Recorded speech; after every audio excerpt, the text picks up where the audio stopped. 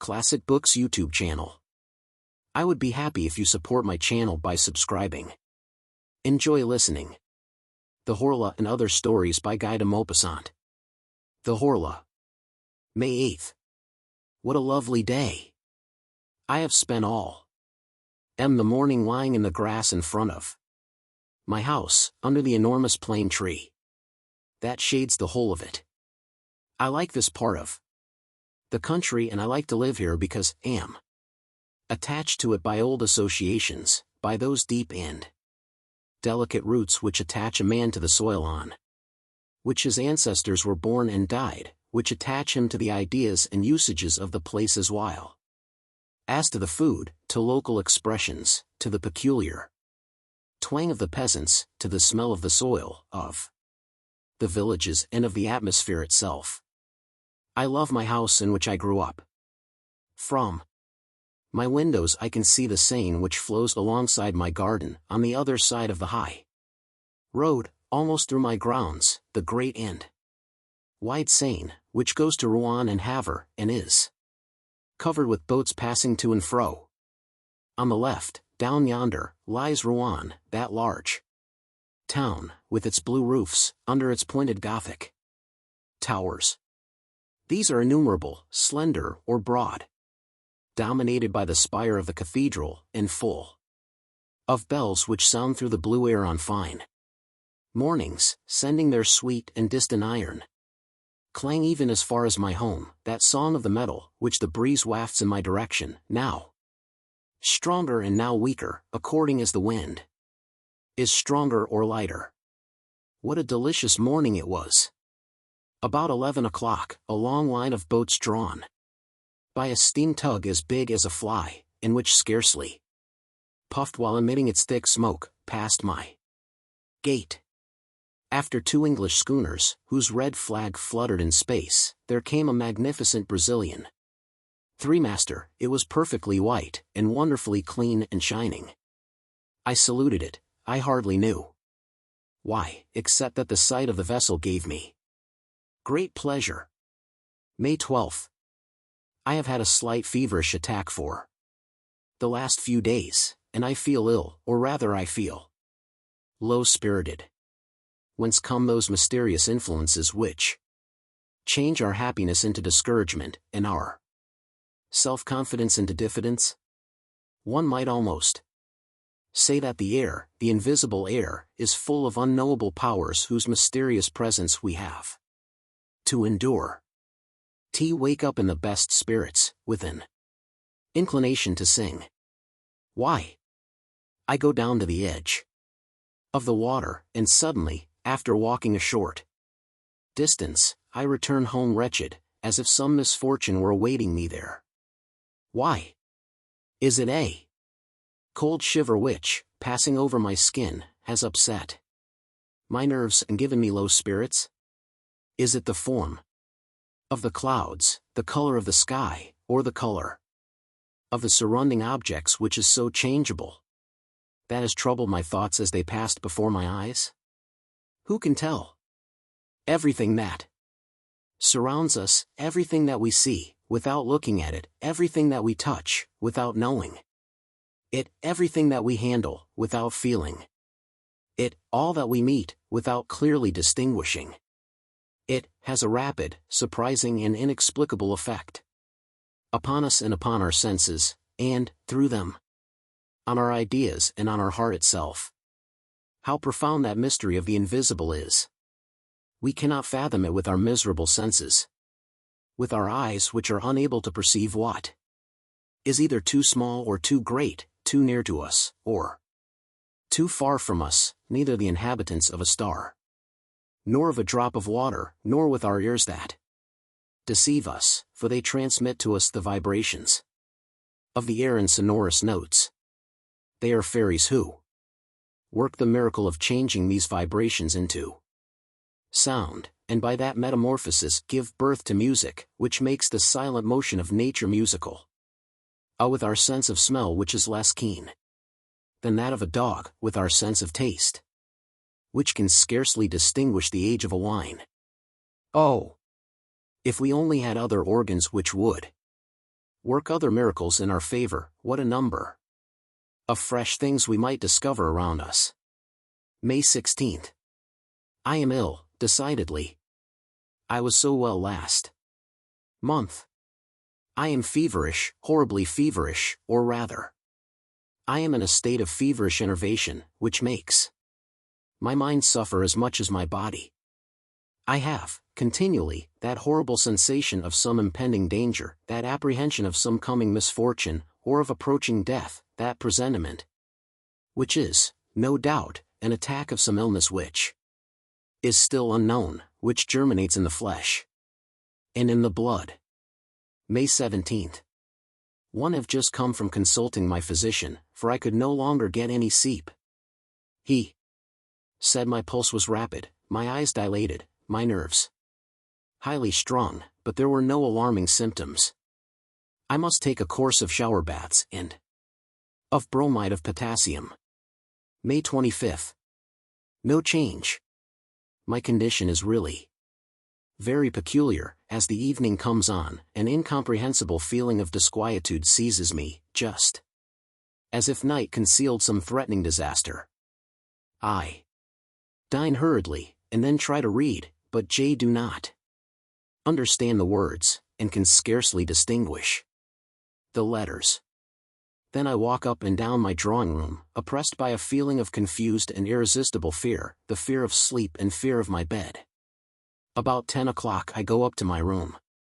As soon as I enter it I double lock and bolt the door. I am afraid of what?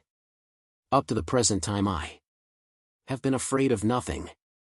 I open my cupboards, and look under my bed. I listen to what?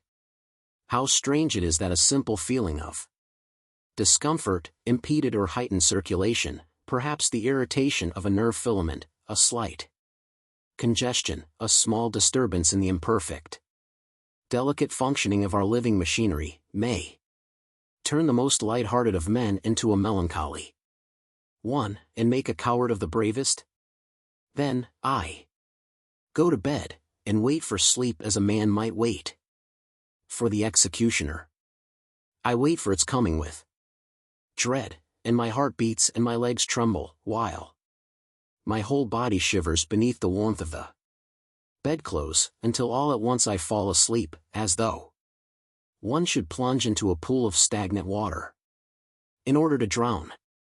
I do not feel it coming on as I did formerly, this perfidious sleep which is close to me and watching me, which is going to seize me by the head, to close my eyes and annihilate me. I sleep, a long time, 2 or 3 hours perhaps. Then a dream, no, a nightmare lays hold on me. I feel that I am in bed and asleep. I feel it. And I know it, and I feel also that somebody is coming close to me, is looking at me, touching me, is getting onto my bed, is kneeling on my chest, is taking my neck between his hands and squeezing it with all his might in order to strangle me. I struggle, bound by that terrible sense of powerlessness which paralyzes us in our dreams. I try to cry out, but I cannot. I want to move, I cannot do so. I try, with the most violent efforts and breathing hard, to turn over and throw off this being who is crushing and suffocating me. I cannot.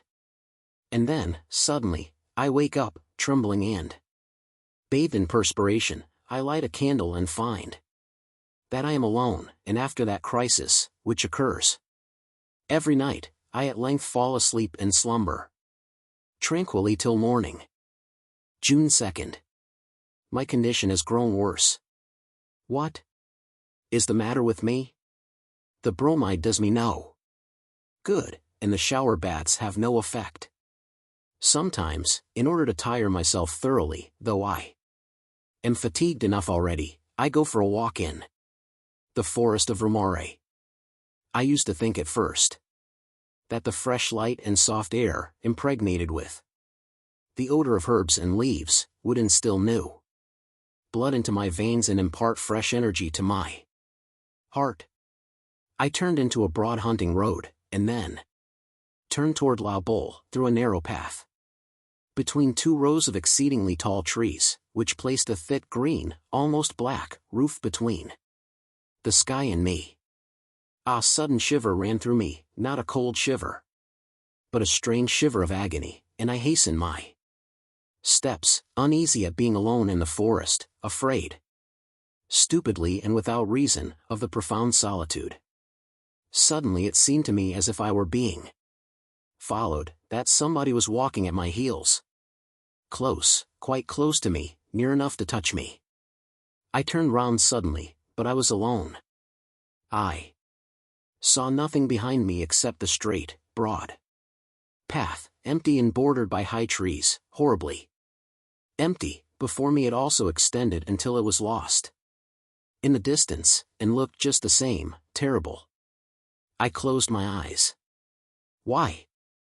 And then I began to turn round on one heel very quickly, just like a top. I nearly fell down, and opened my eyes. The trees were dancing round me and the earth heaved. Was obliged to sit down. Then, no longer remembered how I had come. What a strange idea. What a strange, strange idea. I did not the least. No. I started off to the right, and got back into the avenue which had led me into the middle of the forest. June 3rd. I have had a terrible night. I shall go away for a few weeks, for no doubt a journey will set me up again. July 2nd. I have come back, quite cured, and have had a most delightful trip into the bargain. I have been to Mont Saint-Michel, which I had not seen before. What a sight, when one arrives as I did, at Avranches toward the end of the day. The town stands on a hill, and was taken into the public garden at the extremity of the town. I uttered a cry of astonishment. An extraordinarily large bay lay extended before me, as far as my eyes could reach, between two hills which were lost to sight in the mist, and in the middle of this immense yellow bay, yonder a clear, golden sky, a peculiar hill, rose up, somber and pointed in the midst of the sand.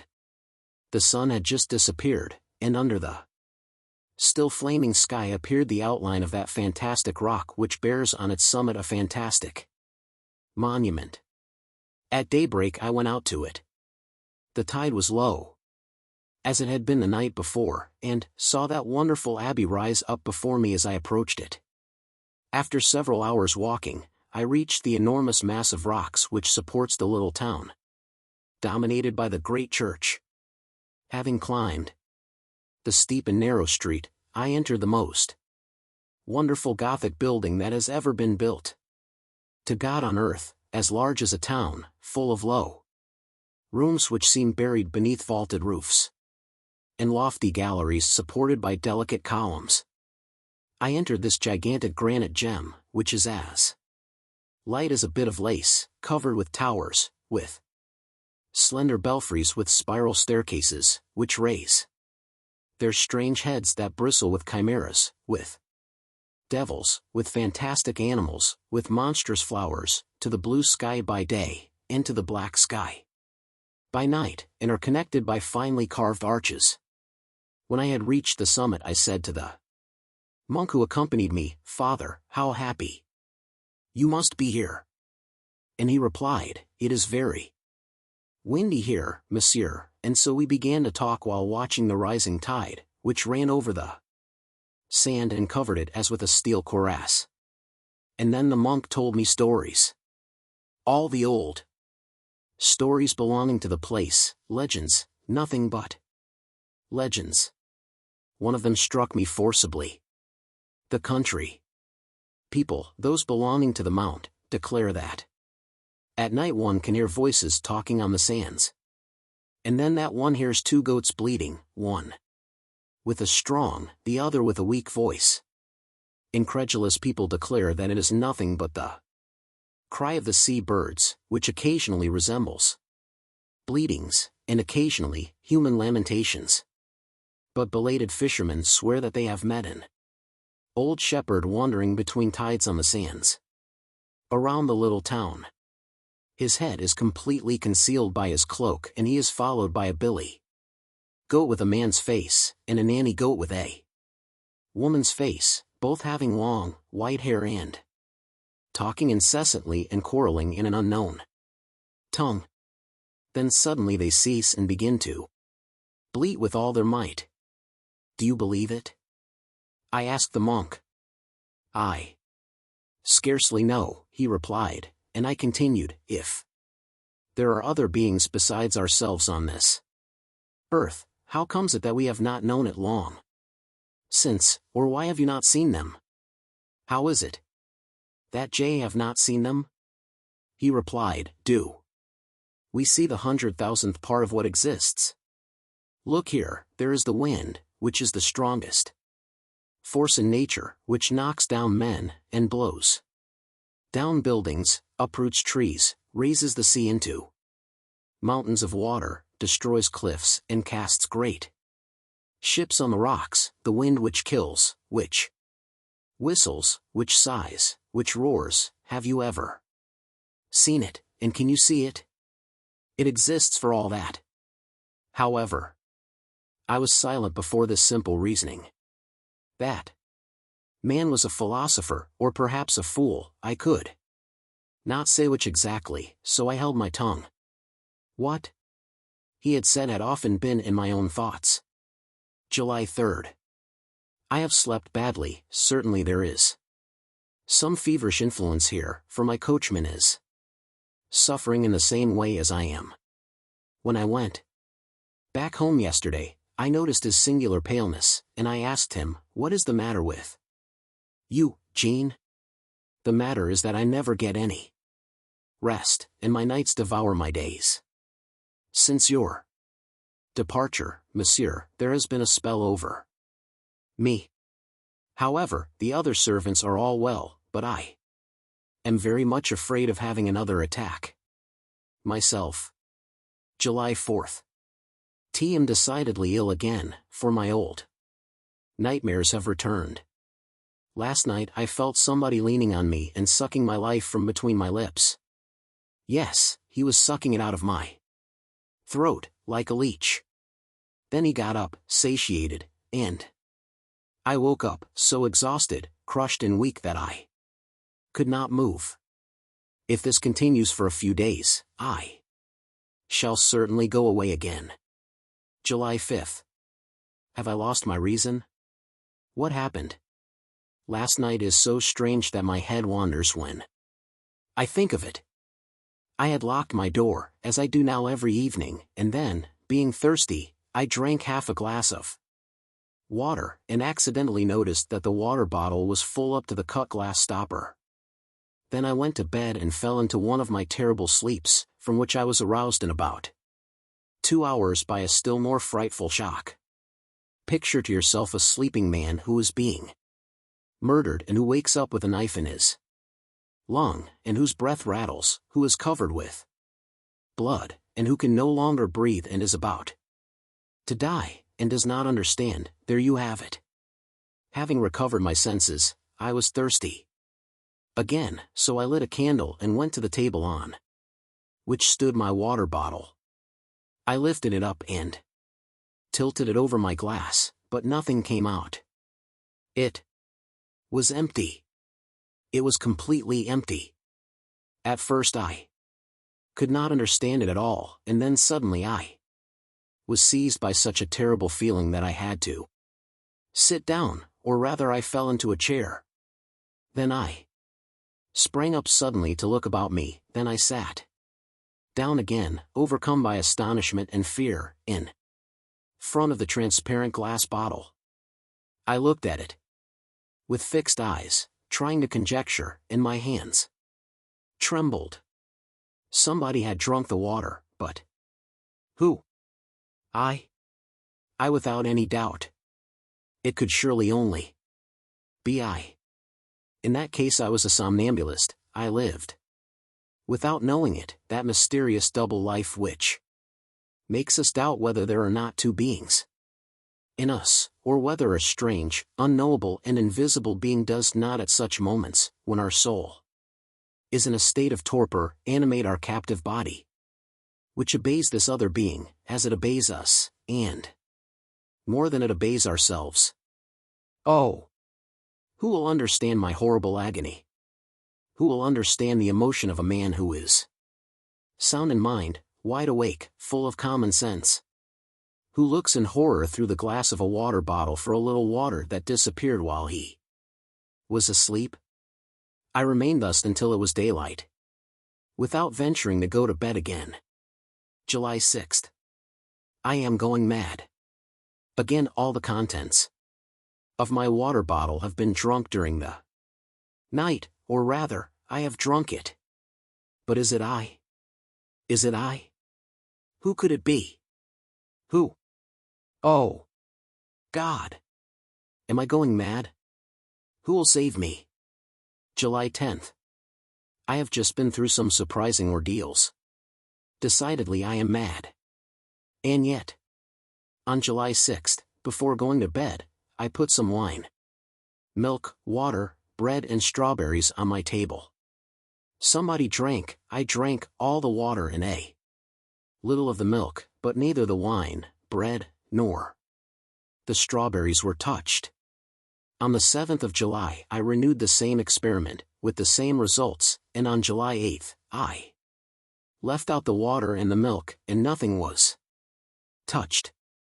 Lastly, on July 9th, I put only water and milk on my table, taking care to wrap up the bottles in white muslin and to tie down the stoppers.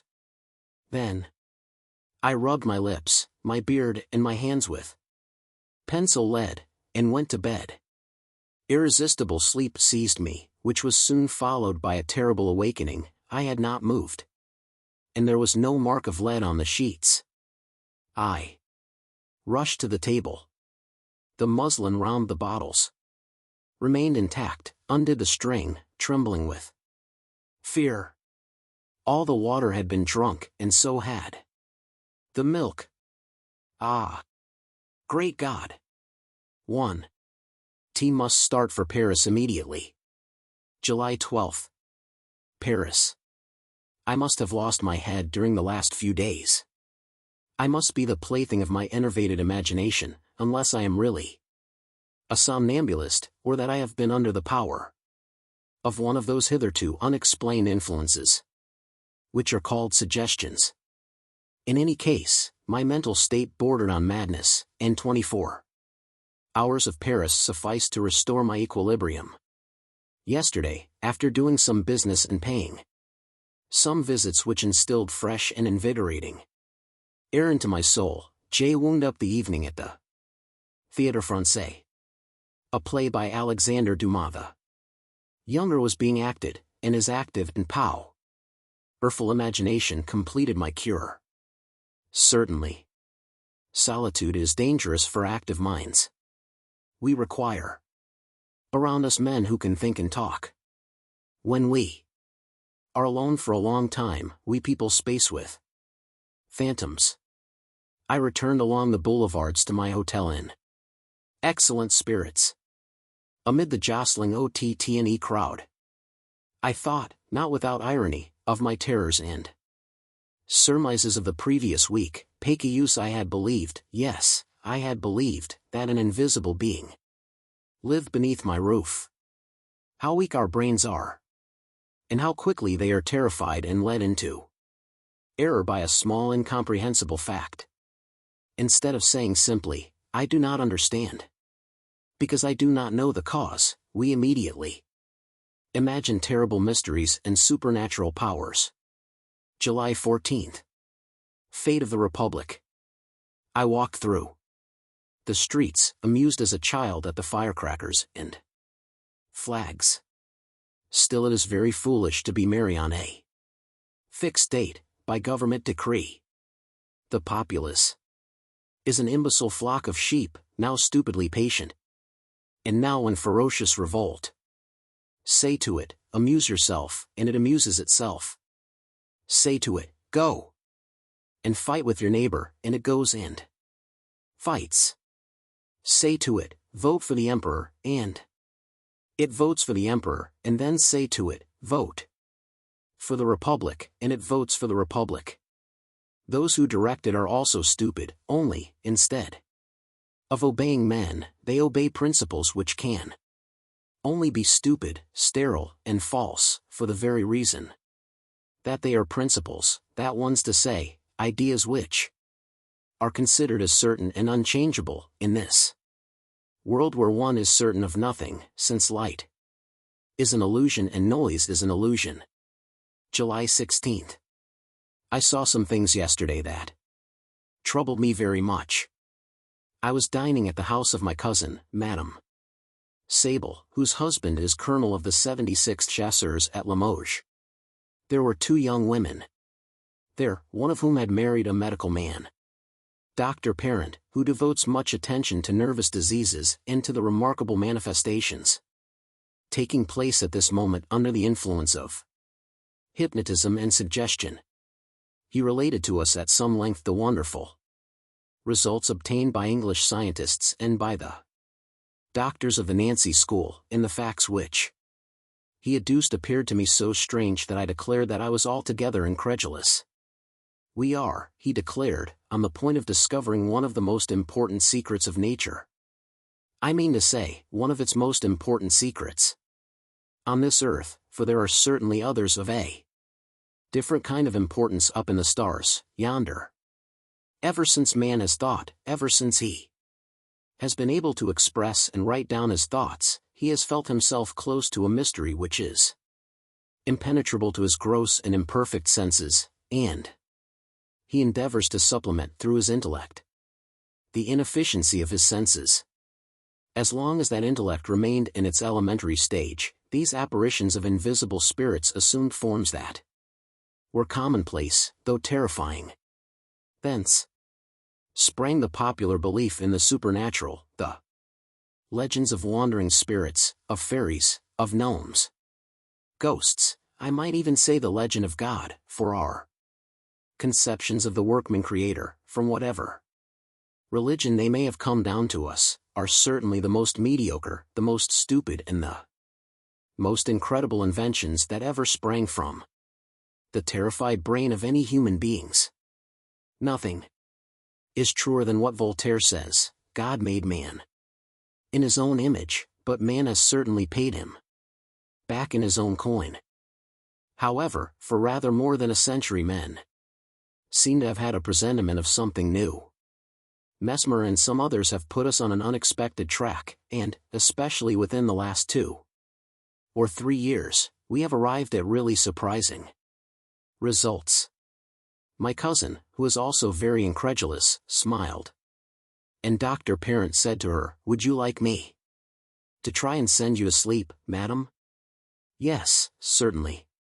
She sat down in an easy chair, and he began to look at her fixedly, so as to fascinate her. I suddenly felt myself growing uncomfortable, my heart beating rapidly and a choking sensation in my throat. I saw Madame Sable's eyes becoming heavy, her mouth twitching and her bosom heaving, and at the end of 10 minutes she was asleep. "Go behind her," the doctor said to me, and I took a seat behind her.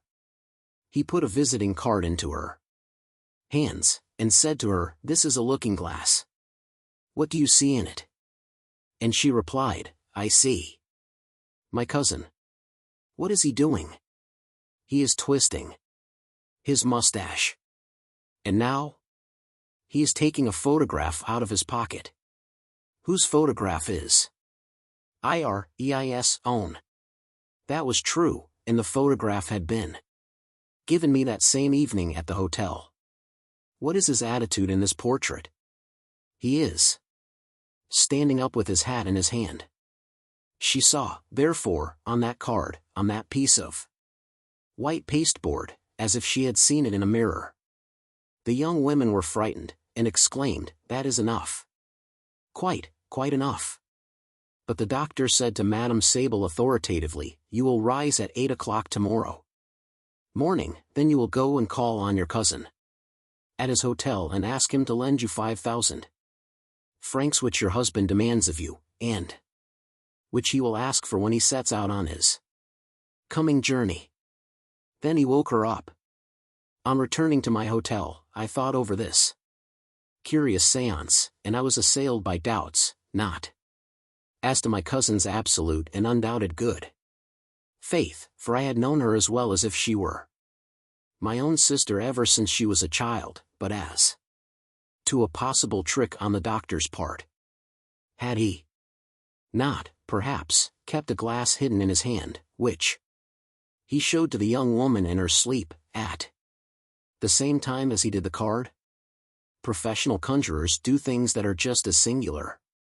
So I went home and to bed, and this morning, at about 8:30, I was awakened by my valet, who said to me, "Madame Sable has asked to see you immediately, monsieur." I dressed hastily and went to her. She sat down in some agitation, with her eyes on the floor, and without raising her veil she said to me, "My dear cousin, I am going to ask a great favor of you." "What is it, cousin?" "I do not like to tell you, and yet I must. I am in absolute need of 5,000 francs. "What, you?" "Yes. I, or rather my husband, who has asked me to procure them for him." I was so thunderstruck that I stammered out my answers. Asked myself whether she had not really been making fun of me with Dr. Parent, if it was not merely a very well-acted farce which had been rehearsed beforehand. On looking at her attentively, however, all my doubts disappeared. She was trembling with grief, so painful was this step to her, and I was convinced that her throat was full of sobs. I knew that she was very rich, and I continued, "What? Has not your husband 5,000 francs at his disposal? Come, think. Are you sure that he commissioned you to ask me for them?" She hesitated for a few seconds, as if she were making a great effort to search her memory, and then she replied, "Yes, yes, am quite sure of it. He has written to you?" She hesitated again and reflected, and I guessed the torture of her thoughts. She did not know. She only knew that she was to borrow 5,000 francs of me for her husband. So she told a lie. "Yes, he has written to me." "When, pray?" "You did not mention it to me yesterday." "I received his letter this morning." "Can you show it me?" "No, no. No. It contained private matters, things too personal to ourselves. I burned it." "So your husband runs into debt?" She hesitated again, and then murmured, "I do not know." Thereupon Jay said bluntly, "I have not 5,000 francs at my disposal at this moment, my dear cousin." She uttered a kind of cry as if she were in pain, and said, "Oh! Oh! I beseech you, to get them for me." She got excited and clasped her hands as if she were praying to me. I heard her voice change its tone. She wept and stammered, harassed and dominated by the irresistible order that she had received. "Oh! Oh! I beg you to, if you knew what I am suffering. I want them today." I had pity on her. "You shall have them by and by, I swear to you." "Oh! Thank you. Thank you. How kind you are." I continued, "Do you remember what took place at your house last night?" "Yes." "Do you remember that Dr. Parent sent you to sleep?" "Yes." "Oh! Very well, then, he ordered you to come to me this morning to borrow 5,000 francs. And at this moment you are obeying that suggestion." She considered for a few moments, and then replied, "But as it is my husband who wants them." For a whole hour I tried to convince her, but could not succeed, and when she had gone I went to the doctor. He was just going out, and he listened to me with a smile, and said, "Do you believe now?" "Yes, and cannot help yet. Let's go eat. Your cousins." She was already half asleep on a reclining chair, overcome with fatigue. The doctor felt her pulse, looked at her for some time with one hand raised toward her eyes, which she closed by degrees under the irresistible power of this magnetic influence, and when she was asleep, he said, "Your husband does not require the 5,000 francs any longer. You must, therefore, forget that you asked your cousin to lend them to you. And, if he speaks to you about it, you will not understand him." Then he woke her up, and I took out a pocket book and said, "Here's what you asked me for this morning, my dear cousin." But she was so surprised that I did not venture to persist. Nevertheless, I tried to recall the circumstance to her, but she denied it vigorously, thought I was making fun of her, and, in the end, very nearly lost her temper. There. I have just come back, and I have not been able to eat any lunch, for this experiment has altogether upset me. July 19th. Many people to whom I told the adventure laughed at me. I no longer know what to think.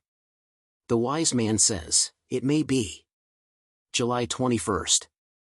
I dined at Bougival, and then I spent the evening at a boatman's ball. Decidedly, everything depends on place and surroundings. It would be the height of folly to believe in the supernatural on the Isle de la Grenouillière, but on the top of Mont Saint-Michel, and in India, we are terribly influenced by our surroundings. I shall return home next week. July 30th. I came back to my own house yesterday. Everything is going on well. August 2nd. Nothing new, it is splendid weather. And I spend my days in watching the Seine flowing past. August 4th. Quarrels among my servants. They declare that the glasses are broken in the cupboards.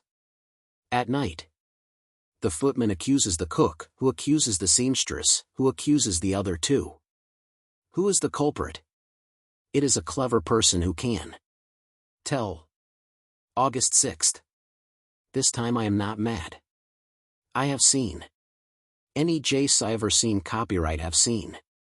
2. Dean. Doubt no longer. I have seen it. I was walking at 2 o'clock among my rose trees. In the full sunlight, in the walk bordered by autumn roses which are beginning to fail. As I stopped to look at a géant de Bouteille, which had 3 splendid blossoms, distinctly saw the stalk of one of the roses near me bend, as if an invisible hand had bent it, and then break, as if that hand had picked it. Then the flower raised itself, following the curve which a hand would have described, and carrying it toward a mouth, and it remained suspended in the transparent air, all alone and motionless, a terrible red spot, 3 yards from my eyes. In desperation I rushed at it to take it. I found nothing, it had disappeared. Then I was seized with furious rage against myself, for a reasonable and serious man should not have such hallucinations. But was it an hallucination? I turned round to look for the stalk, and I found it at once, on the bush, freshly broken, between 2 other roses which remained on the branch. I returned home then, my mind greatly disturbed, for I am certain now, as certain as I am of the alternation of day and night, that there exists close to me an invisible being that lives on milk and water, that can touch objects, take them and change their places, that is, consequently, endowed with a material nature, although it is imperceptible to our senses, and that lives as I do, under my roof. August 7th. I slept tranquilly. He drank the water out of my decanter, but did not disturb my sleep. I wonder if I am mad.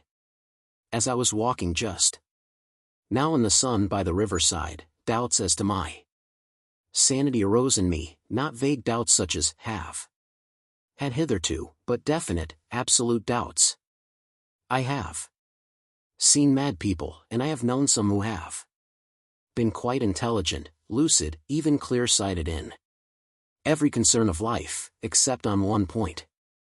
They spoke clearly, readily, profoundly on everything, when suddenly their mind struck upon the shoals of their madness and broke to pieces there, and scattered and floundered in that furious and terrible sea, full of rolling waves, fogs and squalls, which is called madness. I certainly should think that I was mad, absolutely mad, if I were not conscious, did not perfectly know my condition, did not fathom it by analyzing it with the most complete lucidity. I should, in fact, be only a rational man who was laboring under an hallucination.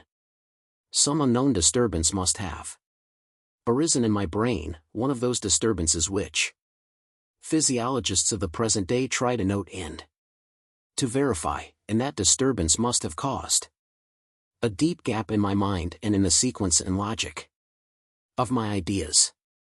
Similar phenomena occur in dreams, which lead us among the most unlikely phantasmagoria, without causing us any surprise, because our verifying apparatus and our organ of control are asleep, while our imaginative faculty is awake and active. Is it not possible that one of the imperceptible notes of the cerebral keyboard has been paralyzed in me? Some men lose the recollection of proper names, of verbs, or of numbers, or merely of dates, in consequence of an accident. The localization of all the variations of thought has been established nowadays. Why, then, should it be surprising if my faculty of controlling the unreality of certain hallucinations were dormant in me for the time being? Thought of all this as I walked by the side of the water. The sun shone brightly on the river and made earth delightful, while it filled me with a love for life, for the swallows, whose agility always delights my eye, for the plants by the riverside, the rustle of whose leaves is a pleasure to my ears. By degrees, however, an inexplicable feeling of discomfort seized me. It seemed as if some unknown force were numbing and stopping me, were preventing me from going further, and were calling me back. I felt that painful wish to return which oppresses you when you have left a beloved invalid at home, and when you are seized with a presentiment that he is worse. I, therefore, returned in spite of myself, feeling certain that, should find some bad news awaiting me, a letter or a telegram. There was nothing, however, and I was more surprised and uneasy than if I had had another fantastic vision. August 8th. I spent a terrible evening yesterday. He does not show himself anymore, but I feel that he is near me, watching me, looking at me, penetrating me, dominating me, and more redoubtable when he hides himself thus than if he were to manifest his constant and invisible presence by supernatural phenomena. However, I slept. August 9th. Nothing, but I am afraid. August 10th. Nothing, what will happen tomorrow? August 11th. Still nothing, I cannot stop at home. With this fear hanging over me and these thoughts in my mind, I shall go away. August 12th. 10 o'clock at night. All day long I have been trying to get away, and have not been able. I wish to accomplish this simple and easy act of freedom, to go out, to get into my carriage, in order to go to Rouen, and I have not been able to do it. What is the reason? August 13th. When one is attacked by certain maladies, all the springs of our physical being appear to be broken, all our energies destroyed, all our muscles relaxed, our bones, too, have become as soft as flesh, and our blood as liquid as water. I am experiencing these sensations in my moral being in a strange and distressing manner. I have no longer any strength, any courage, any self-control, not even any power to set my own will in motion. I have no power left to will anything, but someone does it for me and I obey. August 14th. I am lost. Somebody possesses my soul and dominates it. Somebody orders all my acts. All my movements, all my thoughts. 1 a.m. no longer anything in myself, nothing except an enslaved and terrified spectator of all the things I do. I wish to go out, I cannot. He does not wish to, and so J remain, trembling and distracted, in the armchair in which he keeps me sitting. I merely wish to get up and to rouse myself, I cannot. I am riveted to my chair, and my chair adheres to the ground in such a manner that no power could move us. Then, suddenly, I must go to the bottom of my garden to pick some strawberries and eat them, and I go there. I pick the strawberries and eat them. Oh, my God! My God! Is there a God? If there be one, deliver me. Save me. Succor me. Pardon. Pity. Mercy. Save me. Oh, what sufferings! What torture! What horror! August 15th. This is certainly the way in which my poor cousin was possessed and controlled when she came to borrow 5,000 francs of me. She was under the power of a strange will which had entered into her, like another soul, like another parasitic and dominating soul. Is the world coming to an end? But who is he, this invisible being that rules me? This unknowable being, this rover of a supernatural race?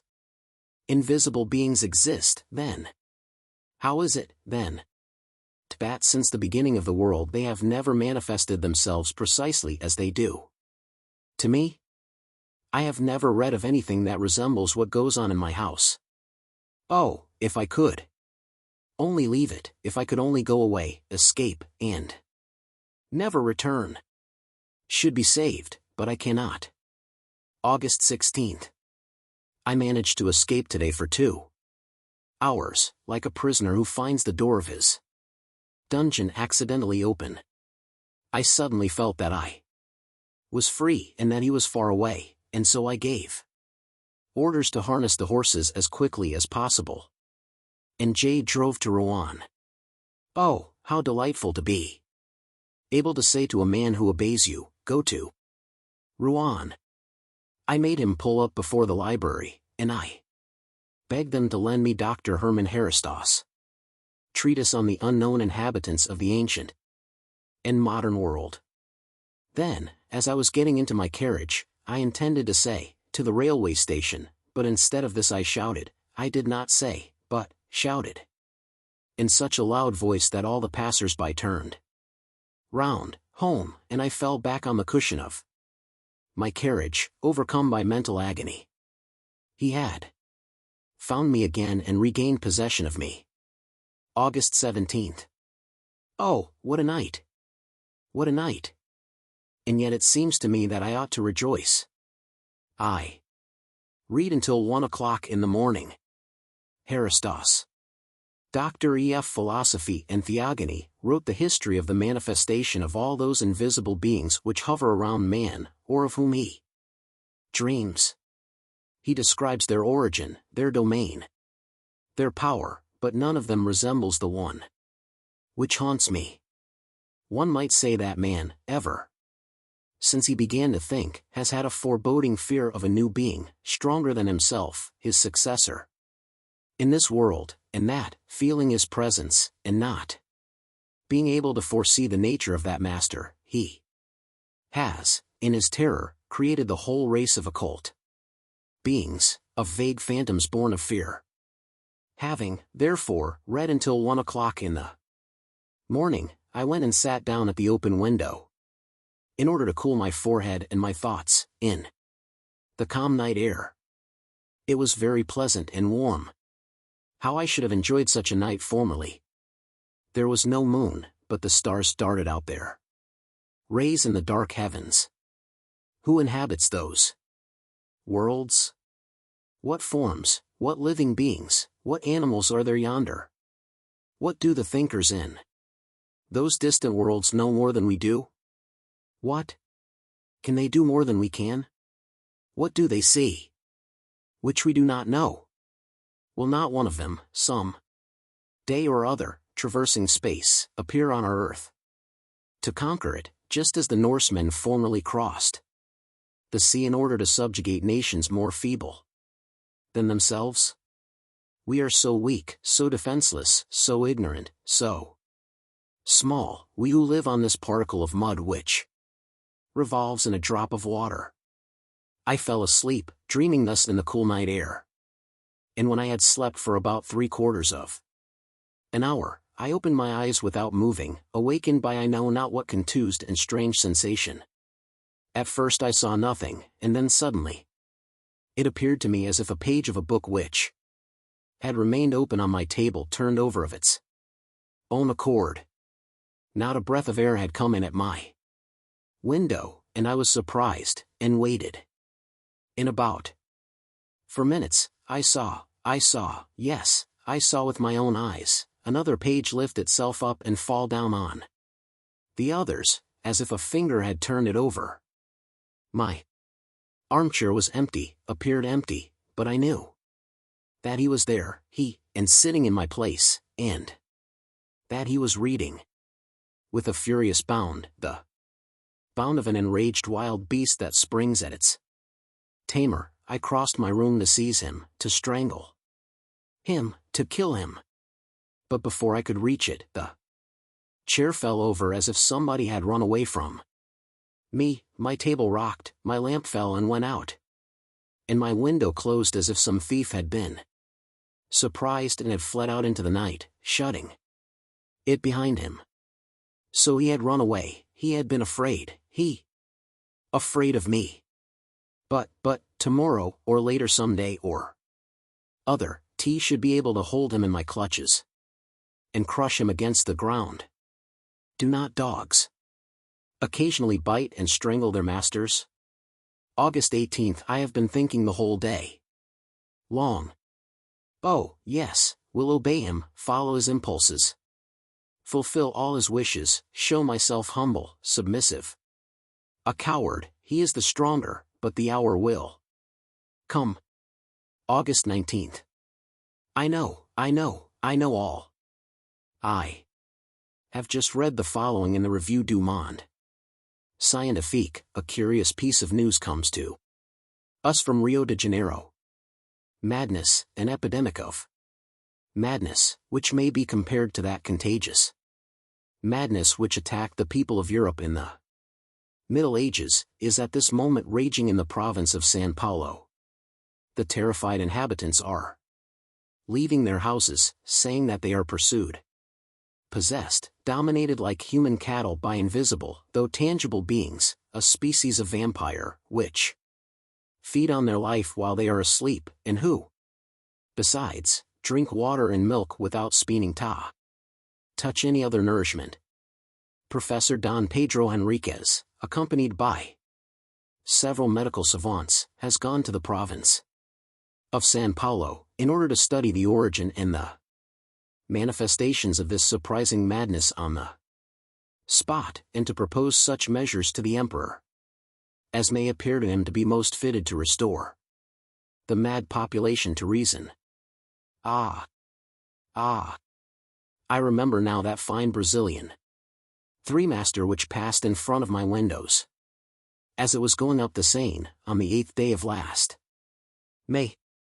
I thought it looked so pretty, so white and bright. That being was on board of her, coming from there, where its race originated. And it saw me. It saw my house which was also white, and it sprang from the ship onto the land. Oh, merciful heaven! Now I know, I can divine. The reign of man is over, and he has come. He who was feared by primitive man, whom disquieted priests exorcised, whom sorcerers evoked on dark nights, without having seen him appear, to whom the imagination of the transient masters of the world lent all the monstrous or graceful forms of gnomes, spirits. Genial, fairies, and familiar spirits. After the course. Conceptions of primitive fear, more clear-sighted. Men foresaw it more clearly. Mesmer divined it. And 10 years ago physicians accurately discovered the nature of his power, even before he exercised it himself. They played with this new weapon of the Lord, the sway of a mysterious will over the human soul, which had become a slave. They called it magnetism, hypnotism, suggestion. What do I know? I have seen them amusing themselves like rash children with this horrible power. Woe to us! Woe to man! He has come, what does he call himself, I fancy that he is shouting out his name to me and I do not hear him, yes. He is shouting it out, I am listening, I cannot, he repeats it, the Horla, I hear, the Horla, it is he. The Horla, he has come. Ah! The vulture has eaten the pigeon, the wolf has eaten the lamb, the lion has devoured the sharp-horned buffalo, man has killed the lion with an arrow, with a sword, with gunpowder, but the Horla will make of man what we have made of the horse, and of the ox, his chattel, his slave and his food, by the mere power of his will. Woe to us! But, nevertheless, the animal sometimes revolts and kills the man who has subjugated it. I should also like, I shall be able to, but I must know him. Touch him, see him. Scientists say that animals' eyes, being different from ours, do not distinguish objects as ours do. And my eye cannot distinguish this newcomer who is oppressing me. Why? Oh, now I remember the words of the monk at Mont Saint-Michel, can we see the 100,000th part of what exists? See here.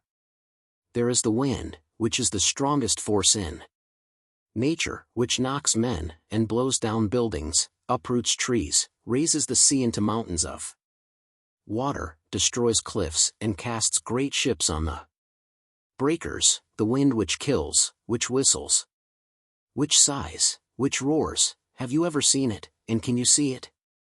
It exists for all that, however. And I went on thinking, my eyes are so weak, so imperfect, that they do not even distinguish hard bodies, if they are as transparent as glass. If a glass without tinfoil behind it were to bar my way, I should run into it, just as a bird which has flown into a room breaks its head against the window panes. 1,000 things, moreover, deceive man and lead him astray.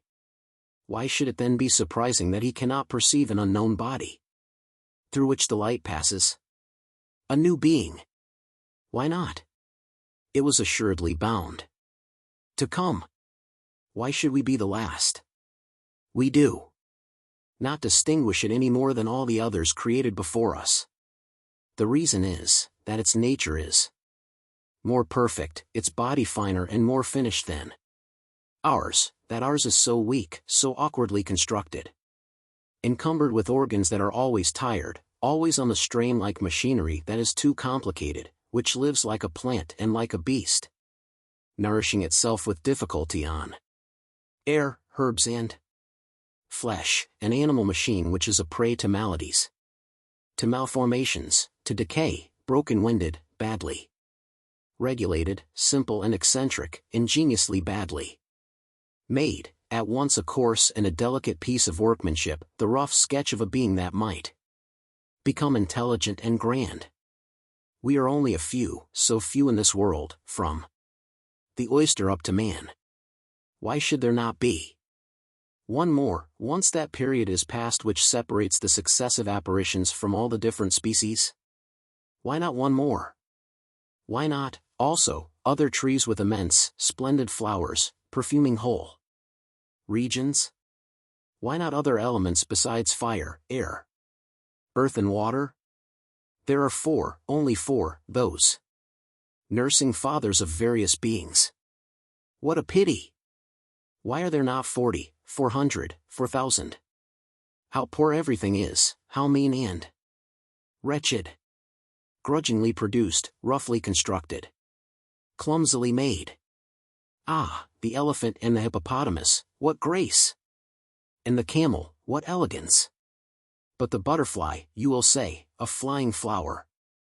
I dream of one that should be as large as 100 worlds, with wings whose shape, beauty, colors, and motion I cannot even express. But I see it, it flutters from star to star, refreshing them and perfuming them with the light and harmonious breath of its flight. And the people up there look at it as it passes in an ecstasy of delight. What is the matter with me? It is he, the Horla, who haunts me, and who makes me think of these foolish things. He is within me, he is becoming my soul, one shall kill him. August 19th. I shall kill him. I have seen him. Yesterday I sat down at my table and pretended to write very assiduously. I knew quite well that he would come prowling round me, quite close to me. So close that I might perhaps be able to touch him, to seize him. And then I should have the strength of desperation, I should have my hands, my knees, my chest, my forehead, my teeth to strangle him, to crush him, to bite him, to tear him to pieces. And T watched for him with all my overexcited senses.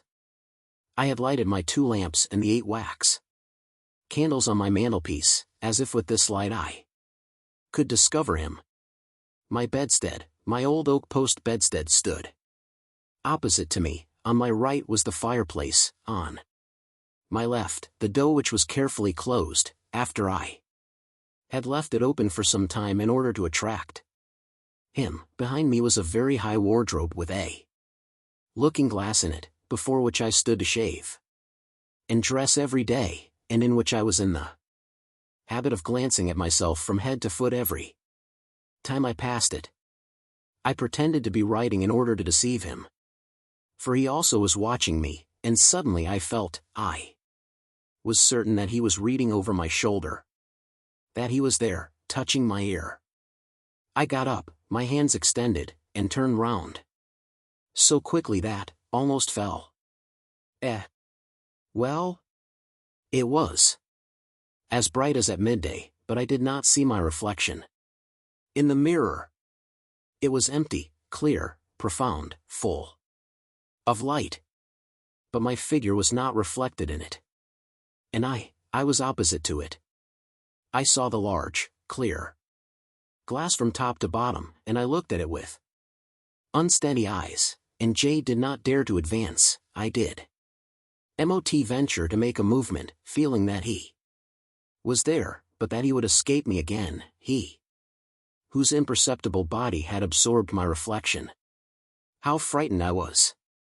And then, suddenly, I began to see myself in a mist in the depths of the looking-glass, in a mist as it were a sheet of water.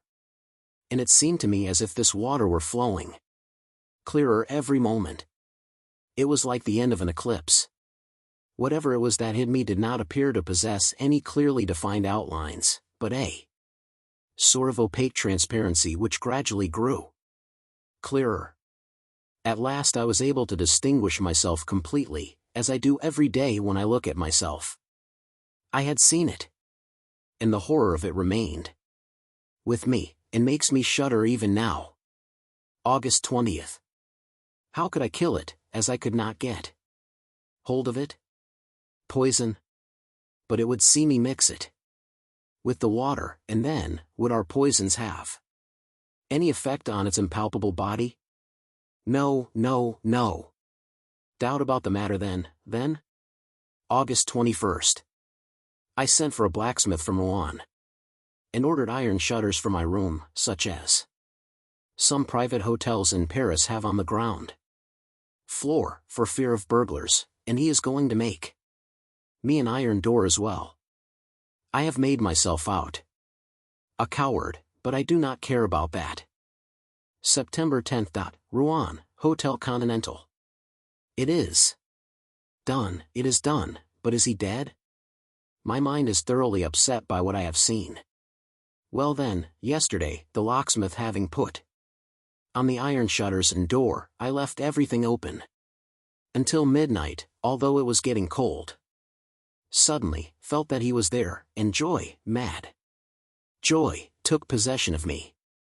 I got up softly, and walked up and down for some time, so that he might not suspect anything. Then I took off my boots and put on my slippers carelessly. Then I fastened the iron shutters, and, going hack to the door, quickly double-locked it with a padlock, ere the key into my pocket. Suddenly I noticed that he was moving restlessly round me, that in his turn he was frightened, and was ordering me to let him out. I nearly yielded. I did not, however, but, putting my back to the door, I half opened it, just enough to allow me to go out backward, and as I am very tall, my head touched the casing. I was sure that he had not been able to escape, and I shut him up quite alone, quite alone. What happiness! Jay had him fast. Then I ran downstairs, in the drawing room, which was under my bedroom. I took the 2 lamps and I poured all the oil on the carpet, the furniture, everywhere. Then I set fire to it and made my escape. After having carefully double-locked the door, I went and hid myself at the bottom of the garden, in a clump of laurel bushes. How long it seemed! How long it seemed! Everything was dark, silent, motionless, not a breath of air and not a star, but heavy banks of clouds which one could not see, but which weighed, oh, so heavily on my soul. I looked at my house and waited. How long it was!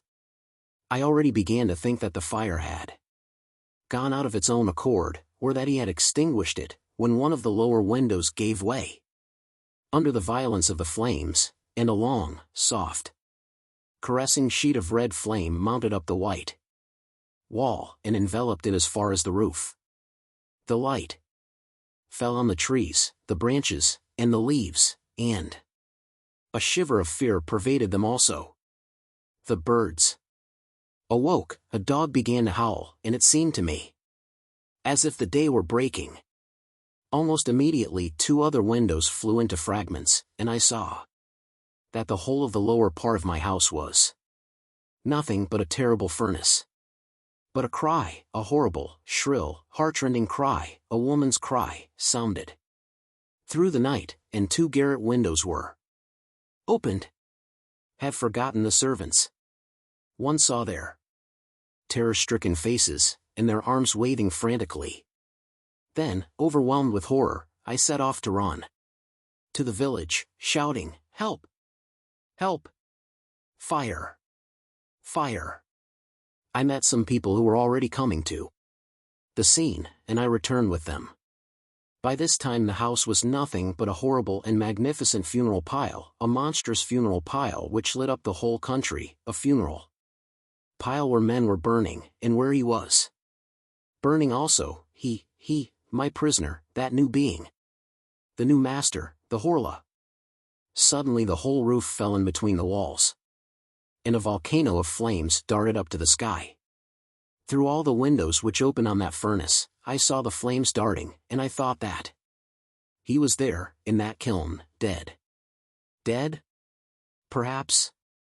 His body was not his body, which was transparent, indestructible by such means as would kill ours. If he were not dead, perhaps time alone has power over that invisible and redoubtable being. Why this transparent, unrecognizable body, this body belonging to a spirit, if it also has to fear ills, infirmities and premature destruction? Premature destruction? All human terror springs from that. After man, the Horla. After him who can die every day, at any hour, at any moment. By any accident, came the one who would die only at his own proper hour, day, and minute, because he had touched the limits of his existence. No, without any doubt, he is not dead. Then, I suppose I must kill myself. Miss Harriet. 3 or 7 of us on a drag, 4 women and 3 men, one of the latter sat on the box seat beside the coachman. We were ascending, at a snail's pace, the winding road up the steep cliff along the coast. Setting out from Etretat at break of day in order to visit the ruins of Tancarville, we were still half asleep, benumbed by the fresh air of the morning.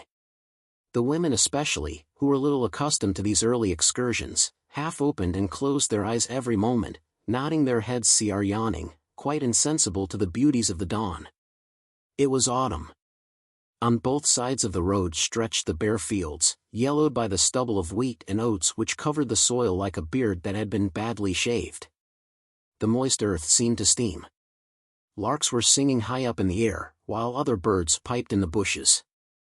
The sun rose at length in front of us, bright red on the plane of the horizon, and in proportion as it ascended, growing clearer from minute to minute, the country seemed to awake, to smile, to shake itself like a young girl leaving her bed in her white robe of vapor. The Comte d'Ytrail, who was seated on the box, cried, "Look! Look! A hare," and he extended his arm toward the left, pointing to a patch of clover. The animal scurried along, almost hidden by the clover. Only its large ears showing. Then it swerved across a furrow, stopped, started off again at full speed. Changed its course, stopped anew, uneasy, spying out every danger, uncertain what route to take. When suddenly it began to run with great bounds, disappearing finally in a large patch of beetroot. All the men had waked up to watch the course of the animal. René Lamenoir exclaimed, "We are not at all gallant this morning," and, regarding his neighbor, the little Baroness de Sorens, who struggled against sleep, he said to her, in a low tone, "You are thinking of your husband, Baroness. Reassure yourself, he will not return before Saturday, so you have still 4 days." She answered with a sleepy smile, "How stupid you are." Then, shaking off her torpor, she added, "Now, let somebody say something to make us laugh. You, Monsieur Chanel, who have the reputation of having had more love affairs than the Duc de Richelieu, tell us a love story in which you have played a part, anything you like."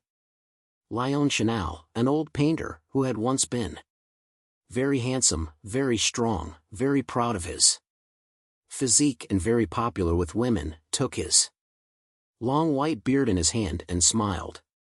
Then, after a few moments' reflection, he suddenly became serious. "Ladies, it will not be an amusing tale, for I am going to relate to you the saddest love affair of my life, and I sincerely hope that none of my friends may ever pass through a similar experience.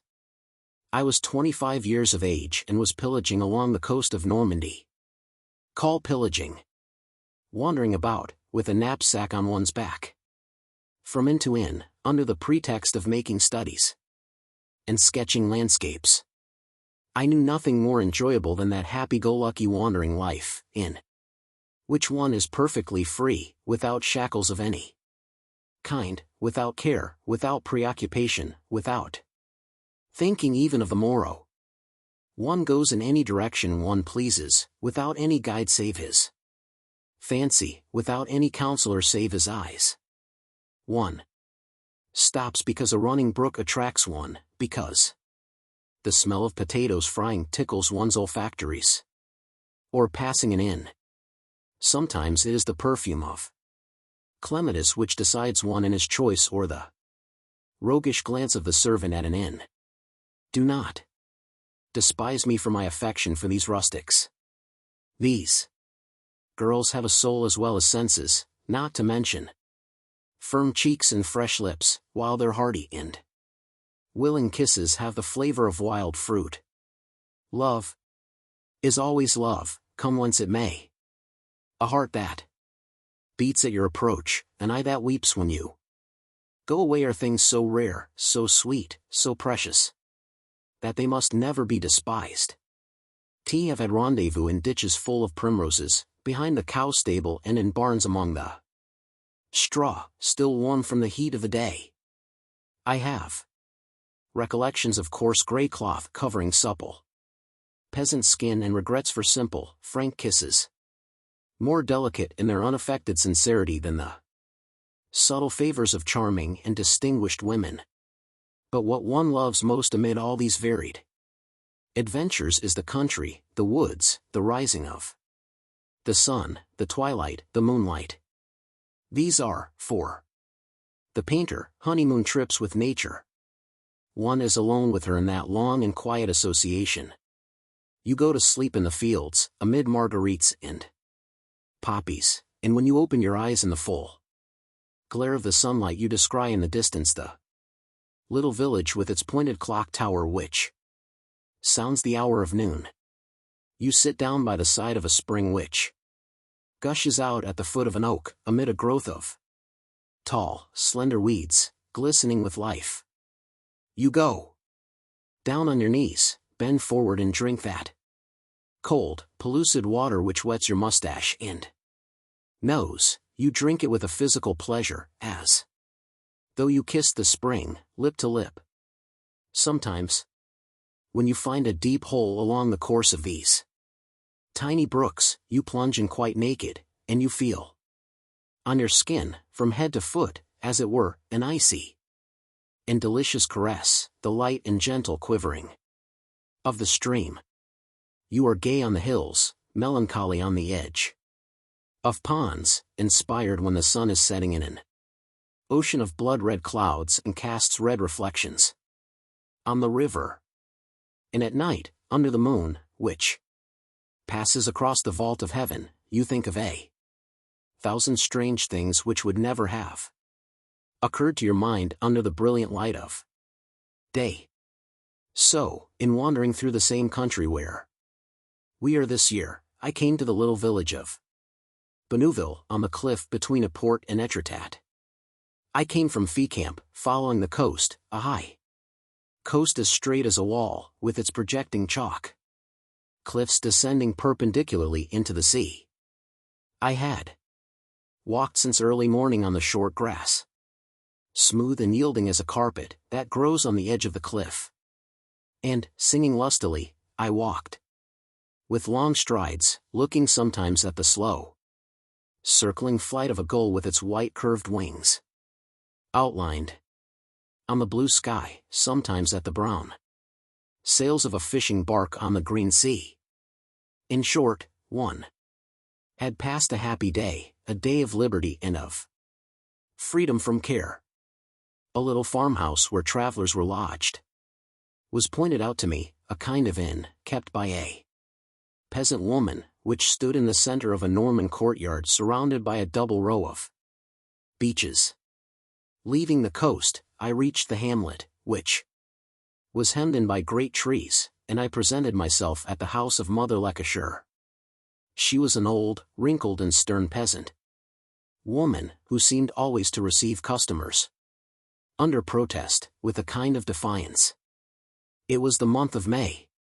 The spreading apple trees covered the court with a shower of blossoms, which rained unceasingly both upon people and upon the grass. T said, "Well, Madame Lecoucher, have you a room for me?" Astonished to find that I knew her name, she answered, "Asterisk, that depends, everything is let, but all the same I can find out." In 5 minutes we had come to an agreement, and I deposited my bag upon the earthen floor of a rustic room, furnished with a bed, 2 chairs, a table and a washbowl. The room looked into the large, smoky kitchen, where the lodgers took their meals with the people of the farm and the landlady, who was a widow. T washed my hands, after which I went out. The old woman was making a chicken fricassee for dinner in the large fireplace in which hung the iron pot, black with smoke. "You have travelers, then, at the present time?" said I to her. She answered in an offended tone of voice. T have a lady, an English lady, who has reached years of maturity. She occupies the other room. T obtained, by means of an extra 5 sous a day, the privilege of dining alone out in the yard when The weather was fine. My place was set outside the door, and I was beginning to gnaw the lean limbs of the Normandy chicken, to drink the clear cider and to munch the hunk of white bread, which was 4 days old but excellent. Suddenly the wooden gate which gave on the highway was opened, and a strange lady directed her steps toward the house. She was very thin, very tall, so tightly enveloped in a red Scotch plaid shawl that one might have supposed she had no arms, if one had not seen a long hand appear just above the hips, holding a white tourist umbrella. Her face was like that of a mummy, surrounded with curls of gray hair, which tossed about at every step she took, and made me think, I know not why, of a pickled herring in curl papers. Lowering her eyes, she passed quickly in front of me and entered the house. That singular apparition cheered me. She undoubtedly was my neighbor, the English lady of mature age of whom our hostess had spoken. T did not see her again that day. The next day, when I had settled myself to commence painting at the end of that beautiful valley which you know and which extends as far as Etretat, I perceived, on lifting my eyes suddenly, something singular standing on the crest of the cliff. One might have said a pole decked out with flags. It was she. On seeing me, she suddenly disappeared. I re-entered the house at midday for lunch and took my seat at the Jean Rye table, so as to make the acquaintance of this odd character. But she did not respond to my polite advances, was insensible even to my little attentions. I poured out water for her persistently. I passed her the dishes with great eagerness. A slight, almost imperceptible, movement of the head and an English word, murmured so low that I did not understand it, were her only acknowledgments. T ceased occupying myself with her, although she had disturbed my thoughts. At the end of 3 days I knew as much about her as did Madame Lancashire herself. She was called Miss Harriet. Seeking out a secluded village in which to pass the summer, she had been attracted to Benouville some 6 months before and did not seem disposed to leave it. She never spoke at table, ate rapidly, reading all the while a small book of the Protestant propaganda. She gave a copy of it to everybody. The cure himself had received no less than 4 copies, conveyed by an urchin to whom she had paid 2 sous commission. She said sometimes to our hostess abruptly, without preparing her in the least for the declaration, T love the Saviour more than all. I admire him in all creation, I adore him in all nature, I carry him always in my heart. And she would immediately present the old woman with one of her tracts which were destined to convert the universe. T in the village she was not liked. In fact, the schoolmaster having pronounced her an atheist, a kind of stigma attached to her. The cure, who had been consulted by Madame Lancashire, responded, she is a heretic, but God does not wish the death of the sinner, and I believe her to be a person of pure morals. These words, atheist, heretic, words which no one can precisely define, threw doubts into some minds. It was asserted, however, that this English woman was rich and that she had passed her life in traveling through every country in the world, because her family had cast her off. Why had her family cast her off? Because of her impiety, of course. She was, in fact, one of those people of exalted principles, one of those opinionated Puritans, of which England produces so many, one of those good and insupportable old maids who haunt the tables d'eat of every hotel in Europe, who spoil Italy, poison Switzerland, render the charming cities of the Mediterranean uninhabitable, carry everywhere their fantastic manias, their manners of petrified vestals, their indescribable toilets and a certain odor of india rubber which makes one believe that At night they are slipped into a rubber casing. Whenever I caught sight of one of these individuals in a hotel, I fled like the birds who see a scarecrow in a field. This woman, however, appeared so very singular. That she did not displease me. Madame Lecoucher, hostile by instinct to everything that was not rustic, felt in her narrow soul a kind of hatred for the ecstatic declarations of the old maid. She had found a phrase by which to describe her, a term of contempt that rose to her lips, called forth by I know not what confused and mysterious mental ratiocination. She said, that woman is a demoniac. This epithet, applied to that austere and sentimental creature, seemed to me irresistibly droll. I myself never called her anything now but the demoniac, experiencing a singular pleasure in pronouncing aloud this word on perceiving her. One day one asked Mother Lecoucher, well, what is our demoniac about today? To which my rustic friend replied with a shocked air, what do you think, sir? She picked up a toad, which had had its paw crushed, and carried it to her room and has put it in her wash basin and bandaged it as if it were a man. If that is not profanation, should like to know what is. On another occasion, when walking along the shore, she bought a large fish which had just been caught, simply to throw it back into the sea again. The sailor from whom she had bought it, although she paid him handsomely, now began to swear, more exasperated, indeed, than if she had put her hand into his pocket and taken his money. For more than a month he could not speak of the circumstance without becoming furious and denouncing it as an outrage. Oh, yes. She was indeed a demoniac, this Miss Harriet, and Mother Lecoucher must have had an inspiration in thus christening her. The stable boy, who was called Sapper, because he had served in Africa in his youth, entertained other opinions. He said with a roguish air, she is an old hag who has seen life. If the poor woman had but known. The little kind-hearted Celeste did not wait upon her willingly, but I was never able to understand why. Probably her only reason was that she was a stranger, of another race, of a different tongue and of another religion. She was, in fact, a demoniac. She passed her time wandering about the country, adoring and seeking God and nature.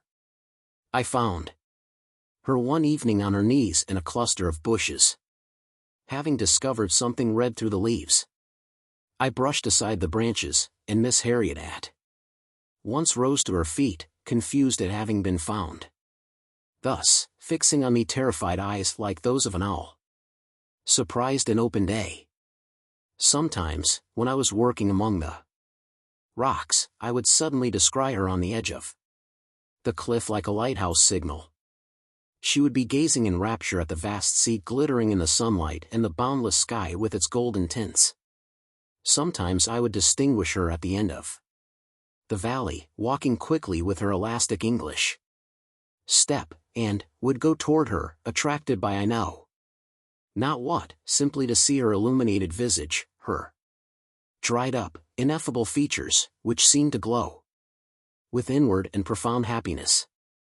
I would often encounter her also in the corner of a field, sitting on the grass under the shadow of an apple tree, with her little religious booklet lying open on her knee while she gazed out at the distance. I could not tear myself away from that quiet country neighborhood, to which I was attached by 1,000 links of love for its wide and peaceful landscape. I was happy in this sequestered farm, far removed from everything, but in touch with the earth, the good, beautiful, green earth. And, I avow it, there was, besides, a little curiosity which retained me at the residence of Mother Lecoucher. I wished to become acquainted a little with this strange Miss Harriet and to know what transpires in the solitary souls of those wandering old English women. We became acquainted in a rather singular manner. I had just finished a study which appeared to Me to be worth something, and so it was, as it sold. For 10,000 francs 15 years later. It was. As simple, however, as 2 and 2 make 4 and was not according to academic rules. The whole right side of my canvas represented a rock, an enormous rock, covered with sirac, brown, yellow, and red, across which the sun poured like a stream of oil. The light fell upon the rock as though it were aflame without the sun, which was at my back, being visible. That was all. A first bewildering study of blazing, gorgeous light. On the left was the sea, not the blue sea, the slate-colored sea, but a sea of jade, greenish, milky, and solid beneath the deep-colored sky. T was so pleased with my work that I danced from sheer delight as I carried it back to the inn. I would have liked the whole world to see it at once. J can remember that I showed it to a Sioux that was browsing by the wayside, exclaiming as I did so, "Look at that, my old beauty, you will not often see. It's like again." When I had reached the house I immediately called out to Mother Lancashire, shouting with all my might, "Hello, there! Mrs. Landlady, come here and look at this." The rustic approached and looked at my work with her stupid eyes which distinguished nothing, and could not even tell whether the picture represented an ox or a house. Miss Harriet just then came home, and she passed behind me just as I was holding out my can vase at arm's length, exhibiting it to our landlady. The demoniac could not help but see it, for I took care to exhibit the thing in such a way that it could not escape her notice. She stopped abruptly and stood motionless, astonished. It was her rock which was depicted, the one which she climbed to dream away her time undisturbed. She uttered a British AO which was at once so accentuated and so flattering that one turned round to her, smiling, and said, "This is my latest study, mademoiselle." She murmured rapturously, comically, and tenderly, "Oh, monsieur, you understand nature as a living thing."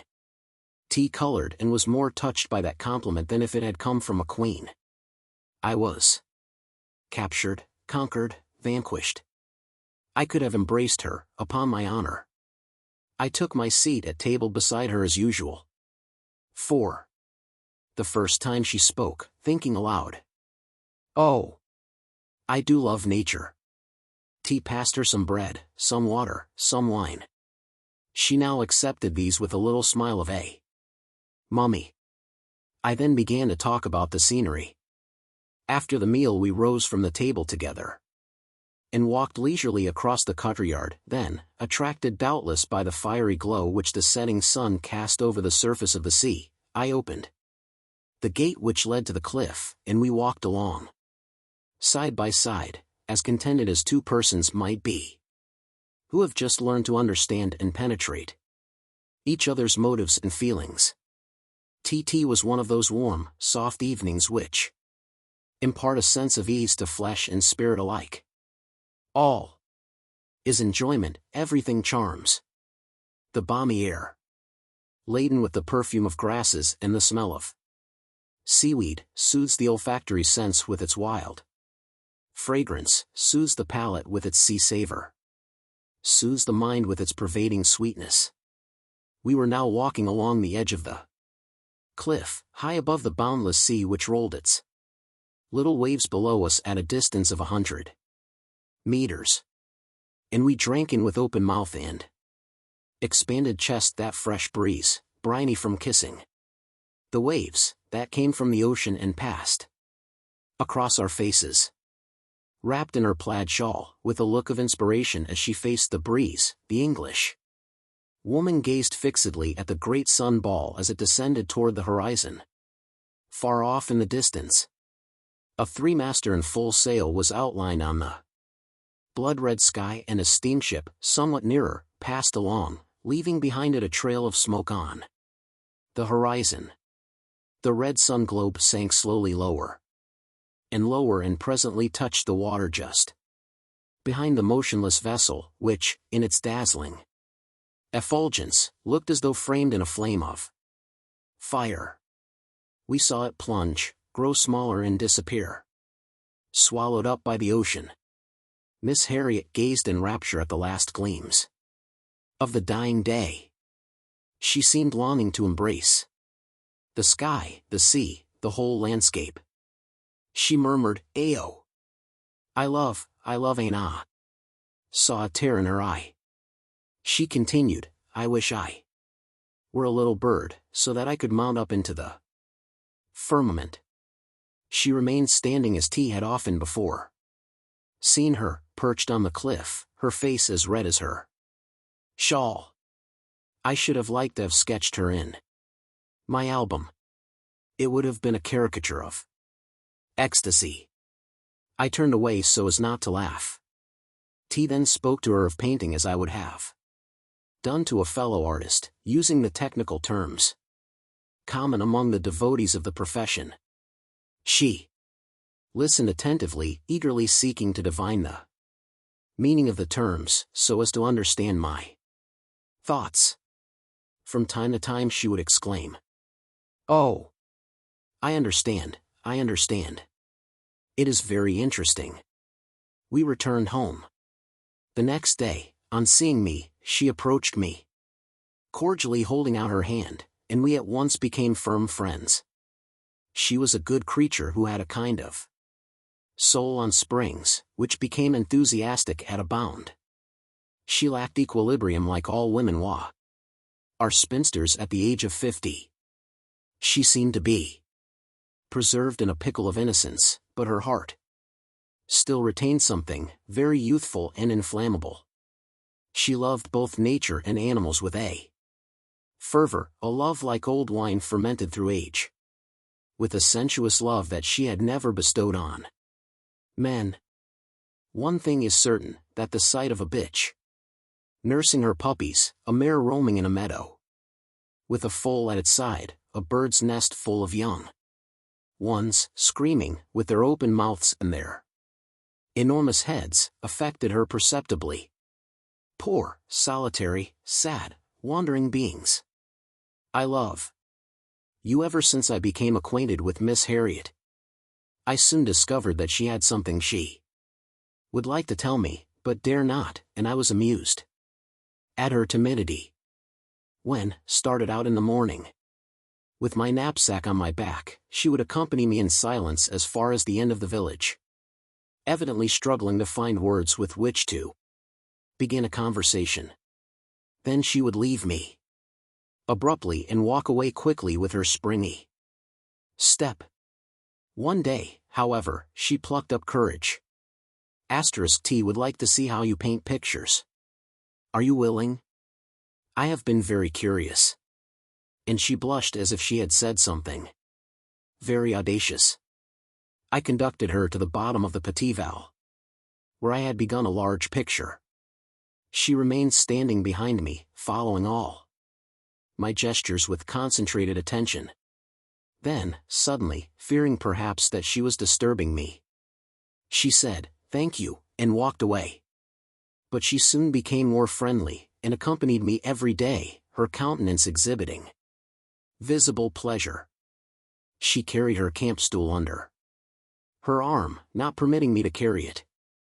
She would remain there for hours, silent and motionless, following with her eyes the point of my brush in its every movement. When I obtained unexpectedly just the effect wanted by a dash of color put on with the palette knife, she involuntarily uttered a little ah, of astonishment, of joy, of admiration. She had the most tender respect for my canvases, an almost religious respect for that human reproduction of a part of nature's work divine.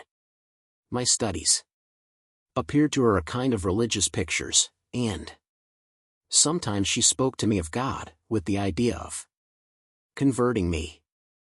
Oh, he was a queer, good-natured being, this God of hers. He was a sort of village philosopher, without any great resources and without great power, for she always figured him to herself as inconsolable over injustices committed under his eyes. As though he were powerless to prevent them. She was, however, on excellent terms with him. Affecting even to be the confidant of his secrets and of his troubles. She would say, "God wills or God does not will," just like a sergeant announcing to a recruit, "The colonel has commanded." At the bottom of her heart she deplored my ignorance of the intentions of the Eternal, which she endeavored to impart to me. Almost every day I found in my pockets, in my hat when I lifted it from the ground, in my paint box, in my polished shoes, standing in front of my door in the morning, those little pious tracts which she, no doubt, received directly from paradise. I treated her as one would an old friend, with unaffected cordiality. But I soon perceived that she had changed somewhat in her manner, though, for a while, I paid little attention to it. When I was painting, whether in my valley or in some country lane, I would see her suddenly appear with her rapid, springy walk.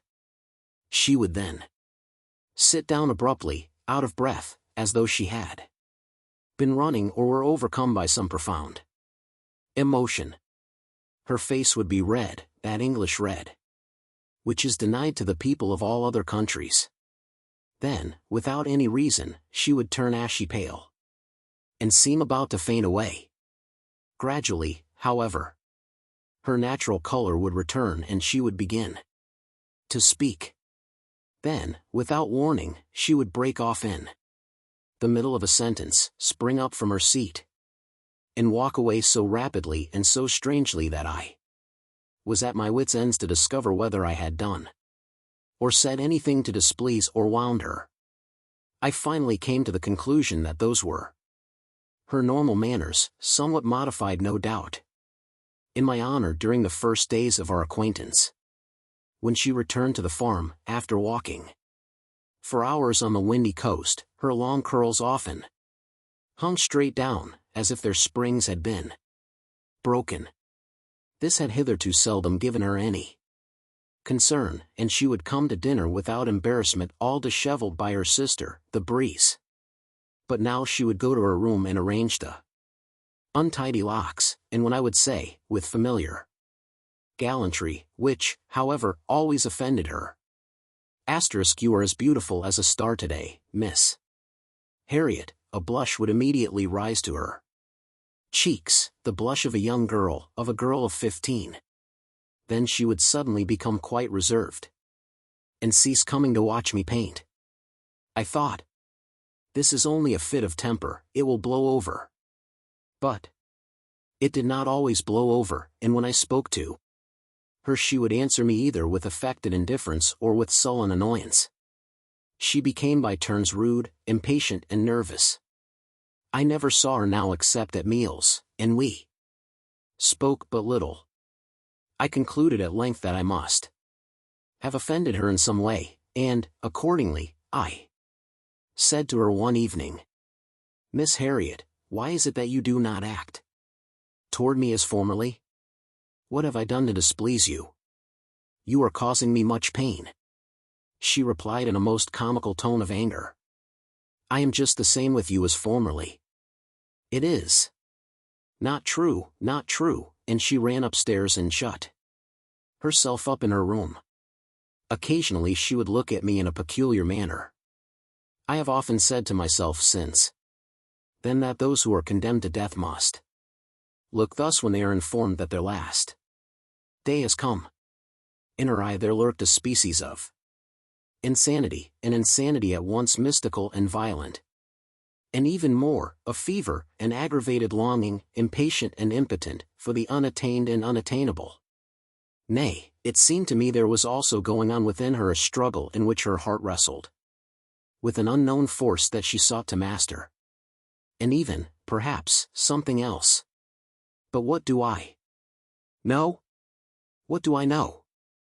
TT was indeed a singular revelation. For some time I had commenced to work, as soon as daylight appeared, on a picture the subject of which was as follows. A deep ravine, enclosed, surmounted by two thickets of trees and vines, extended into the distance and was lost, submerged in that milky vapor. In that cloud like cotton down that sometimes floats over valleys at daybreak. And at the extreme end of that heavy, transparent fog one saw, or, rather, surmised, that a couple of human beings were approaching, a human couple, a youth and a maiden. Their arms interlaced, embracing each other, their heads inclined toward each other, their lips meeting. A first ray of the sun, glistening through the branches, pierced that fog of the dawn, illuminated it with a rosy reflection just behind the rustic lovers, framing their vague shadows in a silvery background. It was well done, yes, indeed, well done. I was working on the declivity which led to the Valley of Etretat. On this particular morning I had, by chance, the sort of floating vapor which I needed. Suddenly something rose up in front of me like a phantom. It was Miss Harriet. On seeing me she was about to flee. But I called after her, saying, come here, mademoiselle. I have a nice little picture for you." She came forward, though with seeming reluctance. I handed her my sketch. She said nothing, but stood for a long time, motionless, looking at it. And suddenly she burst into tears. She wept spasmodically, like men who have striven hard to restrain their tears, but who can do so no longer and abandon themselves to grief, though still resisting. I sprang to my feet, moved at the sight of a sorrow I did not comprehend, and I took her by the hand. With an impulse of brusque affection, a true French impulse which acts before it reflects, she let her hands rest in mine for a few seconds, and I felt them quiver as if all her nerves were being wrenched. Then she withdrew her hands abruptly, or, rather, snatched them away. T recognized that tremor, for I had felt it, and I could not be deceived. Ah! The love tremor of a woman, whether she be 15 or 50 years of age, whether she be of the people or of society, goes so straight to my heart that I never have any hesitation in understanding it. Her whole frail being had trembled, vibrated, been overcome. Knew it. She walked away before had time to say a word, leaving me as surprised as if I had witnessed a miracle and as troubled as if I had committed a crime. T did not go into breakfast. I went to take a turn on the edge of the cliff, feeling that I would just as lief weep as laugh, looking on the adventure as both comic and deplorable, and my position as ridiculous, believing her unhappy enough to go insane. T asked myself what I ought to do. It seemed best for me to leave the place, and I immediately resolved to do so. Somewhat sad and perplexed, I wandered about until dinner time and entered the farmhouse just when the soup had been served up. I sat down at the table as usual. Miss Harriet was there, eating away solemnly, without speaking to anyone, without even lifting her eyes. Her manner and expression were, however, the same as usual. T waited patiently till the meal had been finished. When, turning toward the landlady, I said, "Well, Madame Lecoucher, it will not be long now before I shall have to take my leave of you." The good woman, at once surprised and troubled, replied in her drawling voice, "My dear sir, what is it you say? You are going to leave us after I have become so accustomed to you?" I glanced at Miss Harriet out of the corner of my eye. Her countenance did not change in the least. But Celeste, the little servant, looked up at me. She was a fat girl, of about 18 years of age, rosy, fresh, as strong as a horse, and possessing the rare attribute of cleanliness. I had kissed her at odd times and out-of-the-way corners, after the manner of travelers, nothing more. The dinner being at length over, I went to smoke my pipe under the apple trees, walking up and down, from one end of the enclosure to the other. All the reflections which I had made during the day, the strange discovery of the morning, that passionate and grotesque attachment for me, the recollections which that revelation had suddenly called up, recollections at once charming and perplexing, perhaps. Also that look which the servant had cast on me at the announcement of my departure, all these things, mixed up and combined, put me now in a reckless humor, gave me a tickling sensation of kisses on the lips and in my veins a something which urged me on to commit some folly. Night was coming on, casting its dark shadows under the trees, when I descried Celeste, who had gone to fasten up the poultry yard at the other end of the enclosure. I darted toward her, running so noiselessly that she heard nothing, and as she got up from closing the small trapdoor by which the chickens got in and out, I clasped her in my arms and rained on her coarse, fat face a shower of kisses. She struggled, laughing all the time, as she was accustomed to do in such circumstances. Why did I suddenly lose my grip of her? Why did I at once experience a shock? What was it that I heard behind me? It was Miss Harriet, who had come upon us, who had seen us and who stood in front of us motionless as a spectre. Then she disappeared in the darkness. I was ashamed, embarrassed, more desperate at having been thus surprised by her than if she had caught me committing some criminal act. I slept badly that night. I was completely unnerved and haunted by sad thoughts. I seemed to hear loud weeping, but in this I was no doubt deceived. Moreover, I thought several times that I heard someone walking up and down in the house and opening the hall door. Toward morning I was overcome by fatigue and fell asleep. I got up late and did not go downstairs until the late breakfast, being still in a bewildered state, not knowing what kind of expression to put on. No one had seen Miss Harriet.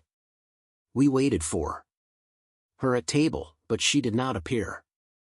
At length Mother Lancashire went to her room. The English woman had gone out. She must have set out at break of day, as she was wont to do, in order to see the sun rise. Nobody seemed surprised at this, and we began to eat in silence. The weather was hot, very hot, one of those broiling, heavy days when not a leaf stirs. The table had been placed out of doors, under an apple tree, and from time to time Sapper had gone to the cellar to draw a jug of cider. Everybody was so thirsty. Celeste brought the dishes from the kitchen, a ragout of mutton with potatoes, a cold rabbit and a salad. Afterward she placed before us a dish of strawberries, the first of the season. As I wished to wash and freshen these, I begged the servant to go and draw me a pitcher of cold water. In about 5 minutes she returned, declaring that the well was dry. She had lowered the pitcher to the full extent of the cord and had touched the bottom, but on drawing the pitcher up again it was empty. Mother Lancashire, anxious to examine the thing for herself, went and looked down the hole. She returned, announcing that one could see clearly something in the well, something altogether unusual. But this no doubt was bundles of straw, which a neighbor had thrown in out of spite.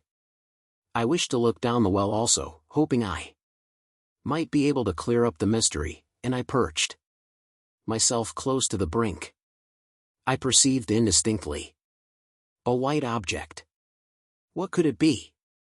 I then conceived the idea of lowering a lantern at the end of a cord. When I did so the yellow flame danced on the layers of stone and gradually became clearer. All four of us were leaning over the opening, Sapper and Celeste having now joined us. The lantern rested on a black and white indistinct mass, singular, incomprehensible. Sapper exclaimed, "TT is a horse. I see the hoofs. It must have got out of the meadow during the night and fallen in." headlong. But suddenly a cold shiver froze me to the marrow. I first recognized a foot, then a leg sticking up.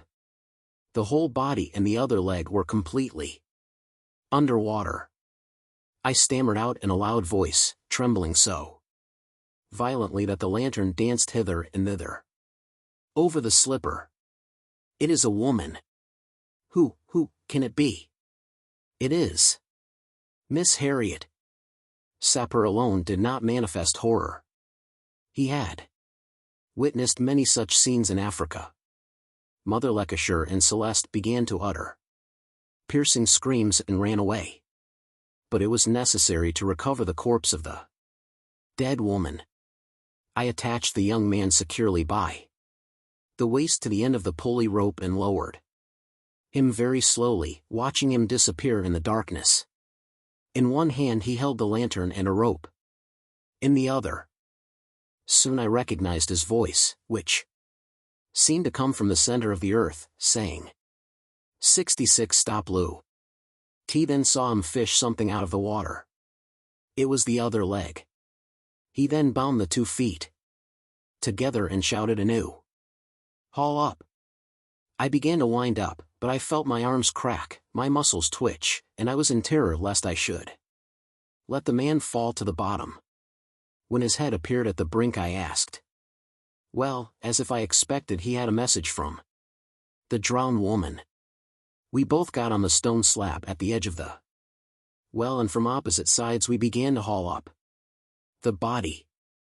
Mother Lancashire and Celeste watched us from a distance, concealed from view behind the wall of the house. When they saw issuing from the hole the black slippers and white stockings of the drowned person, they disappeared. Sapper seized the ankles, and we drew up the body of the poor woman. The head was shocking to look at, being bruised and lacerated, and the long gray hair, out of curl forevermore, hanging down, tangled and disordered. In the name of all that is holy, how lean she is, exclaimed Sapper in a contemptuous tone.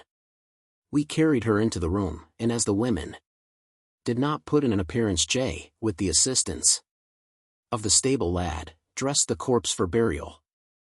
I washed her disfigured face under the touch of my finger, and I was slightly opened and regarded me with that pale, cold look, that terrible look of a corpse which seems to come from the beyond.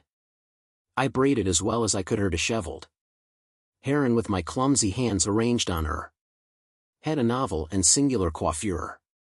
Then I took off her dripping wet garments, bearing, not without a feeling of shame, as though I had been guilty of some profanation, her shoulders and her chest and her long arms, as slim as the twigs of a tree. I next went to fetch some flowers, poppies, bluets, marguerites, and fresh, sweet-smelling grass, with which to strew her funeral couch. T then had to go through the usual formalities, as I was alone to attend to everything.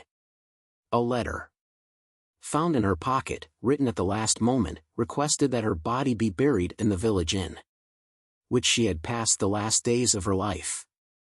A sad suspicion weighed on my heart. Was it not on my account that she wished to be laid to rest in this place? Toward evening all the female gossips of the locality came to view the remains of the defunct, but I would not allow a single person to enter.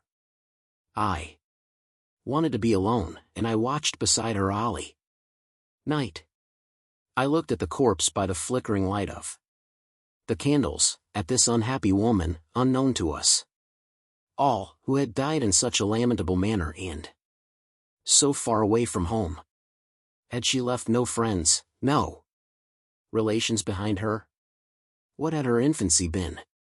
What had been her life? Whence had she come? Thither alone, a wanderer, lost like a dog driven from home?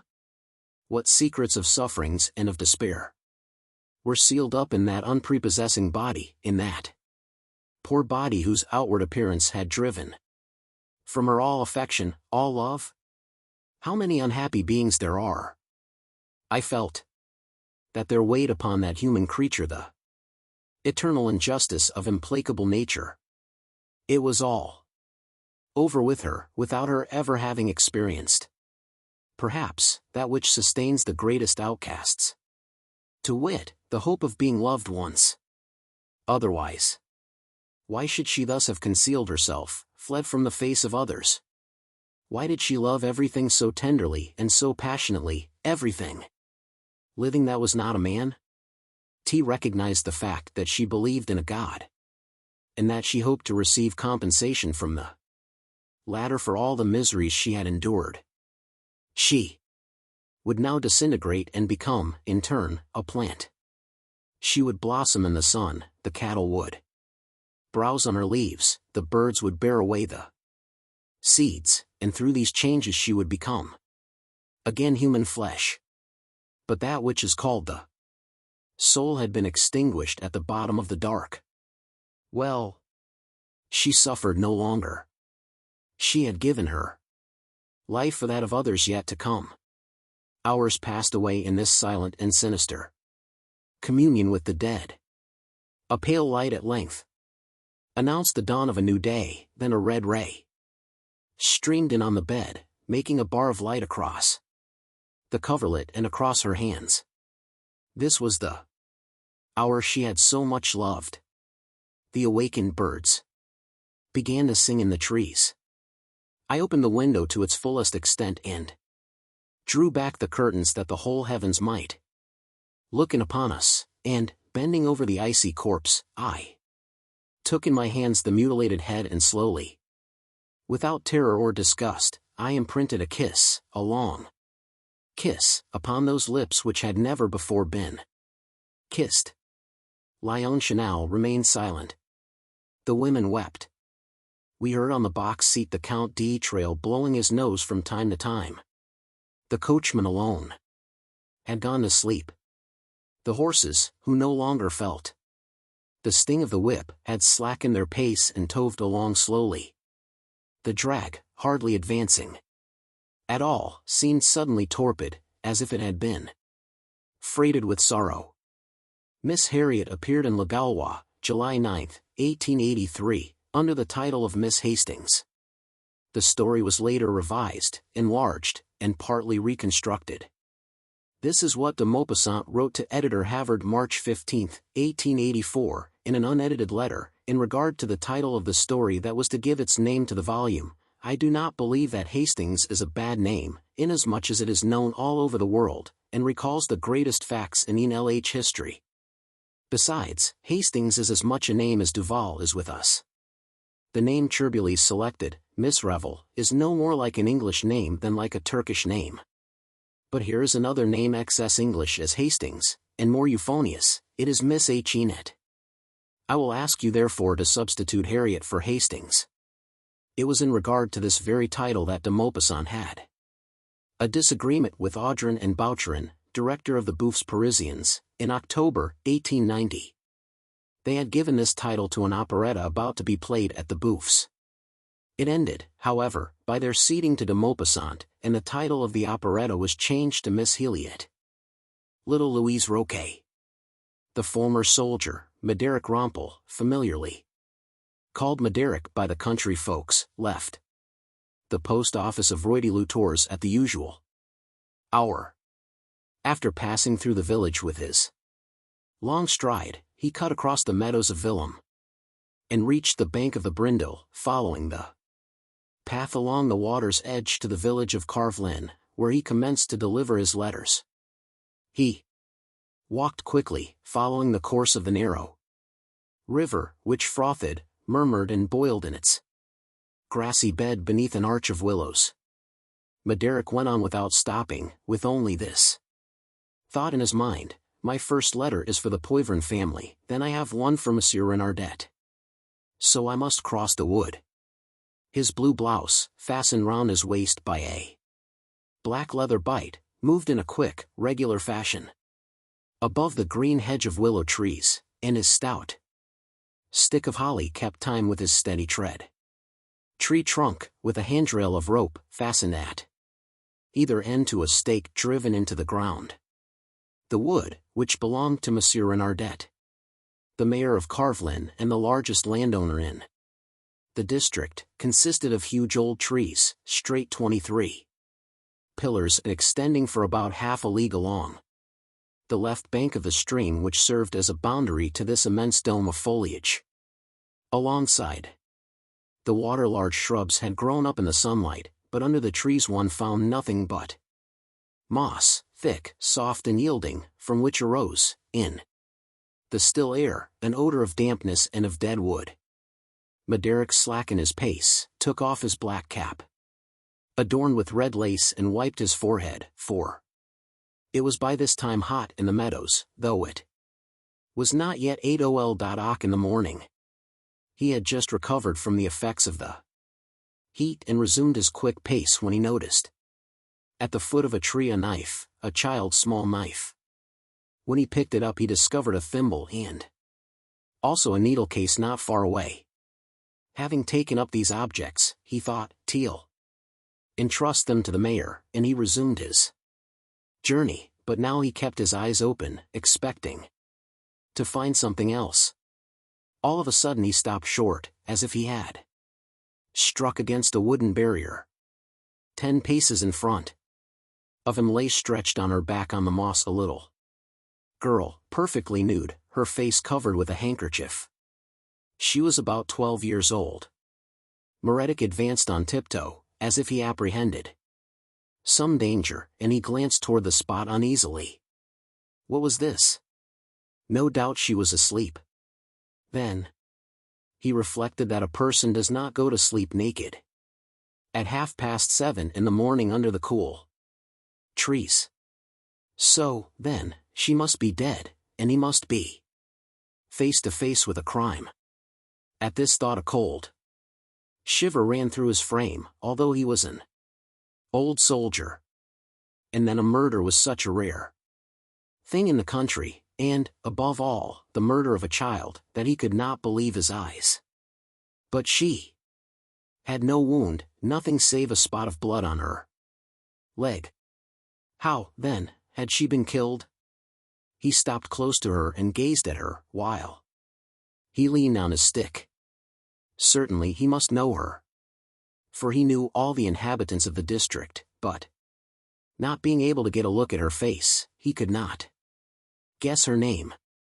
He stooped forward in order to take off the handkerchief which covered her face, then paused, with outstretched hand, restrained by an idea that occurred to him. Had he the right to disarrange anything in the condition of the corpse before the official investigation? He pictured justice to himself as a kind of general whom nothing escapes and who attaches as much importance to a lost button as to the stab of a knife in the stomach. Perhaps under this handkerchief evidence could be found to sustain a charge of murder. In fact, if such proof were there it might lose its value if touched by an awkward hand. Then he raised himself with the intention of hastening toward the mayor's residence, but again another thought held him back. If the little girl were still alive, by any chance, he could not leave her lying there in this way. He sank on his knees very gently, a little distance from her, through precaution, and extended his hand toward her foot. It was icy cold, with the terrible coldness of death, which leaves us no longer in doubt. The letter carrier, as he touched her, felt his heart in his mouth, as he said himself afterward, and his mouth parched. Rising up abruptly, he rushed off under the trees toward Monsieur Renardet's house. He walked on faster than ever, with his stick under his arm, his hands clenched and his head thrust forward, while his leathern bag, filled with letters and newspapers, kept flapping at his side. The mayor's residence was at the end of the wood which served as a park, and one side of it was washed by the Brindle. It was a big square house of grey stone, very old, and had stood many a siege in former days, and at the end of it was a huge tower, 20 meters high, rising out of the water. From the top of this fortress one could formerly see all the surrounding country. It was called the Fox's Tower, without anyone knowing exactly why. And from this appellation, no doubt, had come the name Renardet, borne by the owners of this fief, which had remained in the same family, it was said, for more than 200 years. For the Renardets formed part of the upper middle class, all but noble, to be met with so often in the province before the Revolution. The postman dashed into the kitchen, where the servants were taking breakfast, and exclaimed, "Is the mayor up?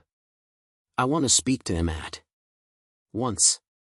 Maderick was recognized as a man of standing and authority, and they understood that something serious had happened. As soon as word was brought to Monsieur Renardet, he ordered the postman to be sent up to him. Pale and out of breath, with his cap in his hand, Maderick found the mayor seated at a long table, covered with scattered papers. He was a large, tall man, heavy and red-faced, strong as an ox, and was greatly liked in the district, although of an excessively violent disposition. Almost 40 years old and a widower for the past 6 months, he lived on his estate like a country gentleman. His choleric temperament had often brought him into trouble, from which the magistrates of Roi-de-Lutors, like indulgent and prudent friends, had extricated him.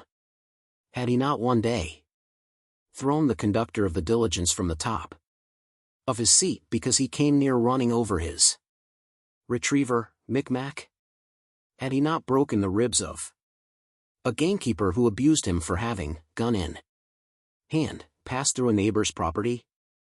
Had he not even caught by the collar the sub-prefect, who stopped over in the village during an administrative circuit, called by Monsieur Renardet an electioneering circuit, for he was opposed to the government, in accordance with family traditions? The mayor asked. "What's the matter now, Maderick? T found a little girl dead in your wood." Renardet rose to his feet, his face the color of brick. "What do you say, a little girl?" "Yes, MCU, a little girl, quite naked, on her back, with blood on her, dead, quite dead." The mayor gave vent to an oath.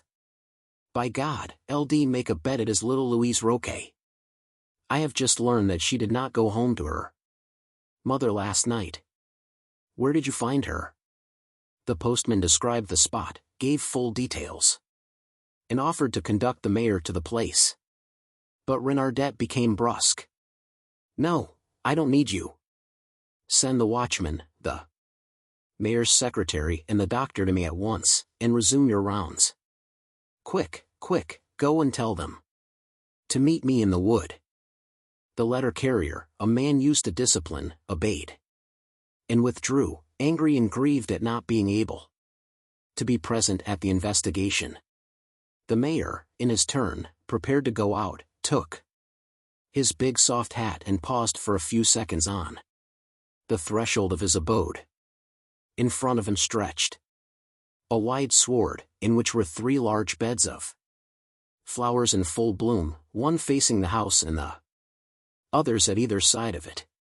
Farther on the outlying trees of the wood rose skyward, while at the left, beyond the brindle, which at that spot widened into a pond, could be seen aching meadows, an entirely green flat sweep of country, intersected by trenches and hedges of pollard willows.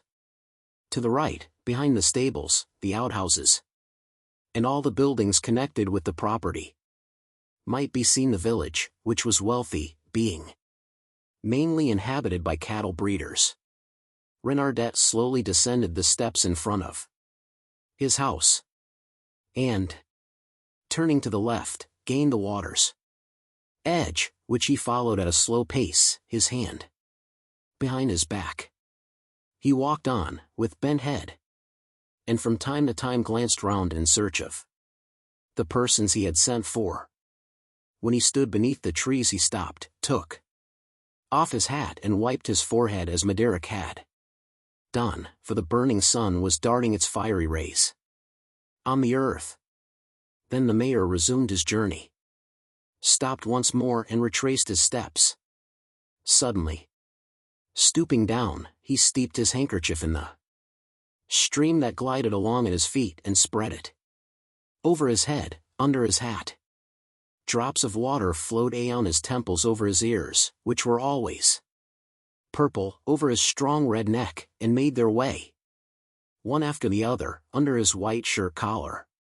As nobody had appeared, he began tapping with his foot, then he called out, "Hello!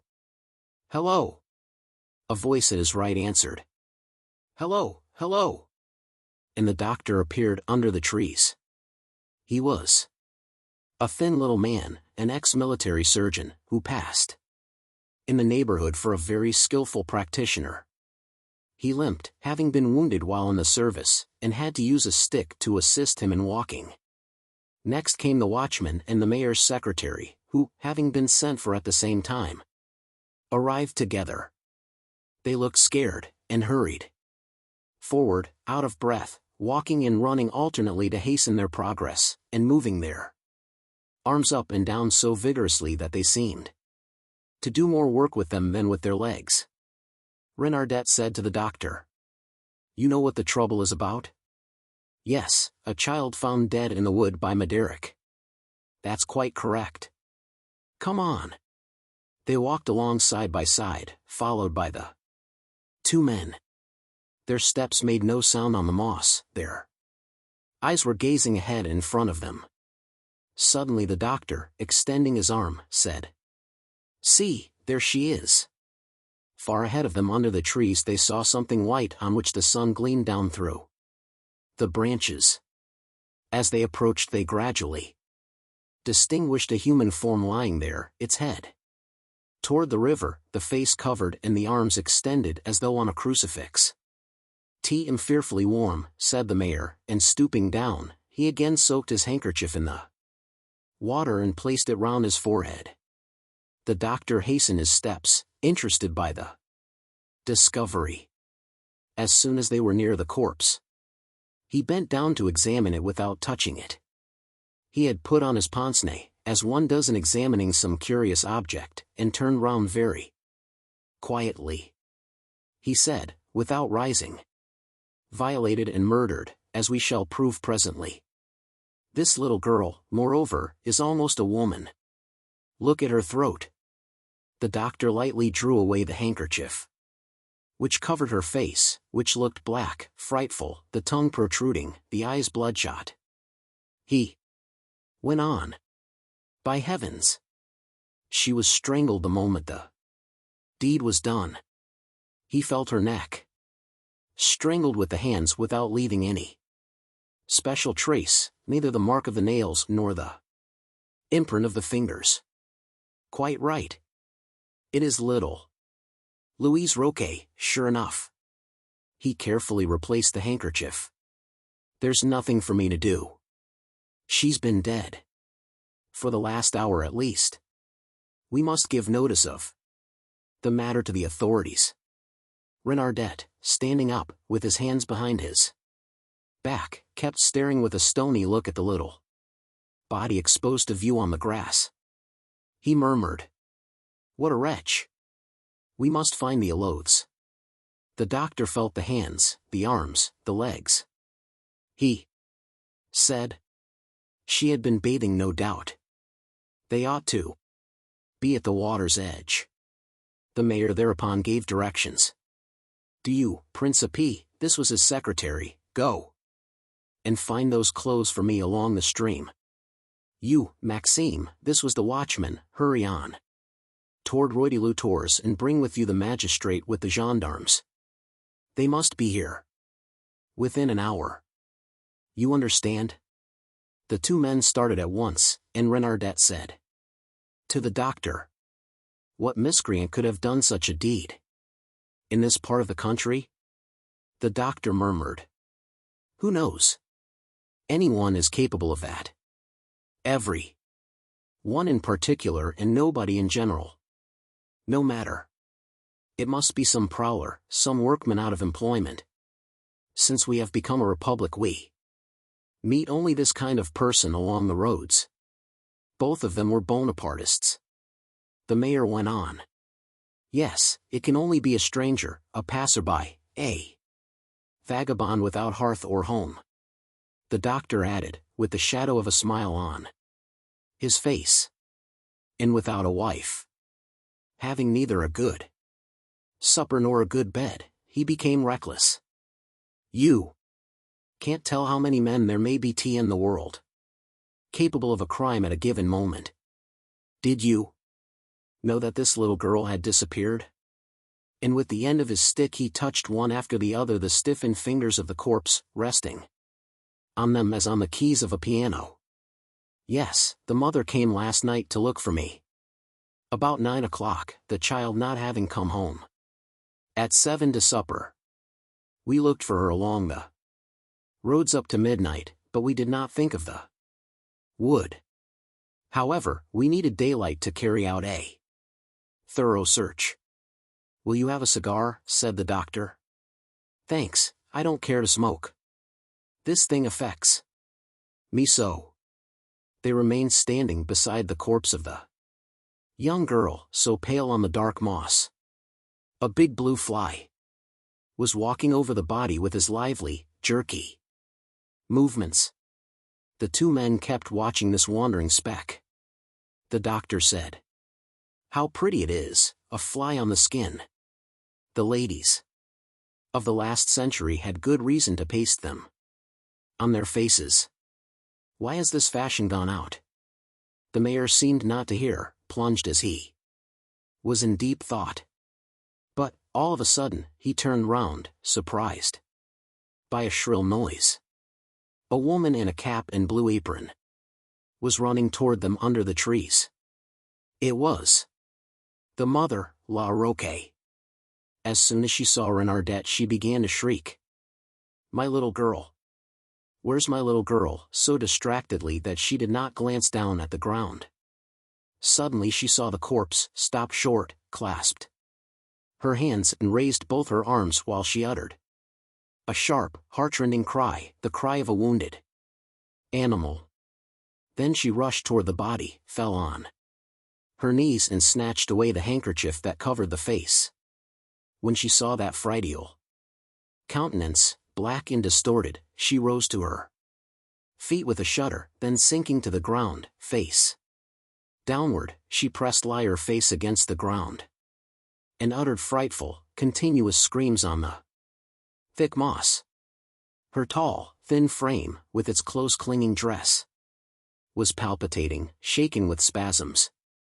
One could see her bony ankles and her dried-up calves covered with coarse blue stockings shaking horribly.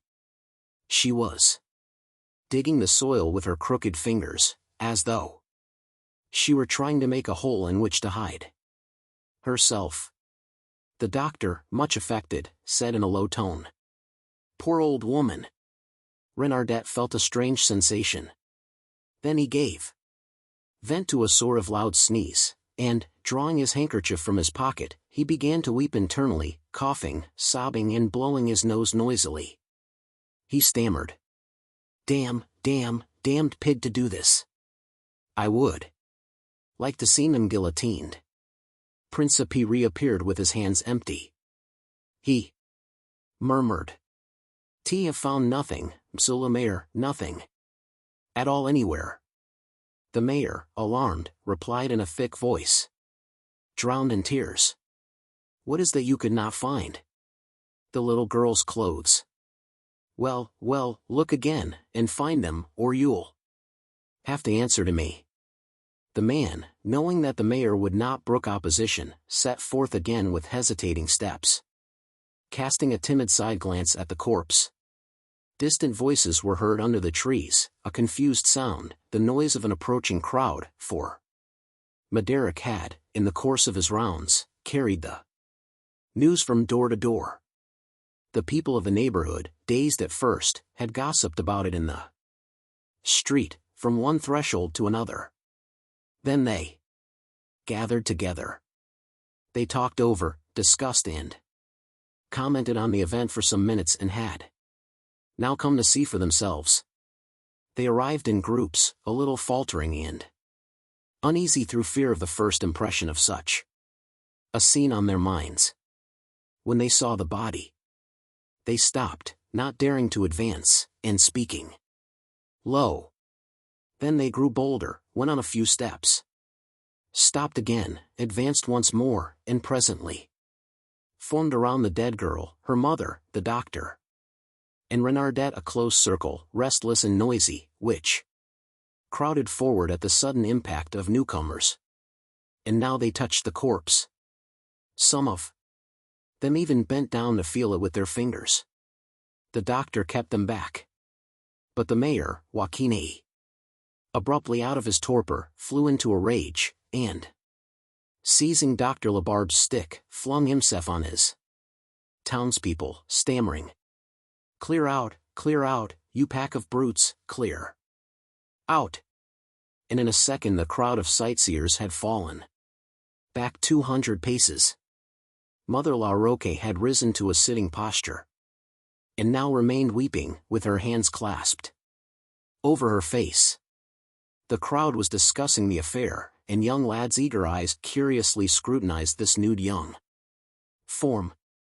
Renardette perceived this, and, abruptly taking off his coat, he flung it over the little girl, who was entirely hidden from view beneath the large garment. The secretary drew near quietly. The wood was filled with people, and a continuous hum of voices rose up under the tangled foliage of the tall trees. The mayor, in his shirt sleeves, remained standing, with his stick in his hands, in a fighting attitude. He seemed exasperated by this curiosity on the part of the people and kept repeating, "TF, one of you come nearer, I'll break his head just as I would a dog's." The peasants were greatly afraid of him. They held back. Dr. Labarbe, who was smoking, sat down beside La Roque and spoke to her in order to distract her attention. The old woman at once removed her hands from her face and replied with a flood of tearful words, emptying her grief in copious talk. She told the whole story of her life, her marriage, the death of her man, a cattle drover, who had been gored to death, the infancy of her daughter, her wretched existence as a widow without resources and with a child to support. She had only this one, her little Louise, and the child had been killed in this wood. Then she felt anxious to see her again, and, dragging herself on her knees toward the corpse, she raised up one corner of the garment that covered her, then she let it fall again, and began wailing once more. The crowd remained silent, eagerly watching all the mother's gestures. But suddenly there was a great commotion at the cry of the gendarmes. The gendarmes. 2 gendarmes appeared in the distance, advancing at a rapid trot, escorting their captain and a little gentleman with red whiskers, who was bobbing up and down like a monkey on a big white mare. The watchman had just found Monsieur Pudoin, the magistrate, at the moment when he was mounting his horse to take his daily ride, for he posed as a good horseman, to the great amusement of the officers. He dismounted, along with the captain, and pressed the hands of the mayor and the doctor, casting a ferret-like glance on the linen coat beneath which lay the corpse. When he was made acquainted with all the facts, he first gave orders to disperse the crowd, whom the gendarmes drove out of the wood, but who soon reappeared in the meadow and formed a hedge, a big hedge of excited and moving heads, on the other side of the stream. The doctor, in his turn, gave explanations, which Renardette noted down in his memorandum book. All the evidence was given, taken down and commented on without leading to any discovery. Maxime, too, came back without having found any trace of the clothes. This disappearance surprised everybody. No one could explain it except on the theory of theft, and as her rags were not worth 20 sous, even this theory was inadmissible. The magistrate, the mayor, the captain and the doctor set to work searching in pairs, putting aside the smallest branch along the water. Renardet said to the judge. How does it happen that this wretch has concealed or carried away the clothes, and has thus left the body exposed, in sight of everyone? The other, crafty and sagacious, answered. Ha! Ha! Perhaps a dodge? This crime has been committed either by a brute or by a sly scoundrel. In any case, we'll easily succeed in finding him. The noise of wheels made them turn their heads round. It was the deputy magistrate, the doctor and the registrar of the court who had arrived in their turn. They resumed their search, all chatting in an animated fashion. Renardet said suddenly. Do you know that you are to take luncheon with me? Everyone smilingly accepted the invitation, and the magistrate, thinking that the case of little Louise ROQUE had occupied enough attention for one day, turned toward the mayor. I can have the body brought to your house, can he not? You have a room in which you can keep it. For me till this evening? The other became confused and stammered. Yes, no, no. To tell the truth, I prefer that it should not come into my house on account of my servants, who are already talking about ghosts in my tower, in the fox's tower. You know, I could no longer keep a single one. No. I prefer not to have it in my house. The magistrate began to smile. Good. I will have it taken at once to Roydy for the legal examination. And, turning to his deputy, he said, T can make use of your trap, can I not? Yes, certainly. They all came back to the place where the corpse lay. Mother La Roque, now seated beside her daughter, was holding her hand and was staring right before her with a wandering, listless eye. The two doctors endeavored to lead her away, so that she might not witness the dead girl's removal, but she understood at once what they wanted to do, and, flinging herself on the body, she threw both arms round it. Lying on top of the corpse, she exclaimed, You shall not have it, it's mine now. They have killed her for me, and I want to keep her. You shall not have her FS. All the men, affected and not knowing how to act, remained standing around her. Renardet fell on his knees and said to her, Listen, La Roque, it is necessary, in order to find out who killed her. Without this, we could not find out. We must make a search for the man in order to punish him. When we have found him, we'll give her up to you. I promise you this. This explanation bewildered the woman, and too feeling of hatred manifested itself in her distracted glance. So then they'll arrest him? Yes, I promise you that.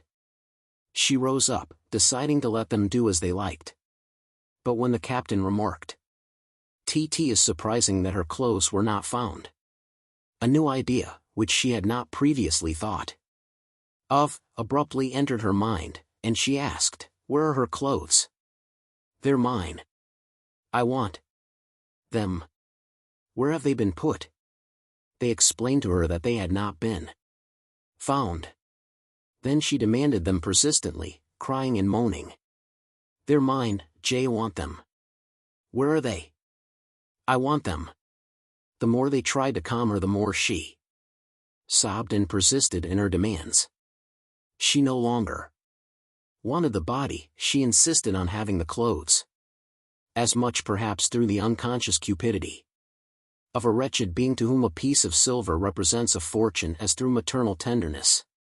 And when the little body, rolled up in blankets, which had been brought out from Renardet's house, had disappeared in the vehicle, the old woman, standing under the trees, sustained by the mayor and the captain, exclaimed, "Have nothing, nothing, nothing in the world. Not even her little cap, her little cap." The cure, a young priest, had just arrived. He took it on himself to accompany the mother, and They went away together toward the village. The mother's grief was modified by the sugary words of the clergyman, who promised her 1,000 compensations. But she kept repeating, "If I had only her little cap." This idea now dominated every other. Renardet called from the distance. "You will lunch with us, Monsieur l'Abbé, in an hour's time." The priest turned his head round and replied, "With pleasure, Monsieur le Maire. I'll be with you at 12. And they all directed their steps toward the house, whose grey front, with the large tower built on the edge of the brindle, could be seen through the branches. The meal lasted a long time. They talked about the crime. Everybody was of the same opinion. It had been committed by some tramp passing thereby. Mere chance while the little girl was bathing. Then the magistrates returned to ROQUE, announcing that they would return next day at an early hour. The doctor and the cure went to their respective homes, while Renardet, after a long walk through the meadows, returned to the wood, where he remained walking till nightfall with slow steps, his hands behind his back. He went to bed early and was still asleep next morning when the magistrate entered his room. He was rubbing his hands together with a self-satisfied air. "Ha ha! You are still sleeping. Well, my dear fellow, we have news this morning." The mayor sat up in his bed. "What, pray?" "Oh, something strange. You remember well how the mother clamored yesterday for some memento of her daughter, especially her little cap. Well, on opening her door this morning she found on the threshold her child's 2 little wooden shoes. This proves that the crime was perpetrated by some one from the district, someone who felt pity for her. Besides, the postman, Maderick, brought me the thimble, the knife and the needle case of the dead girl. So, then, the man in carrying off the clothes to hide them must have let fall the articles which were in the pocket. As for me, I attach special importance to the wooden shoes, as they indicate a certain moral culture and a faculty for tenderness on the part of the assassin. We will, therefore, if you have no objection, go over together the principal inhabitants of your district." The mayor got up. He rang for his shaving water and said, "With pleasure, but it will take some time, and we may begin at once." Putoin sat astride a chair. Renardet covered his chin with a white lather, while he looked at himself in the glass. Then he sharpened his razor on the strop and continued. "The principal inhabitant of Carvelin bears the name of Joseph Renardet, mayor, a rich landowner. A rough man who beats guards and coachman J.E." The examining magistrate burst out laughing. "That's enough. Let us pass on to the next. The second in importance is Pelodent, his deputy, a cattle breeder, an equally rich landowner, a crafty peasant, very sly, very close-fisted on every question of money, but incapable in my opinion of having perpetrated such a crime." "Continue," said Putoin. Renardet, while proceeding with his toilet, reviewed the characters of all the inhabitants of Carvelin. After 2 hours' discussion their suspicions were fixed on 3 individuals who had hitherto borne a shady reputation: a poacher named Cavall, a fisherman named Paquette, who caught trout and crabs, and a cattle drover named Clovis. The search for the perpetrator of the crime lasted all summer, but he was not discovered. Those who were suspected and arrested easily proved their innocence, and the authorities were compelled to abandon the attempt to capture the criminal. But this murder seemed to have moved the entire country in a singular manner. There remained in everyone's mind a disquietude, a vague fear, a sensation of mysterious terror, springing not merely from the impossibility of discovering any trace of the assassin, but also and above all from that strange finding of the wooden shoes in front of La Roque's door the day after the crime. The certainty that the murderer had assisted at the investigation, that he was still, doubtless, living in the village, possessed all minds and seemed to brood over the neighborhood like a constant menace. The wood had also become a dreaded spot, a place to be avoided and supposed to be haunted. Formerly the inhabitants went there to spend every Sunday afternoon. They used to sit down on the moss at the feet of the huge tall trees or walk along the water's edge watching the trout gliding among the weeds. The boys used to play bowls, hide and seek and other games where the ground had been cleared and leveled, and the girls, in rows of 4 or 5, would trip along, holding one another by the arms and screaming songs with their shrill voices. Now nobody ventured there for fear of finding some corpse lying on the ground. Autumn arrived, the leaves began to fall from the tall trees, whirling round and round to the ground, and the sky could be seen through the bare branches. Sometimes, when a gust of wind swept over the tree tops, the slow, continuous rain suddenly grew heavier and became a rough storm that covered the moss with a thick yellow carpet that made a kind of creaking sound beneath one's feet. And the sound of the falling leaves seemed like a wail, and the leaves themselves like tears shed by these great, sorrowful trees, that wept in the silence of the bare and empty wood, this dreaded and deserted wood where wandered lonely the soul, the little soul of little Louise Roque.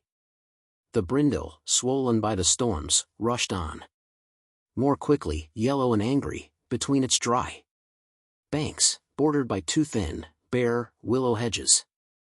And here was Renardet suddenly resuming his walks under the trees. Every day, at sunset, he came out of his house, descended the front steps slowly and entered the wood in a dreamy fashion, with his hands in his pockets, and paced over the damp soit moss, while a legion of rooks from all the neighboring haunts came thither to rest in the tall trees and then flew off like a black cloud uttering loud, discordant cries. Night came on, and Renardet was still strolling slowly under the trees. Then, when the darkness prevented him from walking any longer, he would go back to the house and sink into his armchair in front of the glowing hearth, stretching his damp feet toward the fire. One morning an important bit of news was circulated through the district. The mayor was having his wood cut down. 20 woodcutters were already at work. They had commenced at the corner nearest to the house, and worked rapidly in the master's presence. And each day the wood grew thinner, losing its trees, which fell down one by one, as an army loses its soldiers. Renardet no longer walked up and down. He remained from morning till night, contemplating, motionless, with his hands behind his back, the slow destruction of his wood. When a tree fell he placed his foot on it as if it were a corpse. Then he raised his eyes to the next with a kind of secret, calm patience, as if he expected, hoped for something at the end of this slaughter. Meanwhile they were approaching the place where little Louise Roque had been found. They came to it one evening in the twilight. As it was dark, the sky being overcast, the woodcutters wanted to stop their work, putting off till next day the fall of an enormous beech tree, but the mayor objected to this and insisted that they should at once lop and cut down this giant, which had sheltered the crime. When the lopper had laid it bare and the woodcutters had sapped its base, 5 men commenced hauling at the rope attached to the top. The tree resisted. Its powerful trunk, although notched to the center, was as rigid as iron. The workmen, all together, with a sort of simultaneous motion, strained at the rope, bending backward and uttering a cry which timed and regulated their efforts. 2 woodcutters standing close to the giant remained with axes in their grip, like two executioners ready to strike once more, and Renardet, motionless, with his hand on the trunk, awaited the fall with an uneasy, nervous feeling. One of the men said to him, "You are too near, Monsieur le Maire. When it falls it may hurt you." He did not reply and did not move away. He seemed ready to catch the beech tree in his open arms and to cast it on the ground like a wrestler. All at once, at the base of the tall column of wood, there was a rent which seemed to run to the top, like a painful shock. It bent slightly, ready to fall, but still resisting. The men, in a state of excitement, stiffened their arms, renewed their efforts with greater vigor, and, just as the tree came crashing down, Renardet suddenly made a forward step, then stopped, his shoulders raised to receive the irresistible shock, the mortal shock which would crush him to the earth. But the beech tree, having deviated a little, only rubbed against his loins, throwing him on his face 5 meters away. The workman dashed forward to lift him up. He had already arisen to his knees, stupefied, with bewildered eyes, and passing his hand across his forehead, as if he were awaking from an attack of madness. When he had got to his feet once more, the men, astonished, questioned him, not being able to understand what he had done. He replied in faltering tones that he had been dazed for a moment, or rather, he had been thinking of his childhood days. That he thought he would have time to run under the tree, just as street boys rush in front of vehicles driving rapidly past, that he had played at danger. That for the past 8 days he felt this desire growing stronger within him, asking himself each time a tree began to fall whether he could pass beneath it without being touched. It was a piece of stupidity, he confessed, but everyone has these moments of insanity and these temptations to boyish folly. He made this explanation in a slow tone, searching for his words, and speaking in a colorless tone. Then he went off, saying, "Till tomorrow, my friends, till tomorrow." As soon as he got back to his room he sat down at his table, which his lamp lighted up brightly, and, burying his head in his hands, he began to cry. He remained thus for a long time, then wiped his eyes, raised his head and looked at the clock. It was not yet 6 o'clock. He thought, "I have time before dinner." And he went to the door and locked it. He then came back, and, sitting down at his table, pulled out the middle drawer. Taking from it a revolver, he laid it down on his papers in full view. The barrel of the firearm glittered, giving out gleams of light. Renardet gazed at it for some time with the uneasy glance of a drunken man. Then he rose and began to pace up and down the room. He walked from one end of the apartment to the other, stopping from time to time, only to pace up and down again a moment afterward. Suddenly he opened the door of his dressing room, steeped a towel in the water pitcher and moistened his forehead, as he had done on the morning of the crime. Then he began walking up and down again. Each time he passed the table the gleaming revolver attracted his glance, tempted his hand, but he kept watching the clock and reflected.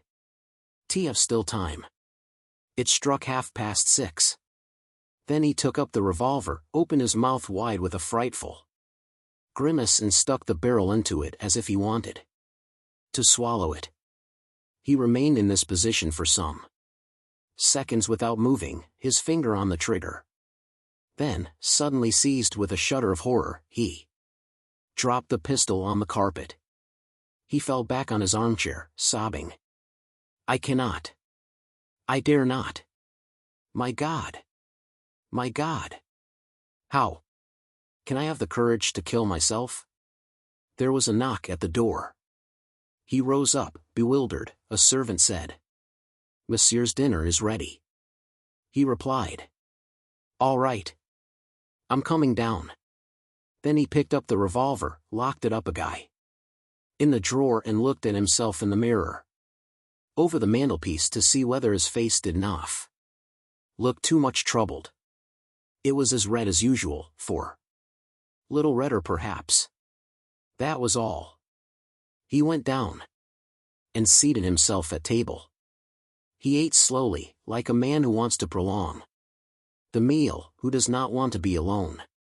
Then he smoked several pipes in the hall while the table was being cleared. After that he went back to his room. As soon as he had locked himself in, he locked under the bed, opened all the closets, explored every corner, rummaged through all the furniture. Then he lighted the candles on the mantelpiece, and, turning round several times, ran his eye all over the apartment with an anguish of terror that distorted his face, for he knew well that he would see her, as he did every night, little Louise ROQUE, the little girl he had attacked and afterward strangled. Every night the odious vision came back again. First he seemed to hear a kind of roaring sound, such as is made by a threshing machine or the distant passage of a train over a bridge. Then he commenced to gasp, to suffocate, and he had to unbutton his collar and his belt. He moved about to make his blood circulate, he tried to read, he attempted to sing. It was in vain. His thoughts, in spite of himself, went back to the day of the murder and made him begin it all over again in all its most secret details, with all the violent emotions he had experienced from the first minute to the last. He had felt on rising that morning, the morning of the horrible day, a little dizziness and headache, which he attributed to the heat, so that he remained in his room until breakfast time. After the meal he had taken a siesta, then, toward the close of the afternoon, he had gone out to breathe the fresh, soothing breeze under the trees in the wood. But, as soon as he was outside, the heavy, scorching air of the plain oppressed him still more. The sun, still high in the heavens, poured down on the parched soil waves of burning light. Not a breath of wind stirred the leaves. Every beast and bird, even the grasshoppers, were silent. Renardet reached the tall trees and began to walk over the moss where the brindle produced a slight freshness of the air beneath the immense roof of branches. But he felt ill at ease.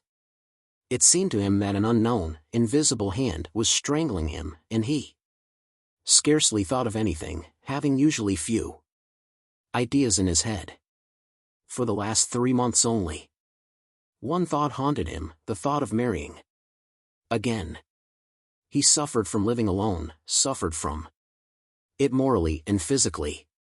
Accustomed for 10 years past to feeling a woman near him, habituated to her presence every moment, he had need, an imperious and perplexing need of such association. Since Madame Renardet's death he had suffered continually without knowing why. He had suffered at not feeling her dress brushing past him, and, above all, from no longer being able to calm and rest himself in her arms.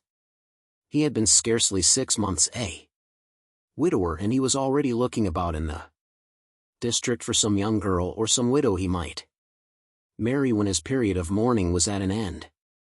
He had a chaste soul, but it was lodged in a powerful, Herculean body, and carnal imaginings began to disturb his sleep and his vigils.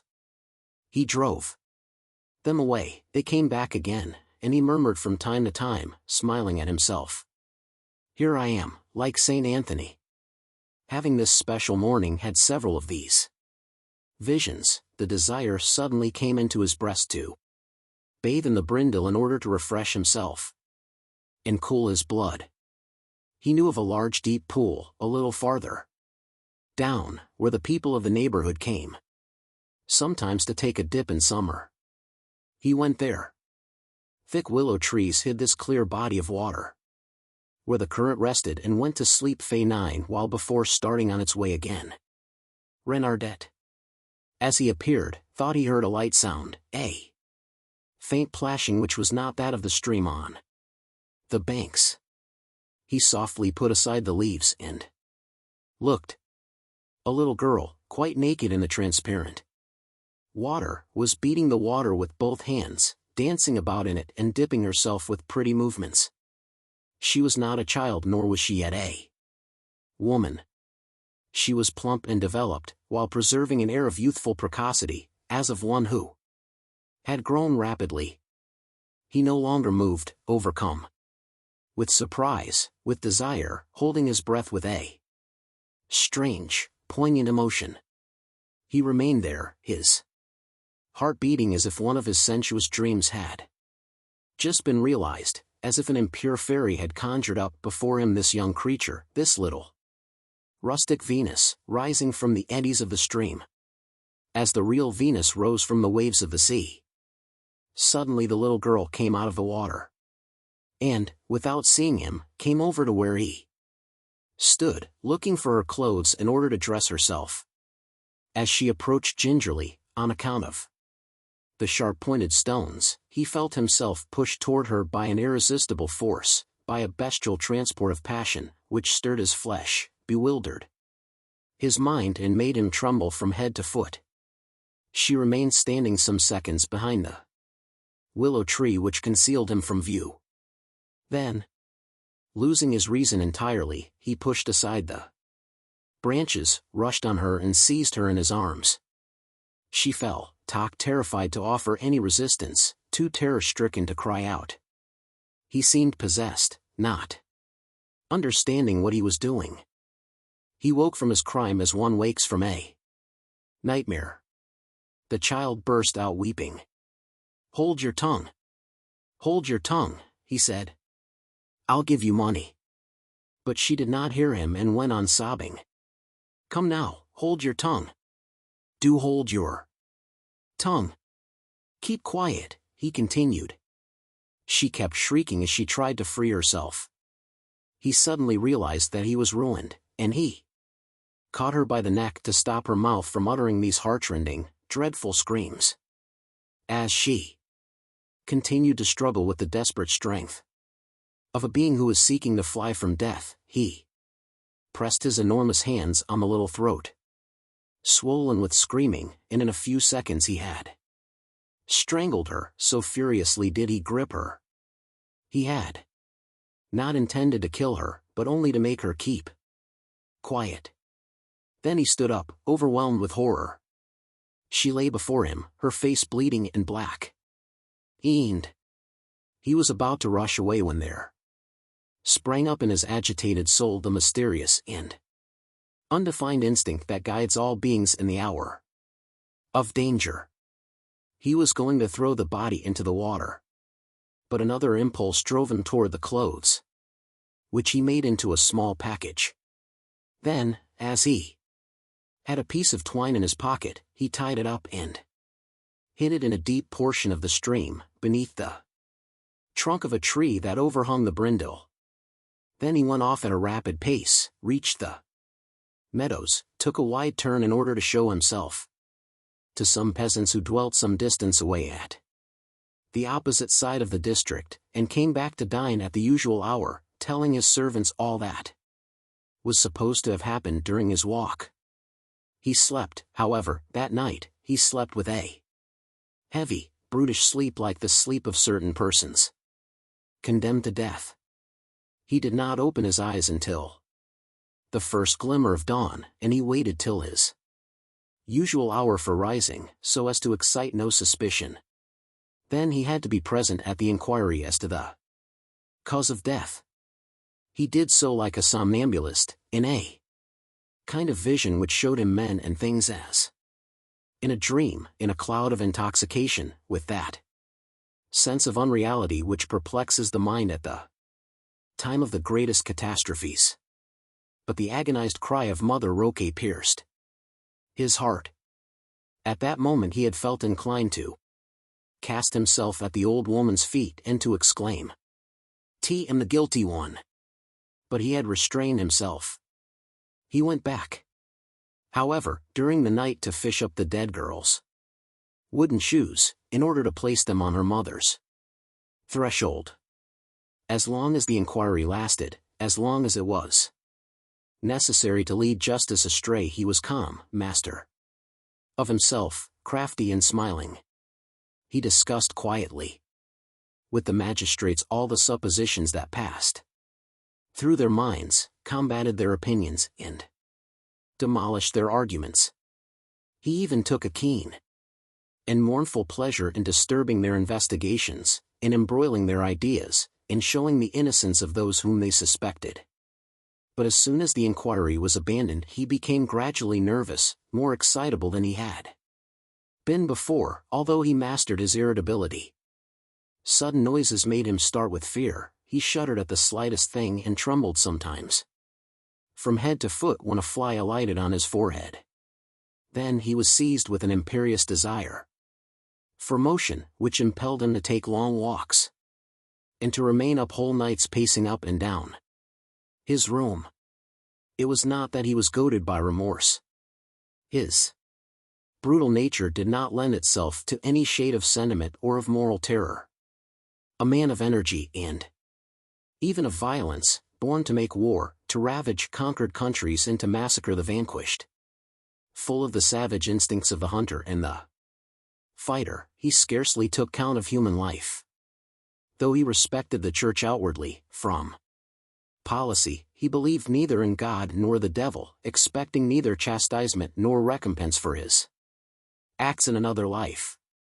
His sole belief was a vague philosophy drawn from all the ideas of the encyclopedists of the last century, and he regarded religion as a moral sanction of the law, the one and the other having been invented by men to regulate social relations. To kill anyone in a duel, or in war, or in a quarrel, or by accident, or for the sake of revenge, or even through bravado would have seemed to him an amusing and clever thing and would not have left more impression on his mind than a shot fired at a hare, but he had experienced a profound emotion at the murder of this child. He had, in the first place, perpetrated it in the heat of an irresistible gust of passion, in a sort of tempest of the senses that had overpowered his reason. And he had cherished in his heart, in his flesh, on his lips, even to the very tips of his murderous fingers, a kind of bestial love, as well as a feeling of terrified horror, toward this little girl surprised by him and basely killed. Every moment his thoughts returned to that horrible scene. And, though he endeavored to drive this picture from his mind, though he put it aside with terror, with disgust, he felt it surging through his soul, moving about in him, waiting incessantly for the moment to reappear. Then, as evening approached, he was afraid of the shadow falling around him. He did not yet know why the darkness seemed frightful to him, but he instinctively feared it. He felt that it was peopled with terrors. The bright daylight did not lend itself to fears. Things and beings were visible then, and only natural things and beings could exhibit themselves in the light of day. But the night, the impenetrable night, thicker than walls and empty, the infinite night, so black, so vast, in which one might brush against frightful things, the night, when one feels that a mysterious terror is wandering, prowling about, appeared to him to conceal an unknown, threatening danger, close beside him. What was it? He knew ere long. As he sat in his armchair, at her late one evening when he could not sleep, he thought he saw the curtain of his window move. He waited, uneasily, with beating heart. The drapery did not stir, then, all of a sudden, it moved once more. He did not venture to rise, he no longer ventured to breathe, and yet he was brave. He had often fought, and he would have liked to catch thieves in his house. Was it true that this curtain did move? He asked himself, fearing that his eyes had deceived him. It was, moreover, such a slight thing, a gentle flutter of drapery, a kind of trembling in its folds, less than an undulation caused by the wind. Renardette sat still, with staring eyes and outstretched neck. He sprang to his feet abruptly. ashamed of his fear, took 4 steps, seized the drapery with both hands and pulled it wide apart. At first he saw nothing but darkened glass, resembling plates of glittering ink. The night, the vast, impenetrable night, stretched beyond as far as the invisible horizon. He remained standing in front of this illimitable shadow, and suddenly he perceived a light, a moving light, which seemed some distance away. Then he put his face close to the window pane, thinking that a person looking for crabs might be poaching in the brindle, for it was past midnight. And this light rose up at the edge of the stream, under the trees. As he was not yet able to see clearly, Renardet placed his hands over his eyes.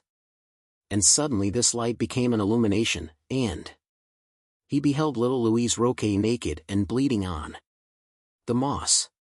He recoiled, frozen with horror, knocked over his chair and fell over on his back. He remained there some minutes in anguish of mind. Then he sat up and began to reflect. He had had a hallucination, that was all, a hallucination due to the fact that a night marauder was walking with a lantern in his hand near the water's edge. What was there astonishing, besides, in the circumstance that the recollection of his crime should sometimes bring before him the vision of the dead girl? He rose from the ground, swallowed a glass of wine and sat down again. He was thinking, what am I to do if this occurs again? And it would occur, he felt it, he was sure of it. Already his glance was drawn toward the window. It called him, it attracted him. In order to avoid looking at it, he turned his chair round.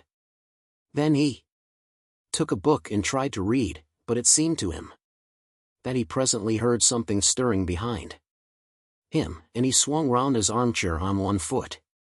The curtain was moving again, unquestionably, it moved this time. He could no longer have any doubt about it. He rushed forward and grasped it so violently that he pulled it down with its pole. Then he eagerly glued his face to the glass. He saw nothing. All was black outside, and he breathed with the joy of a man whose life has just been saved. Then he went back to his chair and sat down again, but almost immediately he felt a longing to look out once more through the window. Since the curtain had fallen down, the window made a sort of gap, fascinating and terrible, on the dark landscape. In order not to yield to this dangerous temptation, he undressed, blew out the light and closed his eaves. Lying on his back motionless, his skin warm and moist, he awaited sleep. Suddenly a great gleam of light flashed across his eyelids. He opened them, believing that his dwelling was on fire. Ale was black as before, and he leaned on his elbow to try to distinguish the window, which had still for him an unconquerable attraction. By dint of straining his eyes he could perceive some stars, and he rose, groped his way across the room, discovered the panes with his outstretched hands, and placed his forehead close to them. There below, under the trees, lay the body of the little girl, gleaming like phosphorus, lighting up the surrounding darkness. Renardet uttered a cry and rushed toward his bed, where he lay till morning, his head hidden under the pillow. From that moment his life became intolerable. He passed his days in apprehension of each succeeding night, and each night the vision came back again. As soon as he had locked himself up in his room he strove to resist it, but in vain. An irresistible force lifted him up and pushed him against the window, as if to call the phantom, and he saw it at once, lying first in the spot where the crime was committed, in the position in which it had been found. Then the dead girl rose up and came toward him with little steps, just as the child had done when she came out of the river. She advanced quietly, passing straight across the grass and over the bed of withered flowers. Then she rose up in the air toward Renardet's window. She came toward him as she had come on the day of the crime. And the man recoiled before the apparition. He retreated to his bed and sank down upon it, knowing well that the little one had entered the room and that she now was standing behind the curtain, which presently moved. And until daybreak he kept staring at this curtain with a fixed glance, ever waiting to see his victim depart. But she did not show herself any more. She remained there behind the curtain, which quivered tremulously now and then. And Renardette, his fingers clutching the bent clothes, squeezed them as he had squeezed the throat of little Louise ROQUE. He heard the clock striking the hours, and in the styliness the pendulum kept ticking in time with the loud beating of his heart. And he suffered, the wretched man, more than any man had ever suffered before. Then, as soon as a white streak of light on the ceiling announced the approaching day, he felt himself free, alone at last, alone in his room, and he went to sleep. He slept several hours, a restless, feverish sleep in which he retraced in dreams the horrible vision of the past night. When he went down to the late breakfast he felt exhausted as after unusual exertion, and he scarcely ate anything, still haunted as he was by the fear of what he had seen the night before. He knew well, however, that it was not an apparition, that the dead do not come back, and that his sick soul, his soul possessed by one thought alone, by an indelible remembrance, was the only cause of his torture, was what brought the dead girl back to life and raised her form before his eyes, on which it was ineffaceably imprinted. But he knew, too, that there was no cure, that he would never escape from the savage persecution of his memory, and he resolved to die rather than to endure these tortures any longer. Then he thought of how he would kill himself. It must be something simple and natural, which would preclude the idea of suicide. For he clung to his reputation, to the name bequeathed to him by his ancestors, and if his death awakened any suspicion people's thoughts might be, perhaps, directed toward the mysterious crime, toward the murderer who could not be found, and they would not hesitate to accuse him of the crime.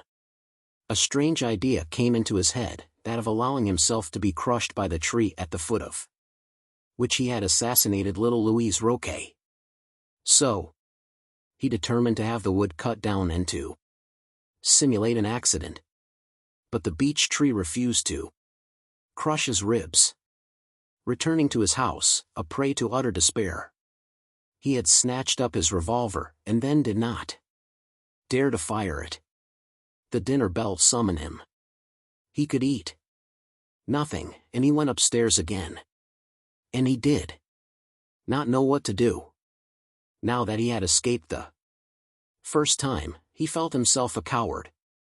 Presently he would be ready, brave, decided, master of his courage and of his resolution. Now he was weak and feared death as much as he did the dead girl. He faltered. I dare not venture it again, I dare not venture it. Then he glanced with terror, first at the revolver on the table and next at the curtain which hid his window.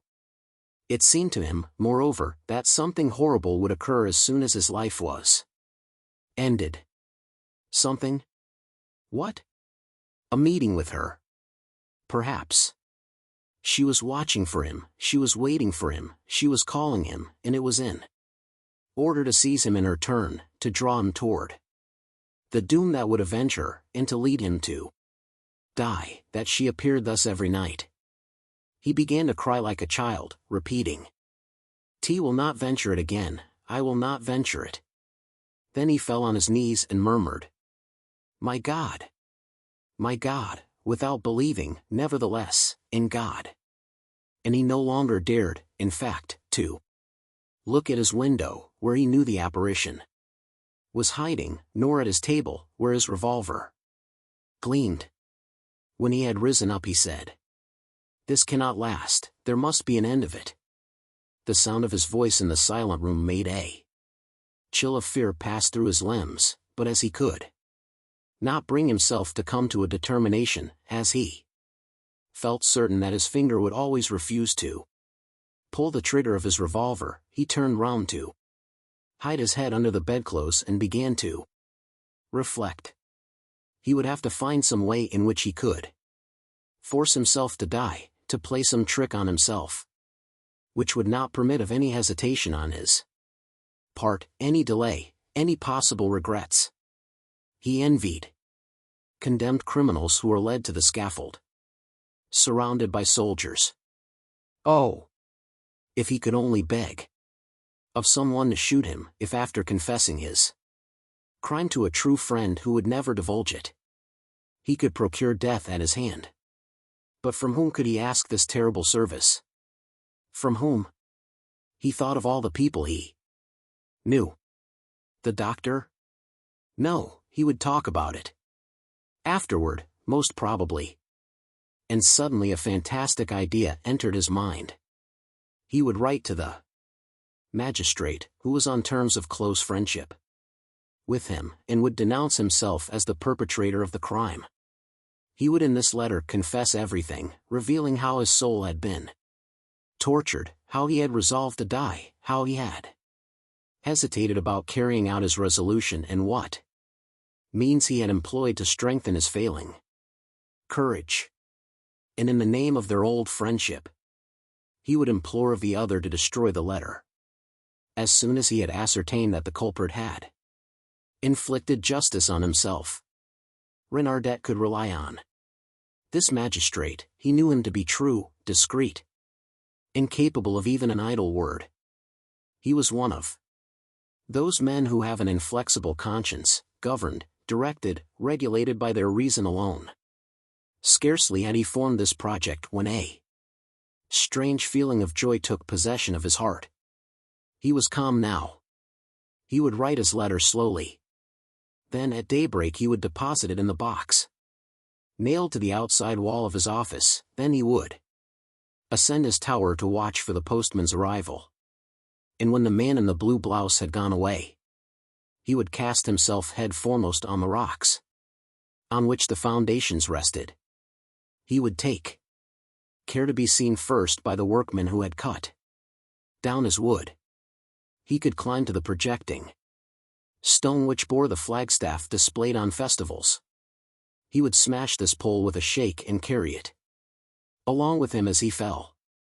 Who would suspect that it was not an accident? And he would be killed outright, owing to his weight and the height of the tower. Presently he got out of bed, went over to the table and began to write. He omitted nothing, not a single detail of the crime, not a single detail of the torments of his heart, and he ended by announcing that he had passed sentence on himself, that he was going to execute the criminal, and begged his friend, his old friend, to be careful that there should never be any stain on his memory. When he had finished this letter he saw that the day had dawned. He closed, sealed it and wrote the address. Then he descended with light steps, hurried toward the little white box fastened to the outside wall in the corner of the farmhouse, and when he had thrown into it this letter, which made his hand tremble, he came back quickly, drew the bolts of the great door, and climbed up to his tower to wait for the passing of the postman, who was to bear away his death sentence. He felt self-possessed now. Liberated. Saved. A cold dry wind, an icy wind passed across his face. He inhaled it eagerly with open mouth, drinking in its chilling kiss. The sky was red, a wintry red, and all the plain, whitened with frost, glistened under the first rays of the sun, as if it were covered with powdered glass. Renardet, standing up, his head bare, gazed at the vast tract of country before him, the meadows to the left and to the right, the village whose chimneys were beginning to smoke in preparation for the morning meal. At his feet he saw the Brindle flowing amid the rocks, where he would soon be crushed to death. He felt new life on that beautiful Frosty morning. The light bathed him, entered his being like a newborn hope. 1,000 recollections assailed him, recollections of similar mornings. Of rapid walks on the hard earth which rang beneath his footsteps, of happy days of shooting on the edges. Pools where wild ducks sleep. All the good things that he loved, the good things of existence, rushed to his memory, penetrated him with fresh desires. Awakened all the vigorous appetites of his active, powerful body. And he was about to die. Why? He was going to kill himself stupidly because he was afraid of a shadow, afraid of nothing. He was still rich and in the prime of life. What folly! All he needed was distraction, absence, a voyage in order to forget. This night even he had not seen the little girl, because his mind was preoccupied and had wandered toward some other subject. Perhaps he would not see her anymore? And even if she still haunted him in this house, certainly she would not follow him elsewhere. The earth was wide, the future was long. Why should he die? His glance traveled across the meadows, and he perceived a blue spot in the path which wound alongside the brindle. It was Maderick coming to bring letters from the town and to carry away those of the village. Renardette gave a start, a sensation of pain shot across his breast, and he rushed down the winding staircase to get back his letter, to demand it back from the postman. Little did it matter to him now whether he was seen. He hurried across the grass, damp from the light frost of the previous night, and arrived in front of the box in the corner of the farmhouse exactly at the same time as the letter carrier. The latter had opened the little wooden door and drew forth the 4 papers deposited there by the inhabitants of the locality. Renardette said to him, "Good morrow, Maderick." "Good morrow, Monsieur le Maire." Say, Maderick, I threw a letter into the box that I want back again. I came to ask you to give it back to me." "That's all right, Monsieur Maire, you'll get it." And the postman raised his eyes. He stood petrified at the sight of Renardette's face.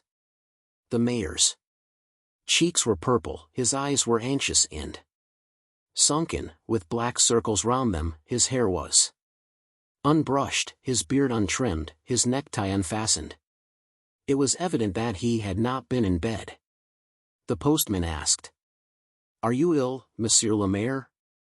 The other, suddenly comprehending that his appearance must be unusual, lost countenance and faltered. "Oh! No, oh! No. Only I jumped out of bed to ask you for this letter. I was asleep. You understand?" he said in reply. "What letter?" "The one you are going to give back to me." Maderick now began to hesitate. The mayor's attitude did not strike him as natural. There was perhaps a secret in that letter, a political secret.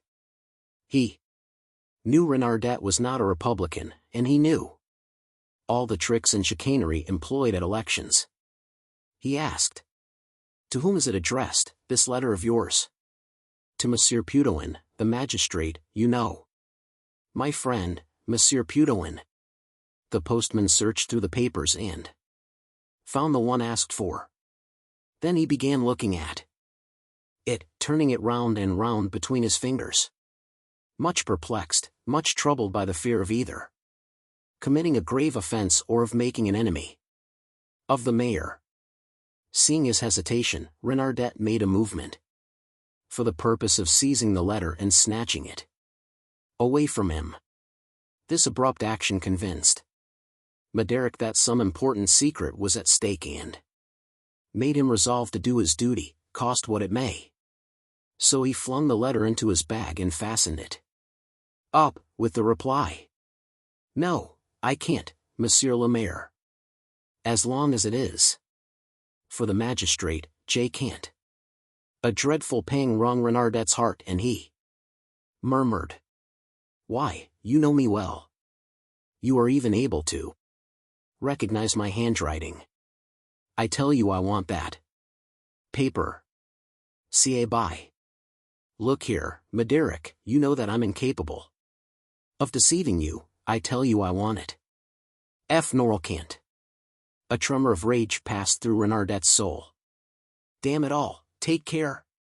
You know that I never trifle and that I could get you out of your job, my good fellow, and without much delay, either.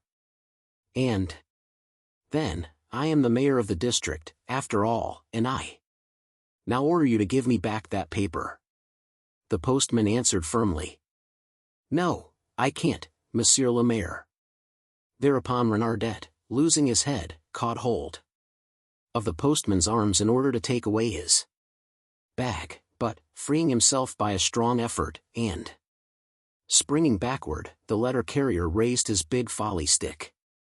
Without losing his temper, he said emphatically, Don't touch me, Monsieur le Maire, or I'll strike. Take care, I'm only doing my duty. Feeling that he was lost, Renardet suddenly became humble, gentle, appealing to him like a whimpering child. Look here, my friend, give me back that letter and I'll recompense you, I'll give you money. Stop. I'll give you 100 francs. You understand, 100 francs. The postman turned on his heel and started on his journey. Renardet followed him, out of breath, stammering. Maderick, listen. Till give you 1,000 francs, you understand, 1,000 francs. The postman still went on without giving any answer. Renardet went on. Ti make your fortune, you understand, whatever you wish, 50,000 francs, 50,000 francs for that letter. What does it matter to you? You won't? Well, 100,000, I say, 100,000 francs. Do you understand? 100,000 francs, 100,000 francs. The postman turned back, his face hard, his eye severe. Enough of this, or else I'll repeat to the magistrate everything you have just said to me. Renardet stopped abruptly. It was all over. He turned back and rushed toward his house, running like a hunted animal. Then, in his turn, Maderick stopped and watched his flight with stupefaction. He saw the mayor re-enter his house, and he waited still, as if something astonishing were about to happen. In fact, presently the tall form of Renardet appeared on the summit of the Fox's Tower. He ran round the platform like a madman. Then he seized the flagstaff and shook it furiously without succeeding in breaking it. Then, all of a sudden, like a diver, with his 2 hands before him, he plunged into space. Maderick rushed forward to his assistance. He saw the woodcutters going to work and called out to them, telling them an accident had occurred. At the foot of the walls they found a bleeding body, its head crushed on a rock. The brindle surrounded this rock, and over its clear, calm waters could be seen a long red thread of mingled brains and blood. The donkey. There was not a breath of air stirring, a heavy mist was lying over the river. It was like a layer of cotton placed on the water. The banks themselves were indistinct, hidden behind strange fogs. But day was breaking and the hill was becoming visible. In the dawning light of day the plaster houses began to appear like white spots. Cocks were crowing in the barnyard. On the other side of the river, hidden behind the fogs, just opposite Fret, a slight noise from time to time broke the dead silence of the quiet morning. At times it was an indistinct plashing, like the cautious advance of a boat, then again a sharp noise, like the rattle of an oar, and then the sound of something dropping in the water. Then silence. Sometimes whispered words, coming perhaps from a distance, perhaps from quite near, pierced through these opaque mists. They passed by like wild birds. which have slept in the rushes and which fly away at the first light of day, crossing the mist and uttering a low and timid sound which wakes their brothers. Along the shores. Suddenly along the bank, near the village, a barely perceptible shadow appeared on the water. Then it grew, became more distinct and, coming out of the foggy curtain which hung over the river, a flatboat, manned by 2 men, pushed up on the grass. The one who was rowing rose and took a pailful of fish from the bottom of the boat, then he threw the dripping net over his shoulder. His companion, who had not made a motion, exclaimed, "Say, Melosh, get your gun and see if we can't land some rabbit along the shore." The other one answered, "All right. I'll be with you in a minute." Then he disappeared, in order to hide their catch. The man who had stayed in the boat slowly filled his pipe and lighted it. His name was LOUISE, but he was called Shikit, and was in partnership with Maupassant, commonly called Melosh, to practice the doubtful and undefined profession of junk gatherettes along the shore. They were a low order of sailors, and navigated regularly only in the months of famine. The rest of the time they acted as junk gatherers, rowing about on the river day and night, watching tof any prey, dead or alive, poachers on the water on a nocturnal hunters, sometimes ambushing venison in the Saint Germain forests, sometimes looking for drowned people and searching their clothes, picking up floating rags and empty bottles. Thus did LOUISE and Maupassant live easily. At times they would set out on foot about noon and stroll along straight ahead. They would dine in summon on the shore and leave again side by side. They would remain away for a couple of days, then one morning they would be seen rowing about in the tub which they called their boat. At Joinville or at Nogent some boatman would be looking for his boat, which had disappeared one night, probably stolen, while 20 or 30 miles from there, on the Oise, some shopkeeper would be rubbing his hands, congratulating himself on the bargain he had made when he bought a boat the day before for 50 francs, which 2 men offered him. As they were passing, Maupassant reappeared with his gun wrapped up in rags. He was a man of 40 or 50, tall and thin, with the restless eye of people who are worried by legitimate troubles and of hunted animals. His open shirt showed his hairy chest, but he seemed never to have had any more hair on his face than a short brush of a mustache and a few stiff hairs under his lower lip. He was bald around the temples. When he took off the dirty cap that he wore, his scalp seemed to be covered with a fluffy down, like the body of a plucked chicken. Shikit, on the contrary, was red, fat, short and hairy. He looked like a raw beefsteak. He continually kept his left eye closed, as if he were aiming at something or at somebody, and when people jokingly cried to him, "Open your eye, LOUISE," he would answer quietly, "Never fear, sister, one open it when there's cause to." He had a habit of calling every one sister, even his scavenger companion. He took up the oars again, and once more the boat disappeared in the heavy mist, which was now terrestre snowy white in the pink-tinted sky. "What kind of lead did you take, Maupassant?" LOUISE asked. "Very small, number 9, that's the best for rabbits." They were approaching the other shore so slowly, so quietly that no noise betrayed them. This bank belongs to the Saint Germain forest and is the boundary line for rabbit hunting. It is covered with burrows hidden under the roots of trees, and the creatures at daybreak frisk about, running in and out of the holes. Maupassant was kneeling in the bow, watching, his gun hidden on the floor. Suddenly he seized it, aimed, and the report echoed for some time throughout the quiet country.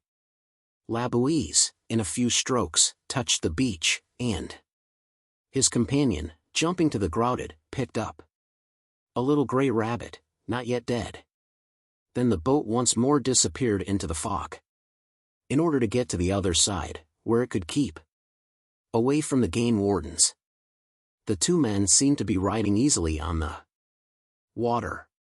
The weapon had disappeared under the board, which served as a hiding place, and the rabbit was stuffed into Schicket's loose shirt. After about a quarter of an hour, LOUISE asked, "Well, sister, shall we get one more?" "TT will suit me," Maupassant answered. The boat started swiftly down the current. The mist, which was hiding both shores, was beginning to rise. The trees could be barely perceived, as through a veil, and the little clouds of fog were floating up from the water. When they drew near the island, the end of which is opposite Horla, the two men slackened their pace and began to watch. Soon a second rabbit was killed. Then they went down until they were halfway to Conflans. Here they stopped their boat, tied it to a tree, and went to sleep in the bottom of it. From time to time LOUISE would sit up and look over the horizon with his open eye. The last of the morning mist had disappeared, and the large summer sun was climbing in the blue sky. On the other side of the river, the vineyard-covered hills stretched out in a semicircle. One house stood out alone at the summit. Everything was silent. Something was moving slowly along the towpath, advancing with difficulty. It was a woman dragging a donkey. The stubborn, stiff-jointed beast occasionally stretched out a leg in answer to its companion's efforts, and it proceeded thus, with outstretched neck and ears lying flat, so slowly that one could not tell when it would ever be out of sight. The woman, bent double, was pulling, turning round occasionally to strike the donkey with a stick. As soon as he saw her, LOUISE exclaimed, "Say, Meloche." Meloche answered, "What's the matter?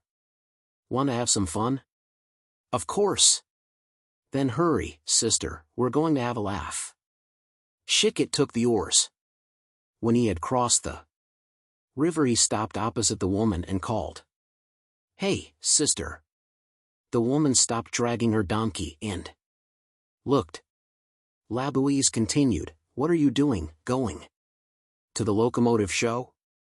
The woman made no reply.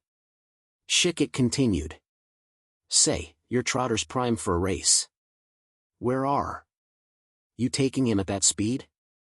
At last the woman answered, "I'm going to Macy at Championx, to have him killed. He's word Hess." LOUISE answered, "You're right. How much do you think Matt Court will give you for him?" The woman wiped her forehead on the back of her hand and hesitated, saying, "How do I know? Perhaps 3 francs, perhaps 4. Schicket exclaimed, "I'll give you 5 francs and your errand's done." "How's that?" The woman considered the matter for a second, and then exclaimed, "Done." The two men landed. LOUISE grasped the animal by the bridle. Maupassant asked in surprise, "What do you expect to do with that carcass?" Schicket this time opened his other eye in order to express his gaiety. His whole red face was grinning with joy. He chuckled, "Don't worry, sister. Twain got my idea." He gave 5 francs to the woman, who then sat down by the road to see what was going to happen. Then LOUISE, in great humor, got the gun and held it out to Maupassant, saying, "Each one in turn. We're going after big game, sister. Don't get so near or you'll kill it right away. You must make the pleasure last a little." He placed his companion about 40 paces from the victim. The ass, feeling itself free, was trying to get a little of the tall grass, but it was so exhausted that it swayed on its legs as if it were about to fall. Maupassant aimed slowly and said, "A little pepper for the ears, watch, Schicket." And he fired. The tiny shot struck the donkey's long ears, and he began to shake them in order to get rid of the stinging sensation. The two men were doubled up. with laughter and stamped their feet with joy. The woman, indignant, rushed forward. She did not want her donkey to be tortured, and she offered to return the 5 francs. LOUISE threatened her with a thrashing and pretended to roll up his sleeves. He had paid, hadn't he? Well, then, he would take a shot at her skirts, just to show that it didn't hurt. She went away, threatening to call the police. They could hear her protesting indignantly and cursing as she went her way. Maupassant held out the gun to his comrade, saying, "It's your turn, shick it." LOUISE aimed and fired. The donkey received the charge in his thighs, but the shot was so small and came from such a distance that he thought he was being stung by flies, for he began to thrash himself with his tail. LOUISE sat down to laugh more comfortably, while Maupassant reloaded the weapon, so happy that he seemed to sneeze into the barrel. He stepped forward a few paces, and, aiming at the same place that his friend had shot at, he fired again. This time the beast started, tried to kick and turned its head. At last a little blood was running. It had been wounded and felt a sharp pain, for it tried to run away with a slow, limping, jerky gallop. Both men darted after the beast, Maupassant with a long stride, LOUISE with the short, breathless trot of a little man. But the donkey, tired out, had stopped, and, with a bewildered look, was watching his 2 murderers approach. Suddenly he stretched his neck and began to bray. LOUISE, out of breath, had taken the gun. This time he walked right up close, as he did not wish to begin the chase over again. When the poor beast had finished its mournful cry, like a last call for help, the man called, "Hey, Maloche! Come here, sister, I'm going to give him some medicine." And while the other man was forcing the animal's mouth open, Shicket stuck the barrel of his gun down its throat, as if he were trying to make it drink a potion. Then he said, "Look out, sister, here she goes." He pressed the trigger. The donkey stumbled back a few steps, fell down, tried to get up again, and finally lay on its side and closed its eyes. The whole body was trembling, its legs were kicking as if it were trying to run. A stream of blood was oozing through its teeth. Soon it stopped moving. It was dead. The 2 men went along, laughing. It was over. Too quickly, they had not had their money's worth. Maupassant asked, "Well, what are we going to do now?" LOUISE answered, "Don't worry, sister. Get the thing on the boat, we're going to have some fun when night comes." They went and got the boat. The animal's body was placed on the bottom, covered with fresh grass, and the 2 men stretched out on it and went to sleep. Toward noon LOUISE drew a bottle of wine, some bread and butter and raw onions from a hiding place in their muddy, worm-eaten boat, and they began to eat. When the meal was over they once more stretched out on the dead donkey and slept. At nightfall LOUISE awoke and shook his comrade, who was snoring like a buzzsaw. "Come on, sister," he ordered. Maupassant began to row. As they had plenty of time they went up the Seine slowly. They coasted along the reaches covered with water lilies, and the heavy, mud-covered boat slipped over the lily pads and bent the flowers, which stood up again as soon as they had passed. When they reached the wall of the Éperon, which separates the Saint-Germain forest from the Maisons Laffitte Park, LOUISE stopped his companion and explained his idea to him. Maupassant was moved by a prolonged, silent laugh. They threw into the water the grass which had covered the body, took the animal by the feet and hid it behind some bushes. Then they got into their boat again and went to Maisons Laffitte. The night was perfectly black when they reached the wine shop of Old Man Jules. As soon as the dealer saw them, he came up, shook hands with them, and sat down at their table. They began to talk of one thing and another. By 11 o'clock the last customer had left, and Old Man Jules winked at LOUISE and asked, "Well, have you got any?" LOUISE made a motion with his head and answered, "Perhaps so, perhaps not." The dealer insisted, "Perhaps you've got nothing but gray ones?" Schickett dug his hands into his flannel shirt, drew out the ears of a rabbit, and declared, 3 francs a pair. Then began a long discussion about the price. 2 francs 65, and the 2 rabbits were delivered. As the 2 men were getting up to go, Old Man Jules, who had been watching them, exclaimed, "You have something else, but you won't say what." LOUISE answered, "Possibly, but it is not for you're too stingy." The man, growing eager, kept asking, "What is it? Something big? Perhaps we might make a deal." LOUISE, who seemed perplexed, pretended to consult Maupassant with a glance.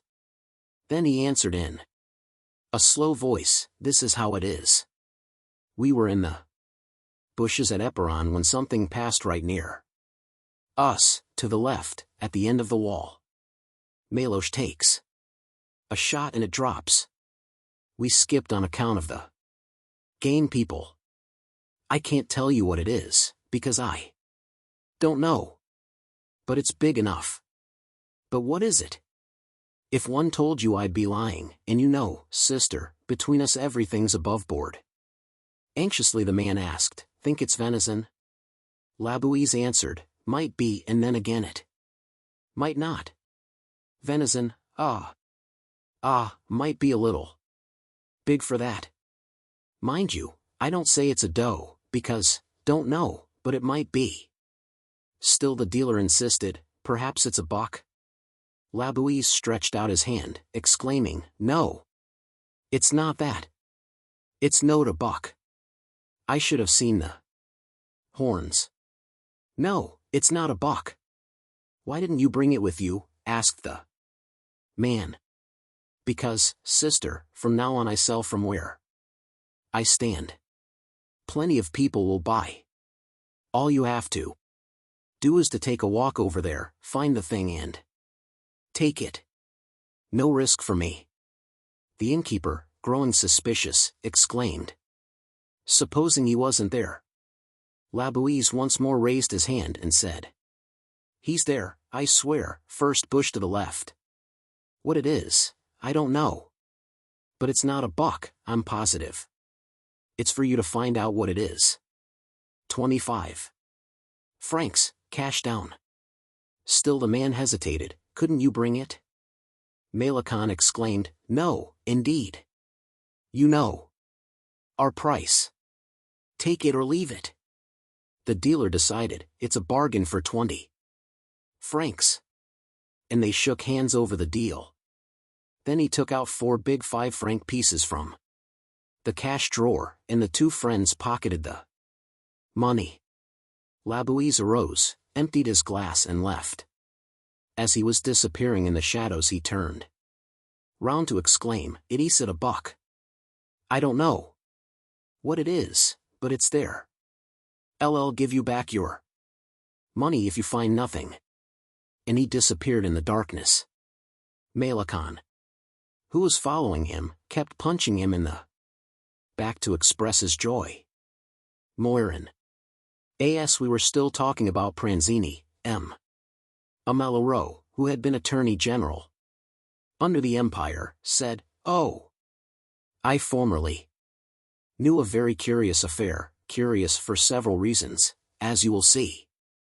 I was at that time Imperial Attorney in one of the provinces. I had to take up the case which has remained famous under the name of the MOIRON case. Monsieur Moiron, who was a teacher in the north of France, enjoyed an excellent reputation throughout the whole country. He was a person of intelligence, quiet, very religious, a little taciturn. He had married in the district of Boislonot, where he exercised his profession. He had had 3 children, who had died of consumption, one after the other. From this time he seemed to bestow upon the youngsters confided to his care all the tenderness of his heart. With his own money he bought toys for his best scholars, and for the good boys, he gave them little dinners and stuffed them with delicacies, candy and cakes. Everybody loved this good man with his big heart, when suddenly 5 of his pupils died, in a strange manner, one after the other. It was supposed that there was an epidemic due to the condition of the water, resulting from drought. They looked for the causes without being able to discover them, the more so that the symptoms were so peculiar. The children seemed to be attacked by a feeling of lassitude. They would not eat, they complained of pains in their stomachs, dragged along for a short time, and died in frightful suffering. A post-mortem examination was held over the last one, but nothing was discovered. The vitals were sent to Paris and analyzed, and they revealed the presence of no toxic substance. For a year nothing new developed. Then 2 little boys, the best scholars in the class, MOIRON's favorites, died within 4 days of each other. An examination of the bodies was again ordered, and in both of them were discovered tiny fragments of crushed glass. The conclusion arrived at was that the 2 youngsters must imprudently have eaten from some carelessly cleaned receptacle. A glass broken over a pail of milk could have produced this frightful accident, and the affair would have been pushed no further if Moiron's servant had not been taken sick at this time. The physician who was called and noticed the same symptoms he had seen in the children. He questioned her and obtained the admission that she had stolen and eaten some candies that had been bought by the teacher for his scholars. On an order from the court, the schoolhouse was searched, and a closet was found which was full of toys and dainties destined for the children. Almost all these delicacies contained bits of crushed glass or pieces of broken needles. Moiron was immediately arrested, but he seemed so astonished and indignant at the suspicion hanging over him that he was almost released. However, indications of his guilt kept appearing, and baffled in my mind my first conviction, based on his excellent reputation, on his whole life, on the complete absence of any motive for such a crime. Why should this good, simple, religious man have killed little children, and the very children whom he seemed to love the most, whom he spoiled and stuffed with sweet things, for whom he spent half his salary in buying toys and bonbons? One must consider him insane to believe him guilty of this act. Now, Moiron seemed so normal, so quiet, so rational and sensible that it seemed impossible to adjudge him insane. However, the proofs kept growing. In none of the candies that were bought at the places where the schoolmaster secured his provisions could the slightest trace of anything suspicious be found. He then insisted that an unknown enemy must have opened his cupboard with a false key in order to introduce the glass and the needles into the eatables. And he made up a whole story of an inheritance dependent on the death of a child, determined on and sought by some peasant, and promoted thus by casting suspicions on the schoolmaster. This brute, he claimed, did not care about the other children who were forced to die as well. The story was possible. The man appeared to be so sure of himself and in such despair that we should undoubtedly have acquitted him, notwithstanding the charges against him, if 2 crushing discoveries had not been made, one after the other. The first one was a snuff-box full of crushed glass, his own snuff-box, hidden in the desk where he kept his money.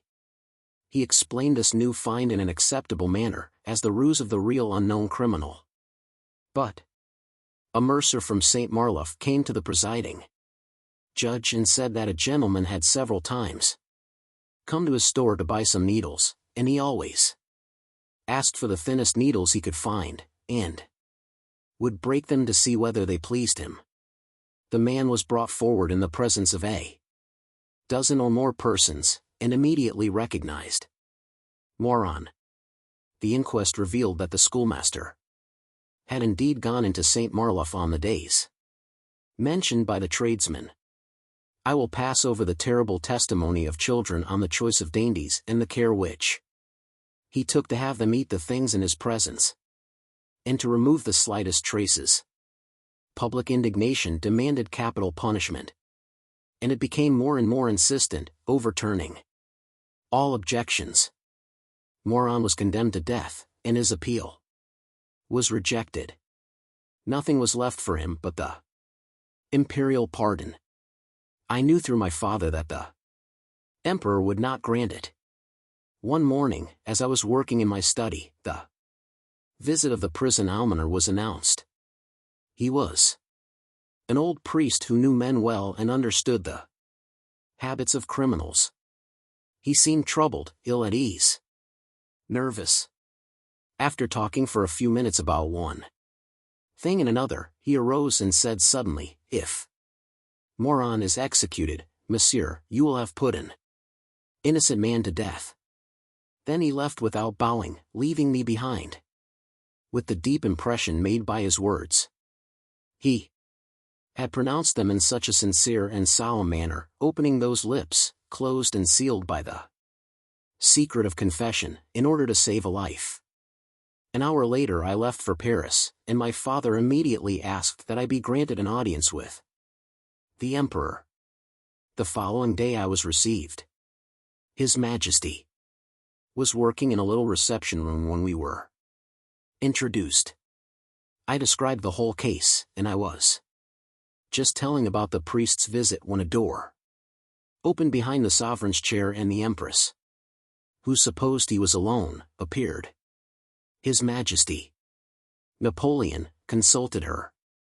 As soon as she had heard the matter, she exclaimed, "This man must be pardoned. He must, since he is innocent." Why did this sudden conviction of a religious woman cast a terrible doubt in my mind? Until then I had ardently desired a change of sentence. And now I suddenly felt myself the toy, the dupe of a cunning criminal who had employed the priest and confession as a last means of defense. I explained my hesitancy to their majesties. The emperor remained undecided, urged on one side by his natural kindness and held back on the other by the fear of being deceived by a criminal, but the empress, who was convinced that the priest had abated divine inspiration, kept repeating, "Never mind. It is better to spare a criminal than to kill an innocent man." Her advice was taken. The death sentence was commuted to one of hard labor. A few years later I heard that Moron had again been called to the emperor's attention on account of his exemplary conduct in the prison at Toulon, and was now employed as a servant by the director of the penitentiary. For a long time I heard nothing more of this man. But about 2 years ago, while I was spending a summer near Lille with my cousin, Delariel, I was informed one evening, just as we were sitting down to dinner, that a young priest wished to speak to me. I had him shown in, and he begged me to come to a dying man who desired absolutely to see me. This had often happened to me in my long career as a magistrate, and, although I had been set aside by the Republic, I was still often called upon in similar circumstances. I therefore followed the priest, who led me to a miserable little room in a large tenement house. There I found a strange-looking man on a bed of straw, sitting with his back against the wall, in order to get his breath. He was a sort of skeleton, with dark, gleaming eyes. As scone as he saw me, he murmured, "Don't you recognize me?" 6 No. T. Moron. T felt a shiver run through me, and I asked, "The schoolmaster?" 66 vs. How do you happen to be here? The story is too long. I haven't time to tell. I was going to die, and that priest was brought to me, and as I knew that you were here I sent for you. It is to you that I wish to confess, since you were the one who once saved my life. His hands clutched the straw of his bed through the sheet, and he continued in a hoarse, forcible and low tone, "You see, I owe you the truth, I owe it to you, for it must be told to someone before I leave this earth. It is I who killed the children, all of them. I did it, for revenge. Listen.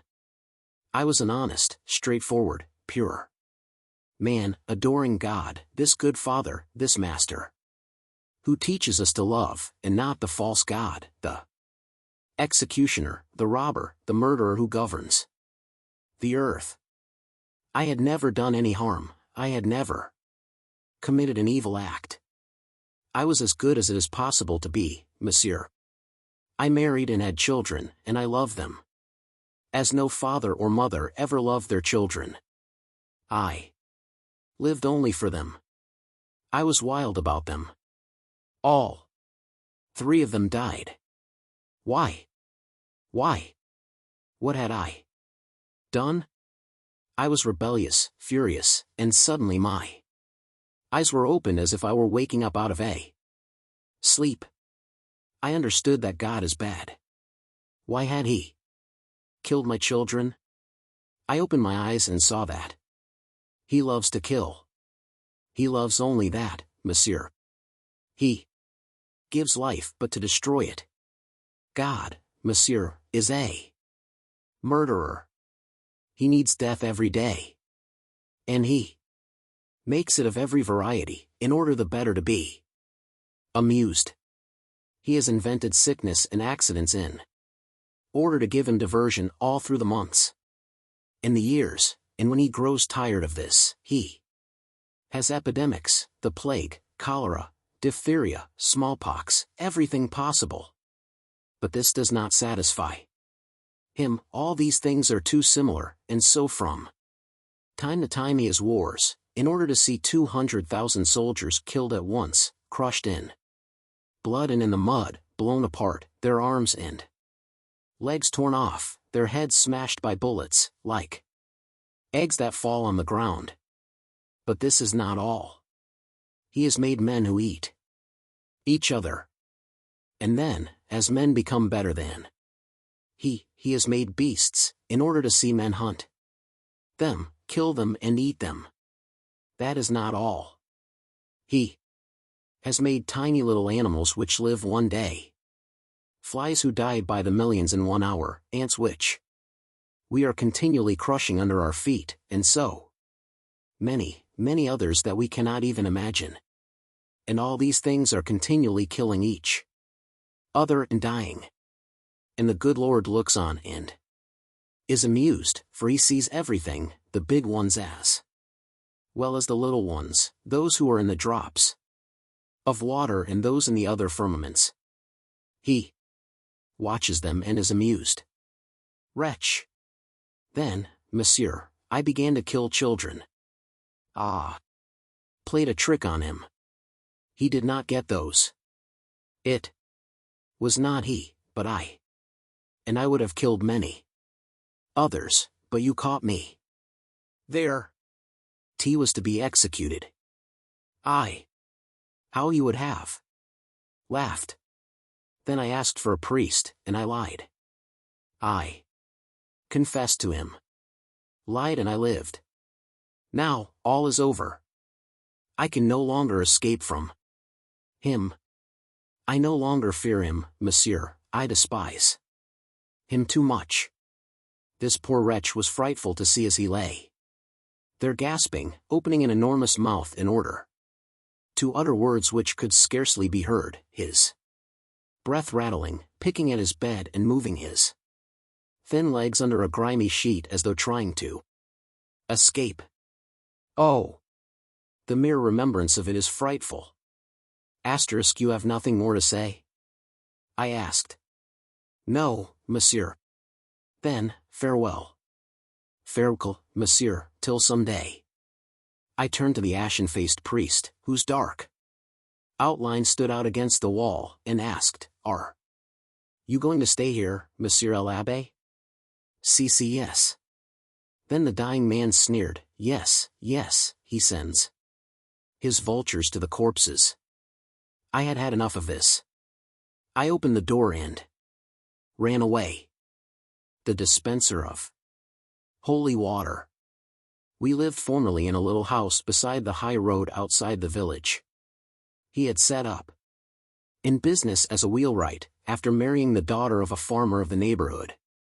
And as they were both industrious, they managed to save up a nice little fortune. But they had no children, and this caused them great sorrow. Finally a son was born, whom they named Jean.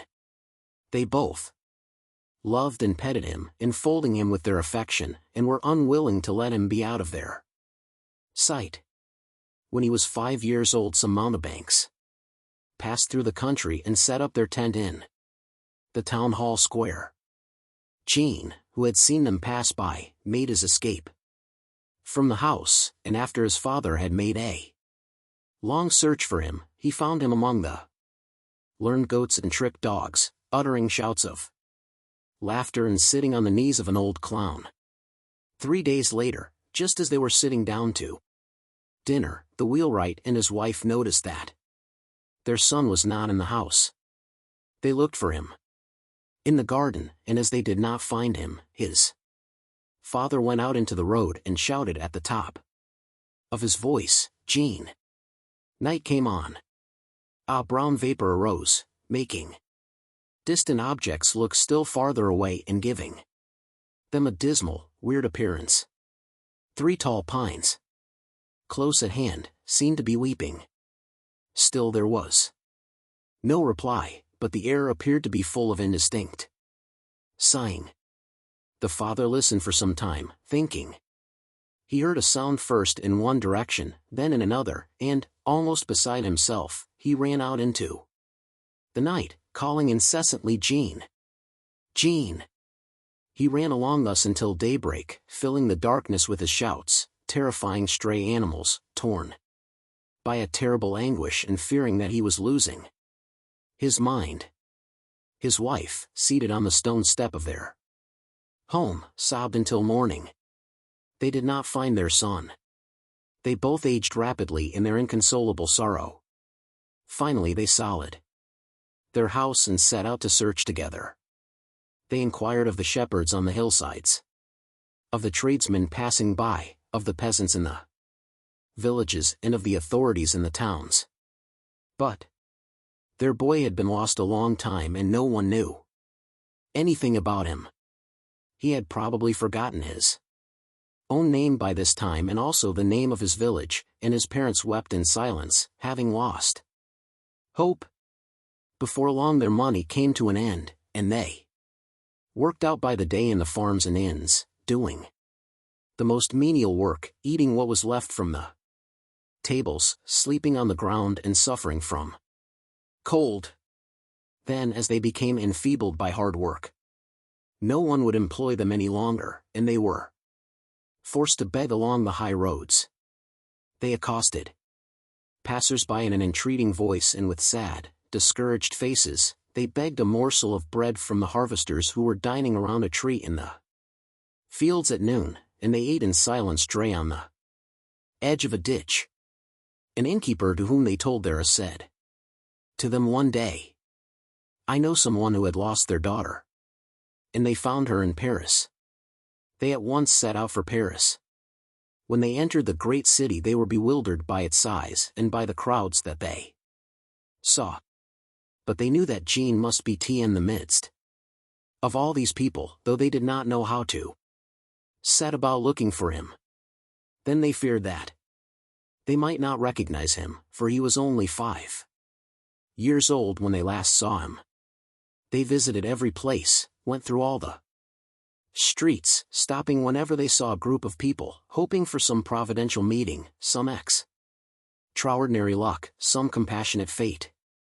They frequently walked at haphazard straight ahead, leaning one against the other, looking so sad and poverty-stricken that people would give them alms without their asking. They spent every Sunday at the doors of the churches, watching the crowds entering and leaving, trying to distinguish among the faces one that might be familiar. Several times they thought they recognized him, but always found they had made a mistake. In the vestibule of one of the churches which they visited the most frequently there was an old dispenser of holy water who had become their friend. He also had a very sad history, and their sympathy for him had established a bond of close friendship between them.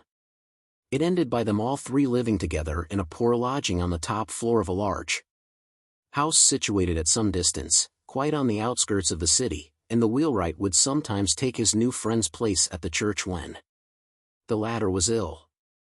Winter came, a very severe winter. The poor holy water sprinkler died, and the parish priest appointed the wheelwright, whose misfortunes had come to his knowledge, to replace him.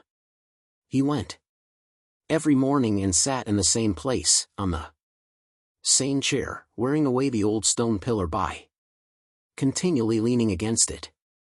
He would gaze steadily at every man who entered the church and looked forward to Sunday with as much impatience as a schoolboy, for on that day the church was filled with people from morning till night. He became very old, growing weaker each day from the dampness of the church, and his hope oozed away gradually. He now knew by sight all the people who came to the services, he knew their hours, their manners, could distinguish their step on the stone pavement. His interests had become so contracted that the entrance of a stranger in the church was for him a great event. One day two ladies came in, one was old, the other young, a mother and daughter probably.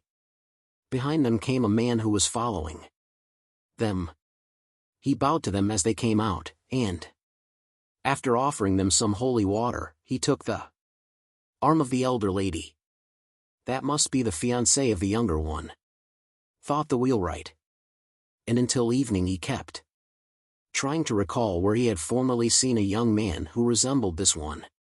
But the one he was thinking of must be an old man by this time, for it seemed as if he had known him down home in his youth. The same man frequently came again to walk home with the ladies, and this vague, distant, familiar resemblance which he could not place worried the old man so much that he made his wife come with him to see if she could help his impaired memory. One evening as it was growing dusk the three strangers entered together. When they had passed, the old man said, "Well, do you know him?" His wife anxiously tried to ransack her memory. Suddenly she said in a low tone, "Yes, yes, but he is darker, taller, stouter, and is dressed like a gentleman, but, father, all the same, it is your face when you were young." The old man started violently. It was true. He looked like himself and also like his brother who was dead, and like his father, whom he remembered while he was yet young. The old couple were so affected that they could not speak. The three persons came out and were about to leave the church. The man touched his finger to the holy water sprinkler. Then the old man, whose hand was trembling so that he was fairly sprinkling the ground with holy water, exclaimed, "Jean!" The young man stopped and looked at him. He repeated in a lower tone, "Jean!" The two women looked at them without understanding. He then said for the third time, sobbing as he did so, "Jean J." The man stooped down, with his face close to the old man's, and as a memory of his childhood dawned on him he replied, "Papa Pierre, Mama Jean." He had forgotten everything, his father's surname and the name of his native place, but he always remembered those two words that he had so often repeated, "Papa Pierre, Mama Jean." He sank to the floor, his face on the old man's knees, and he wept, kissing now his father and then his mother, while they were almost breathless from Intense joy. The two ladies also wept, understanding as they did that some great happiness had come to pass. Then they all went to the young man's house, and he told them his history. The circus people had carried him off. For 3 years he traveled with them in various countries. Then the troupe disbanded, and one day an old J.D. in a chateau had paid to have him stay with her, because she liked his appearance. As he was intelligent, he was sent to school, then to college, and the old lady, having no children, had left him all her money. He, for his part, had tried to find his parents, but as he could remember only the 2 names, Papa Pierre, Mama Jean, he had been unable to do so. Now he was about to be married, and he introduced his fiancée, who was very good and very pretty. When the 2 old people had told their story in their turn, he kissed them once more. They sat up very late that night, not daring to retire lest the happiness they had so long sought should escape them again while they were asleep. But misfortune had lost its hold on them, and they were happy for the rest of their lives. A parricide. The lawyer had presented a plea of insanity. How could anyone explain this strange crime otherwise? One morning, in the grass near Chatou, 2 bodies had been found, a man and a woman, well known, rich, no longer young, and married since the preceding year, the woman having been a widow for 3 years before. They were not known to have enemies, they had not been robbed. They seemed to have been thrown from the roadside into the river, after having been struck, one after the other, with a long iron spike. The investigation revealed nothing. The boatman, who had been questioned, knew nothing. The matter was about to be given up, when a young carpenter from a neighboring village, Georges Louis, nicknamed the Bourgeois, gave himself up. To all questions he only answered this.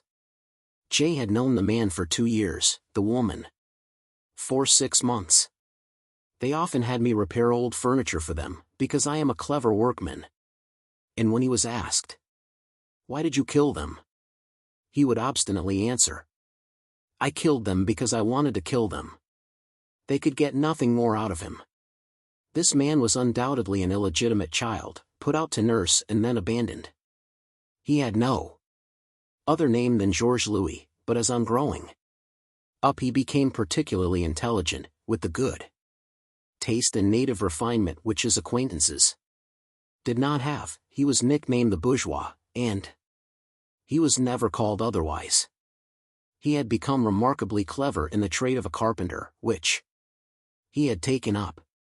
He was also said to be a socialist fanatic, a believer in communistic and nihilistic doctrines, a great reader of bloodthirsty novels, an influential political agitator, and a clever orator in the public meetings of workmen or of farmers.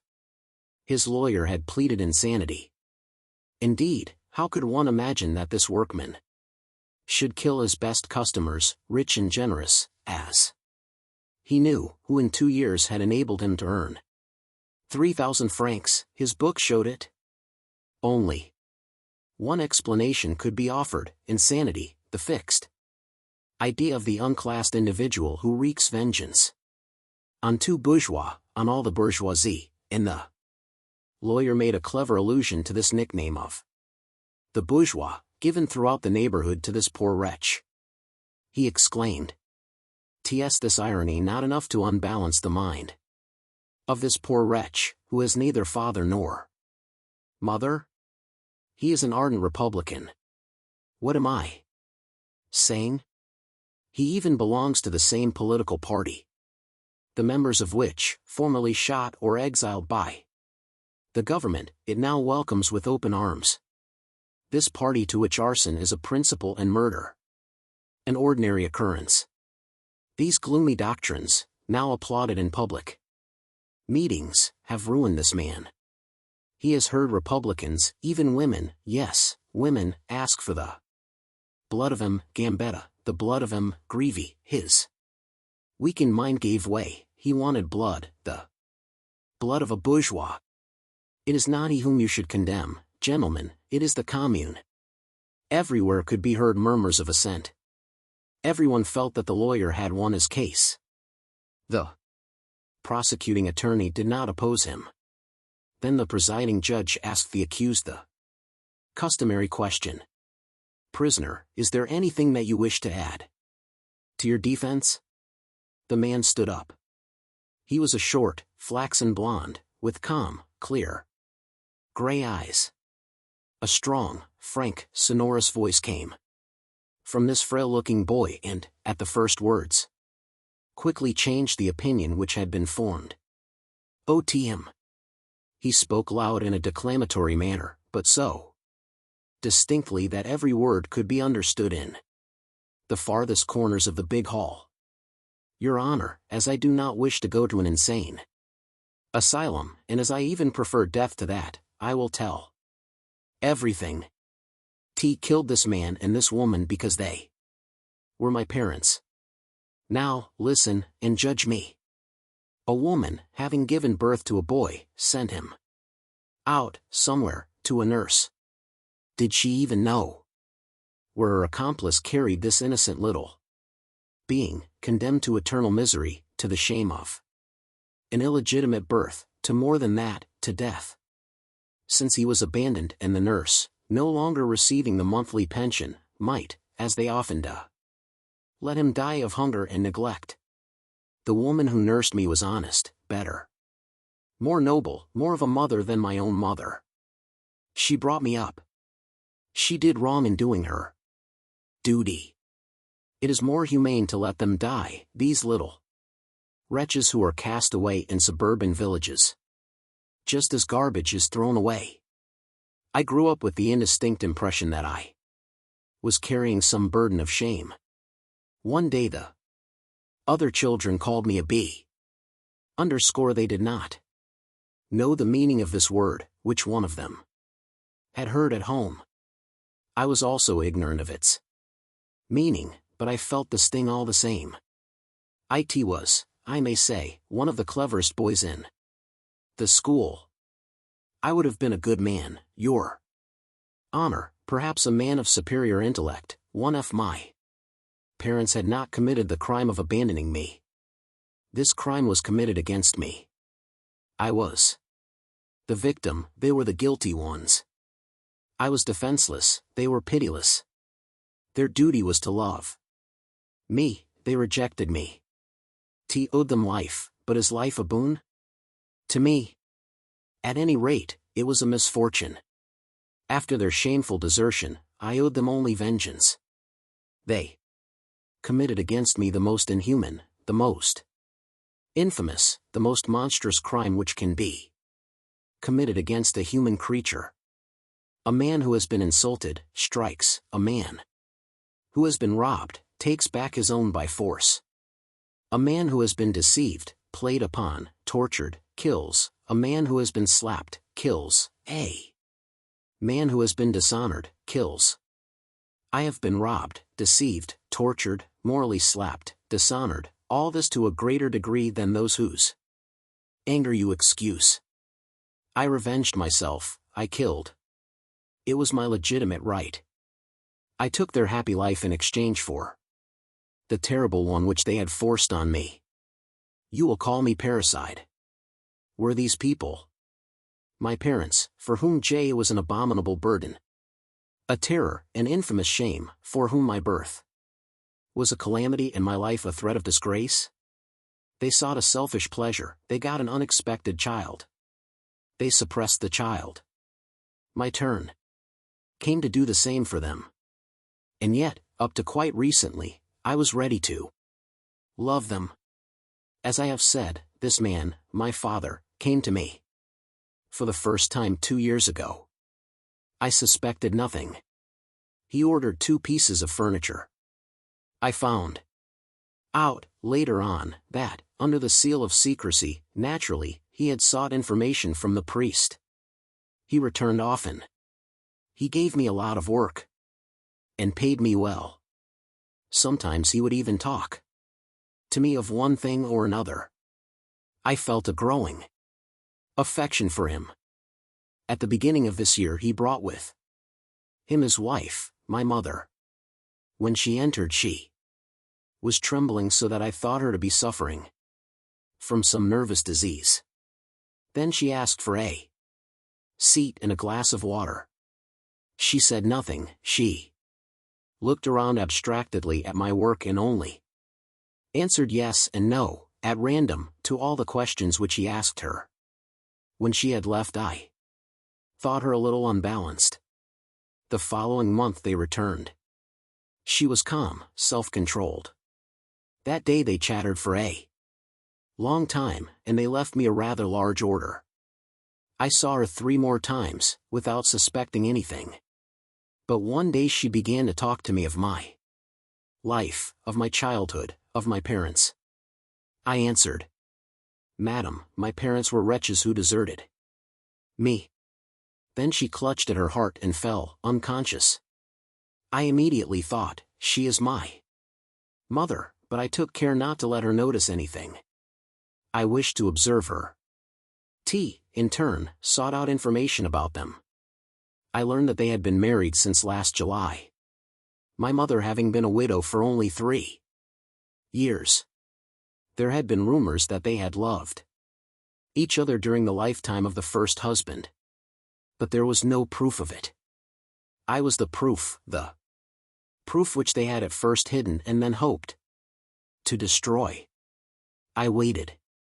She returned one evening, escorted, as usual, by my father. That day she seemed deeply moved, I don't know why. Then, as she was leaving, she said to me, "I wish you success, because you seem to me to be honest and a hard worker. Some day you will undoubtedly think of getting married. I have come to help you to choose freely the woman who may suit you." I was married against my inclination once, and I know what suffering it causes. Now I am rich, childless, free, mistress of my fortune. Here is your dowry. She held out to me a large, sealed envelope. I looked her straight in the eyes and then said, "Are you my mother?" She drew back a few steps and hid her face in her hands so as not to see me. The man, my father, supported her in his arms and cried out to me, "You must be crazy." Answered, "Not in the least. I know that you are my parents. I cannot be thus deceived. Admit it and I will keep the secret. I will bear you no ill will. I will remain what I am, a carpenter." He retreated towards the door, still supporting his wife, who was beginning to sob. Quickly I locked the door, put the key in my pocket and continued, "Look at her and dare to deny that she is my mother." Then he flew into a passion, very pale, terrified at the thought that the scandal, which had so far been avoided, might suddenly break out, that their position, their good name, their honor might all at once be lost. He stammered out, "You are a rascal. You wish to get money from us. That's the thanks we get for trying to help such common people." My mother, bewildered, kept repeating, "Let's get out of here, let's get out." Then, when he found the door locked, he exclaimed, "If you do not open this door immediately, I will have you thrown into prison for blackmail and assault." Had remained calm. I opened the door and saw them disappear in the darkness.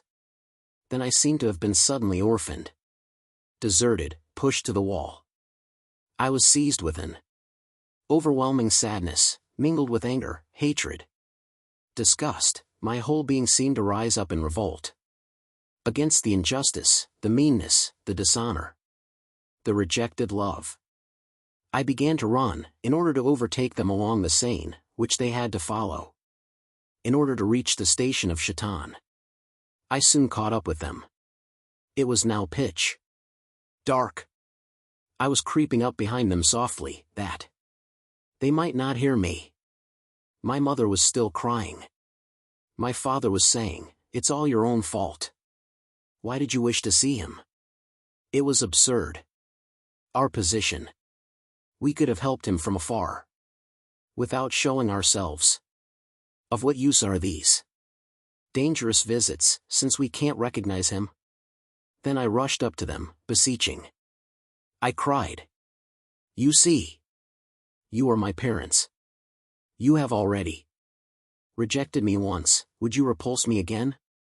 Then, Your Honor, he struck me. I swear it. On my honor, before the law and my country. He struck me, and as I seized him by the collar, he drew from his pocket a revolver. The blood rushed to my head. I no longer knew what I was doing. I had my compass in my pocket. I struck him with it as often as I could. Then she began to cry, help! Murder, and to pull my beard. It seems that I killed her also. How? Do I know what I did then? Then, when I saw them both lying on the ground, without thinking, I threw them into the Seine. That's all. Now sentence me. The prisoner sat down. After this revelation, the case was carried over to the following session. It comes up very soon. If we were jurymen, what would we do with this parricide? Bertha. Dr. Bonnet, my old friend, one sometimes, as friends older than oneself, had often invited me to spend some time with him at Rhyme, and, as I did not know Auvergne, I made up my mind to visit him in the summer of 1876. I arrived by the morning train, and the first person I saw on the platform was the doctor. He was dressed in a gray suit, and wore a soit, black, wide-brimmed, high-crowned felt hat, narrow at the top, like a chimney pot, a hat which hardly anyone except an Auvergnat would wear, and which reminded one of a charcoal burner. Dressed like that, the doctor had the appearance of an old young man, with his spare body under his thin coat, and his large head covered with white hair. He embraced me with that evident pleasure which country people feel when they meet unexpected friends, and, stretching out his arm, he said proudly, "This is Auvergne." I saw nothing before me, except a range of mountains, whose summits, which resembled truncated cones, must have been extinct volcanoes. Then, pointing to the name of the station, he said, "Rhyme, the fatherland of magistrates, the pride of the magistracy, and which ought rather to be the fatherland of doctors." Why? I asked. Why, he replied with a laugh. If you transpose the letters, you have the Latin word mori, to die. That is the reason why I settled here, my young friend. And, delighted at his own joke, he carried me off, rubbing his hands. As soon as I had swallowed a cup of coffee, he made me go and see the town. I admired the druggist's house, and the other noted houses, which were all black, but as pretty as bric-a-brac, with their facades of sculptured stone. I admired the statue of the Virgin, the patroness of butchers, and he told me an amusing story about this, which I will relate some other time, and then Dr. Bonnet said to me, "It must beg you to excuse me for a few minutes, while I go and see a patient, and then I will take you to Châtel-Guyon, so as to show you the general aspect of the town, and all the mountain chain of the Puy de Dôme, before lunch. You can wait for me outside. I shall only go upstairs and come down immediately." He left me outside one of those old, gloomy, silent, melancholy houses, which one sees in the provinces, and this one appeared to look particularly sinister, and I soon discovered the reason. All the large windows on the first floor were boarded halfway up. The upper part of them alone could be opened, as if one had wished to prevent the people who were locked up in that huge stone box from looking into the street.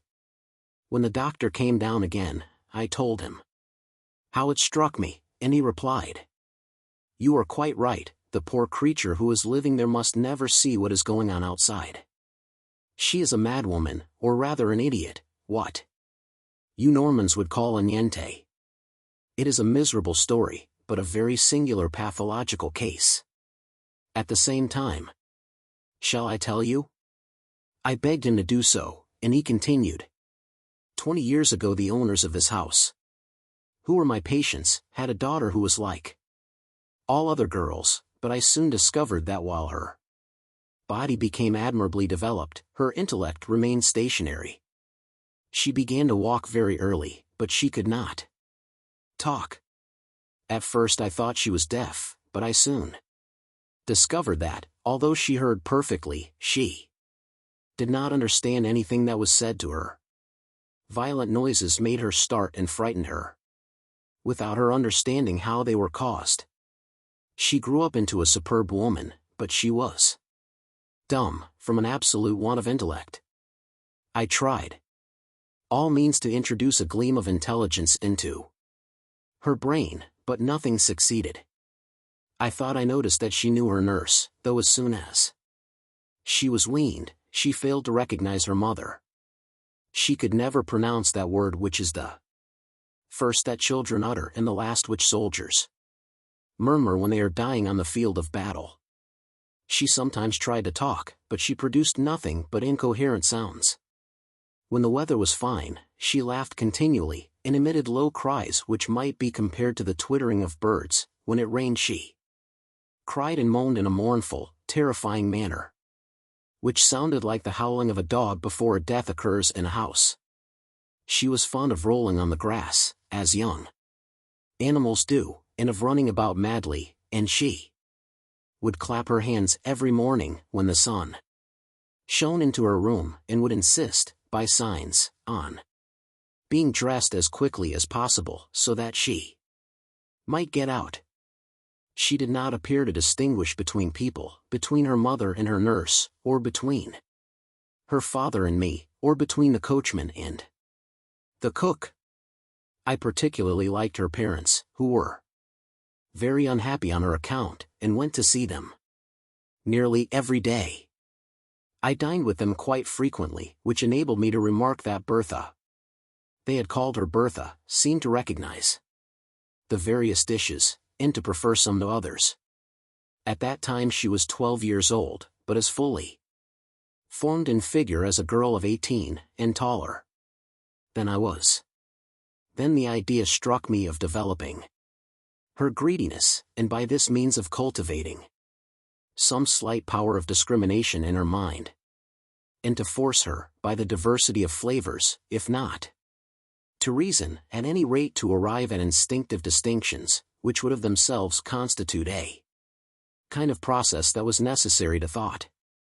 Later on, by appealing to her passions, and by carefully making use of those which could serve our purpose, we might hope to obtain a kind of reaction on her intellect, and by degrees increase the unconscious action of her brain. One day I put 2 plates before her, one of soup, and the other of very sweet vanilla cream. I made her taste each of them successively, and then I let her choose for herself, and she ate the plate of cream. In a short time I made her very greedy, so greedy that it appeared as if the only idea she had in her head was the desire for eating. She perfectly recognized the various dishes, and stretched out her hands toward those that she liked, and took hold of them eagerly, and she used to cry when they were taken from her. Then I thought I would try and teach her to come to the dining room when the dinner bell rang. It took a long time, but Jay succeeded in the end. In her vacant intellect a vague correlation was established between sound and taste, a correspondence between the 2 senses, an appeal from one to the other, and consequently a sort of connection of ideas, if one can call that kind of instinctive hyphen between 2 organic functions an idea. And so I carried my experiments further, and taught her, with much difficulty, to recognize meal times by the clock. It was impossible for me for a long time to attract her attention to the hands, but I succeeded in making her remark the clockwork and the striking Apparatus. The means I employed were very simple. I asked them not to have the bell rung for lunch, and everybody got up and went into the dining room when the little brass hammer struck 12 o'clock, but I found great difficulty in making her learn to count the strokes. She ran to the door each time she heard the clock strike, but by degrees she learned that all the strokes had not the same value as far as regarded meals, and she frequently fixed her eyes, guided by her ears, on the dial of the clock. When I noticed that, I took care every day at 12 and at 6 o'clock to place my fingers on the figures 12 and 6, as soon as the moment she was waiting for had arrived, and I soon noticed that she attentively followed the motion of the small brass hands, which I had often turned in her presence. She had understood. Perhaps I ought rather to say that she had grasped the idea. I had succeeded in getting the knowledge, or rather, the sensation, of the time into her, just as is the case with carp, who certainly have no clocks, when they are fed every day exactly at the same time. When once I had obtained that result, all the clocks and watches in the house occupied her attention almost exclusively. She spent her time in looking at them, listening to them, and in waiting for meal time, and once something very funny happened, the striking apparatus of a pretty little Louis XVI clock that hung at the head of her bed having got out of order, she noticed it.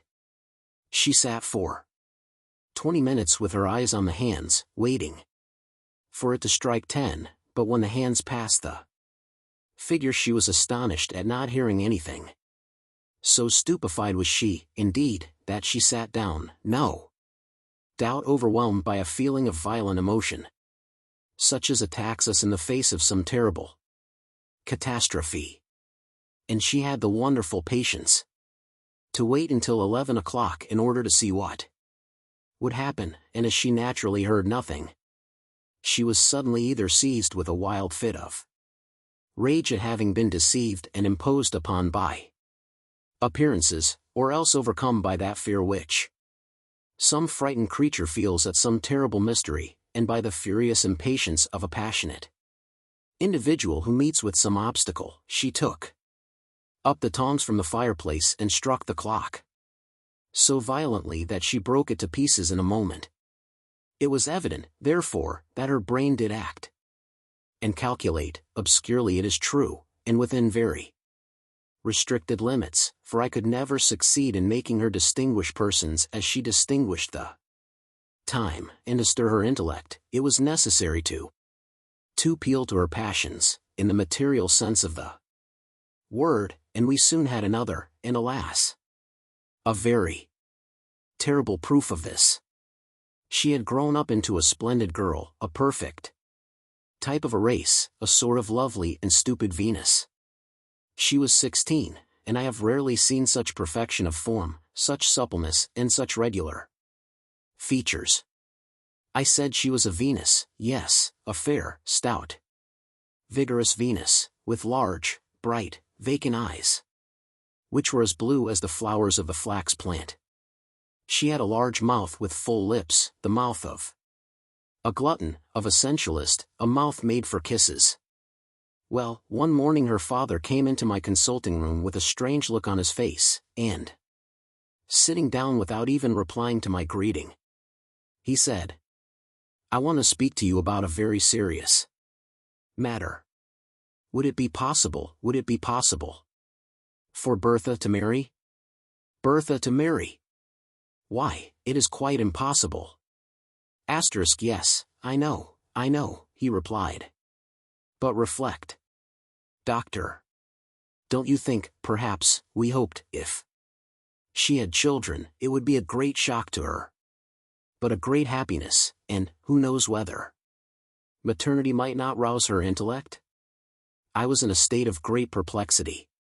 He was right, and it was possible that such a new situation, and that wonderful instinct of maternity, which beats in the hearts of the lower animals as it does in the heart of a woman, which makes the hen fly at a dog's jaws to defend her chickens, might bring about a revolution, an utter change in her vacant mind, and set the motionless mechanism of her thoughts in motion. And then, moreover, immediately remembered a personal instance. Some years previously I had owned a spaniel bitch who was so stupid that I could do nothing with her, but when she had had puppies she became, if not exactly intelligent, yet almost like many other dogs who had not been thoroughly broken. As soon as I foresaw the possibility of this, the wish to get Bertha married grew in me, not so much out of friendship for her and her poor parents as from scientific curiosity. What would happen in it was a singular problem. I said in reply to her, "Father, perhaps you are right. You might make the attempt, but you will never find a man to consent to marry her." "I have found somebody," he said, in a low voice. I was dumbfounded, and said, "Somebody really suitable? Someone of your own rank and position in society?" "Decidedly," he replied. "Oh. And may I ask his name?" "I came on purpose to tell you, and to consult you. It is Monsieur Gaston du Bois de Lucelles." I felt inclined to exclaim, "The wretch," but I held my tongue, and after a few moments' silence I said, "Oh, very good. I see nothing against it." The poor man shook me heartily by the hand. "She is to be married next month," he said. Monsieur Gaston du Bois de Lucelles was a scapegrace of good family, who, after having spent all that he had inherited from his father, and having incurred debts in all kinds of doubtful ways, had been trying to discover some other means of obtaining money, and he had discovered this method. He was a good-looking young fellow, and in capital health, but fast, one of that odious race of provincial fast men, and he appeared to me to be as suitable as anyone, and could be got rid of later by making him an allowance. He came to the house to pay his addresses and to strut about before the idiot girl, who, however, seemed to please him. He brought her flowers, kissed her hands, sat at her feet, and looked at her with affectionate eyes, but she took no notice of any of his attentions, and did not make any distinction between him and the other persons who were about her. However, the marriage took place, and you may guess how my curiosity was aroused. I went to see Bertha the next day to try and discover from her looks whether any feelings had been awakened in her, but I found her just the same as she was every day, wholly taken up with the clock and dinner, while he, on the contrary, appeared really in love, and tried to rouse his wife's spirits and affection by little endearments and such caresses as one bestows on a kitten. He could think of nothing better. Elle called upon the married couple pretty frequently, and I soon perceived that the young woman knew her husband, and gave him those eager looks which she had hitherto only bestowed on sweet dishes.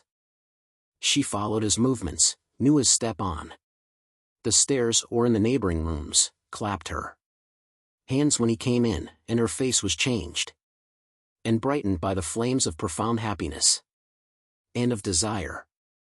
She loved him with her whole body and with all her soul to the very depths of her poor, weak soul, and with all her heart, that poor heart of some grateful animal.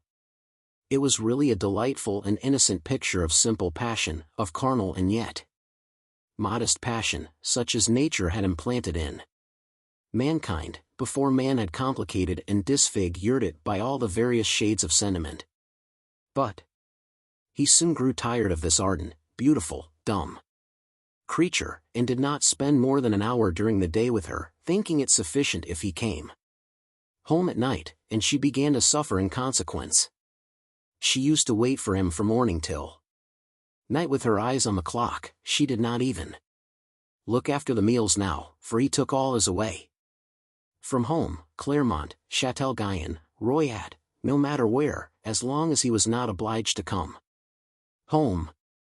She began to grow thin, every other thought Every other wish, every other expectation, and every confused hope disappeared from her mind, and the hours during which she did not see him became hours of terrible suffering to her.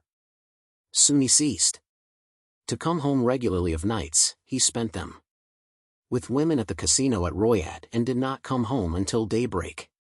But she never went to bed before he returned. She remained sitting motionless in an easy chair, with her eyes fixed on the hands of the clock, which turned so slowly and regularly round the china face on which the hours were painted. She heard the trot of his horse in the distance, and sat up with a start, and when he came into the room she got up with the movements of an automaton and pointed to the clock, as if to say, "Look how late it is." And he began to be afraid of this amorous and jealous, half-witted woman, and flew into a rage, as brutes do, and one night he even went so far as to strike her, so they sent for me. When arrived, she was writhing and screaming in a terrible crisis. DF pain, anger, passion, how do I know what? Can one tell what goes on in such undeveloped brains? I calmed her by subcutaneous injections of morphine, and forbade her to see that man again. For I saw clearly that marriage would infallibly kill her by degrees. Then she went mad. Yes, my dear friend, that idiot went mad. She's always thinking of him and waiting for him. She waits for him all day and night, awake or asleep, at this very moment, ceaselessly. When I saw her getting thinner and thinner, and as she persisted in never taking her eyes off the clocks, I had them removed from the house. I thus made it impossible for her to count the hours, and to try to remember, from her indistinct reminiscences, at what time he used to come home formerly. I hoped to destroy the recollection of it in time, and to extinguish that ray of thought which I kindled with so much difficulty. The other day I tried an experiment. I offered her my watch. She took it and looked at it for some time, then she began to scream terribly, as if the sight of that little object had suddenly awakened her memory, which was beginning to grow indistinct. She is pitiably thin now, with hollow and glittering eyes, and she walks up and down ceaselessly, like a wild beast in its cage. I have had gratings put on the windows, boarded them up halfway, and have had the seats fixed to the floor so as to prevent her from looking to see whether he is coming. Oh, her poor parents. What a life they must lead. We had got to the top of the hill, and the doctor turned round and said to me, "Look at Rhyme from here." The gloomy town looked like some ancient city. Behind it a green, wooded plain studded with towns and villages, and bathed in a soft blue haze, extended until it was lost in the distance. Far away, on my right, there was a range of lofty mountains, with round summits, or else cut off flat, as if with a sword, and the doctor began to enumerate the villages, towns and hills, and to give me the history of all of them. But I did not listen to him. I was thinking of nothing but the madwoman, and I only saw her. She seemed to be hovering over that vast extent of country like a mournful ghost, and I asked him abruptly, "What has become of the husband?" My friend seemed rather surprised, but after a few moments' hesitation, he replied, "He is living at ROQUE, on an allowance that they made him, and is quite happy. He leads a very fast high." As we were slowly going back, both of us silent and rather low-spirited, an English dog-cart, drawn by a thoroughbred horse, came up behind us and passed us rapidly. The doctor took me by the arm. "There he is," he said. I saw nothing except a grey felt hat, cocked over one ear above a pair of broad shoulders, driving off in a cloud of dust. The patron. We never dreamed of such good fortune. The son of a provincial bailiff, Jean Marin had come, as do so many others, to study law in the Quartier Latin. In the various beer houses that he had frequented, he had made friends with several talkative students who spouted politics as they drank their beer. He had a great admiration for them and followed them persistently from cafe to cafe, even paying for their drinks when he had the money. He became a lawyer and pleaded causes, which he lost. However, one morning he read in the papers that one of his former comrades of the Quartier had just been appointed deputy. He again became his faithful hound, the friend who does the drudgery, the unpleasant tasks, for whom one sends when one has need of him and with whom one does not stand on ceremony. But it chanced through some parliamentary incident that the deputy became a minister. 6 months later, Jean Marin was appointed a state councillor. He was so elated with pride at first that he lost his head. He would walk through the streets just to show himself off, as though one could tell by his appearance what position he occupied. He managed to say to the shopkeepers as soon as he entered a store, bringing it in somehow in the course of the most insignificant remarks, and even to the news vendors and the cabmen, who am a state councillor ds. Then, in consequence of his position as well as for processional reasons and as in duty bound, through being an influential and generous man, he felt an imperious need of patronizing others. He offered his support to everyone on all occasions, and with unbounded generosity. When he met anyone he recognized on the boulevards, he would advance to meet them with a charmed air, would take their hand, inquire after their health, and, without waiting for any questions, remark, "You know I am state councillor, and I am entirely at your service. If I can be of any use to you, do not hesitate to call on me. In my position one has great influence." Then he would go into some cafe with the friend he had just met and ask for a pen and ink and a sheet of paper. "Just one, waiter, it is to write a letter of recommendation." And he wrote 10, 20, 50 letters of recommendation a day. He wrote them to the Café Américain, to Bignon's, to Tortoni's, to the Maison Dorée, to the Café Riche, to the Helder, to the Café Anglais, to the Napolitain, everywhere, everywhere. He wrote them to all the officials of the Republican government, from the magistrates to the ministers. And he was happy, perfectly happy. One morning as he was starting out to go to the council, it began to rain.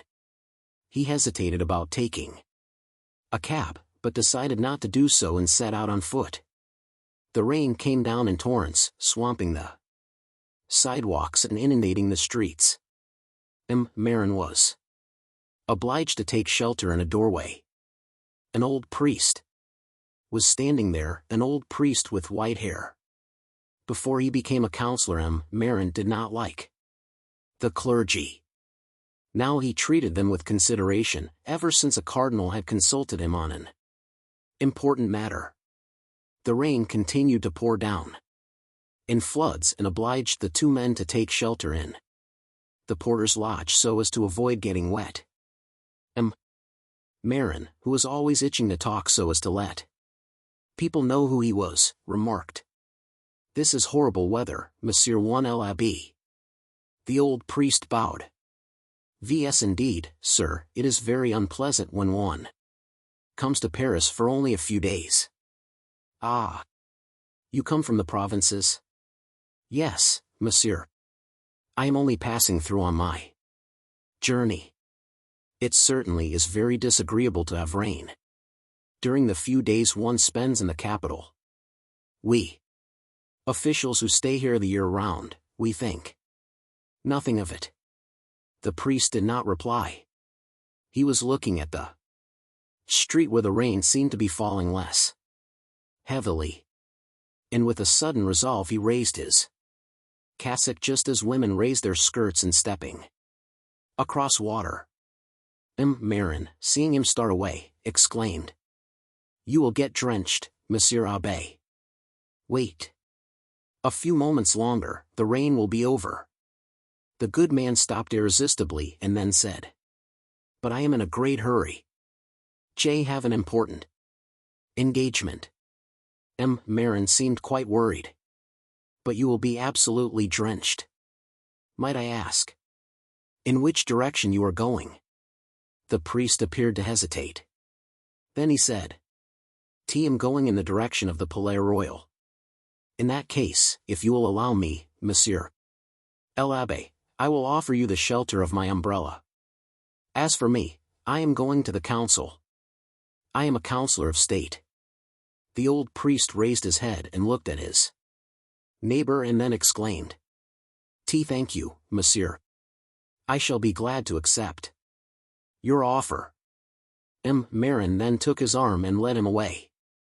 He directed him, watched over him and advised him. Be careful of that stream, Monsieur Abbé. And be very careful about the carriage wheels, they spatter you with mud sometimes from head to foot. Look out for the umbrellas of the people passing by. There is nothing more dangerous to the eyes than the tips of the ribs. Women especially are unbearable, they pay no heed to where they are going and always jab you in the face with the point of their parasols or umbrellas. And they never move aside for anybody. One would suppose the town belonged to them. They monopolize the pavement and the street. It is my opinion that their education has been greatly neglected. And Maupassant laughed. The priest did not reply. He walked along, slightly bent over, picking his steps carefully so as not to get mud on his boots or his cassock. Maupassant resumed. I suppose you have come to Paris to divert your mind a little? The good man replied. No, I have some business to attend to. Ah. Is it important business? Might I venture to ask what it is? If I can be of any service to you, you may command me. The priest seemed embarrassed. He murmured.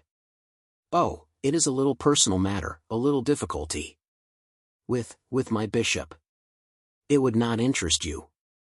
It is a matter of internal regulation, an ecclesiastical affair. Maupassant was eager. But it is precisely the state council that regulates all those things. In that case, make use of me. Yes, Monsieur, it is to the council that I am going. You are 1,000 times too kind. I have to see Laripier and Savon and also perhaps Petitbus. Maupassant stopped short. Why, those are my friends, Monsieur l'Abbé, my best friends, excellent colleagues, charming men. I will speak to them about you, and very highly. Count upon me. The cure thanked him, apologizing for troubling him, and stammered out 1,000 grateful promises. Maupassant was enchanted. Ah, you may be proud of having made a stroke of luck, Monsieur l'Abbé. You will see, you will see that, thanks to me, your affair will go along swimmingly. They reached the council hall. Maupassant took the priest into his office, offered him a chair in front of the fire and sat down himself at his desk and began to write. My dear colleague, allow me to recommend to you most highly a venerable and particularly worthy and deserving priest, Abbé. He stopped and asked. Your name, if you please? L'Abbé Cincha. L'Abbé Cincha, who needs your good offices in a little matter which he will communicate to you. I am pleased at this incident which gives me an opportunity, my dear colleague. And he finished with the usual compliments. When he had written the 3 letters he handed them to his protégé, who took his departure with many protestations of gratitude. Maupassant attended to some business and then went home, passed the day quietly, slept well, woke in a good humor and sent for his newspapers. The first he opened was a radical sheet. He read, "Our clergy and our government officials. We shall never make an end of enumerating the misdeeds of the clergy. A certain priest, named Cincha, convicted of conspiracy against the present government, accused of base actions to which we will not even allude, suspected besides of being a former Jesuit, metamorphosed into a simple priest, suspended by a bishop for causes that are said to be unmentionable and summoned to Paris to give an explanation of his conduct, has found an ardent defender in the man named MOIRON, a counselor of state, who was not afraid to give this frocked malefactor the warmest letters of recommendation to all the Republican officials, his colleagues. We call the attention of the ministry to the unheard of attitude of this counselor of state." MOIRON bounded out of bed, dressed himself and hastened to his colleague, Petitbus, who said to him, "How now? You were crazy to recommend to me that old conspirator." MOIRON, bewildered, stammered out, "Why no, you see, I was deceived. He looked such an honest man. He played me a trick, a disgraceful trick. I beg that you will sentence him severely, very severely. I am going to write. Tell me to whom I should write about having him punished. I will go and see the Attorney General and the Archbishop of Paris, yes, the Archbishop." And seating himself abruptly at Petitbus' desk, he wrote, "Monseigneur, I have the honor to bring to your Grace's notice the fact that I have recently been made a victim of the intrigues and lies of a certain Abbé Cincha, who imposed on my kind-heartedness. Deceived by the representations of this ecclesiastic, I was led for." Then, having signed and sealed his letter, he turned to his colleague and exclaimed, "See here, my dear friend, let this be a warning to you never to recommend anyone again." Exclaimed Carl Massaligny, "The question of complaisant husbands is a difficult one. I have seen many kinds, and yet I am unable to give an opinion about any of them. I have often tried to determine whether they are blind, weak or clairvoyant. I believe that there are some which belong to each of these categories. Let us quickly pass over the blind ones. They cannot rightly be called complaisant, since they do not know, but they are good creatures who cannot see farther than their nose. It is a curious and interesting thing to notice the ease with which men and women can be deceived. We are taken in by the slightest trick of those who surround us, by our children, our friends, our servants, our tradespeople. Humanity once credulous, and in order to discover deceit in others, we do not display 1/10 the shrewdness which we use when we, in turn, wish to deceive someone else. Clairvoyant husbands may be divided into 3 classes: those who have some interest, pecuniary, ambitious or otherwise, in their wives having love affairs. These ask only to safeguard appearances as much as possible, and they are satisfied. Next come those who get angry. What a beautiful novel one could write about them. Finally the weak ones. Those who are afraid of scandal. There are also those who are powerless, or rather, tired, who flee from the duties of matrimony through fear of ataxia or apoplexy, who are satisfied to see a friend run these risks. But I once met a husband of a rare species, who guarded against the common accident in a strange and witty manner. In Paris I had made the acquaintance of an elegant, fashionable couple. The woman, nervous, tall, slender, courted, was supposed to have had many love adventures. She pleased me with her wit, and I believe that I pleased her also. I courted her, trial courting to which she answered with evident provocations. Soon we got to tender glances, hand pressures, all the little gallantries which precede the final attack. Nevertheless, I hesitated. I consider that, as a Rule: the majority of society intrigues, however short they may be, are not worth the trouble which they give us and the difficulties which may arise.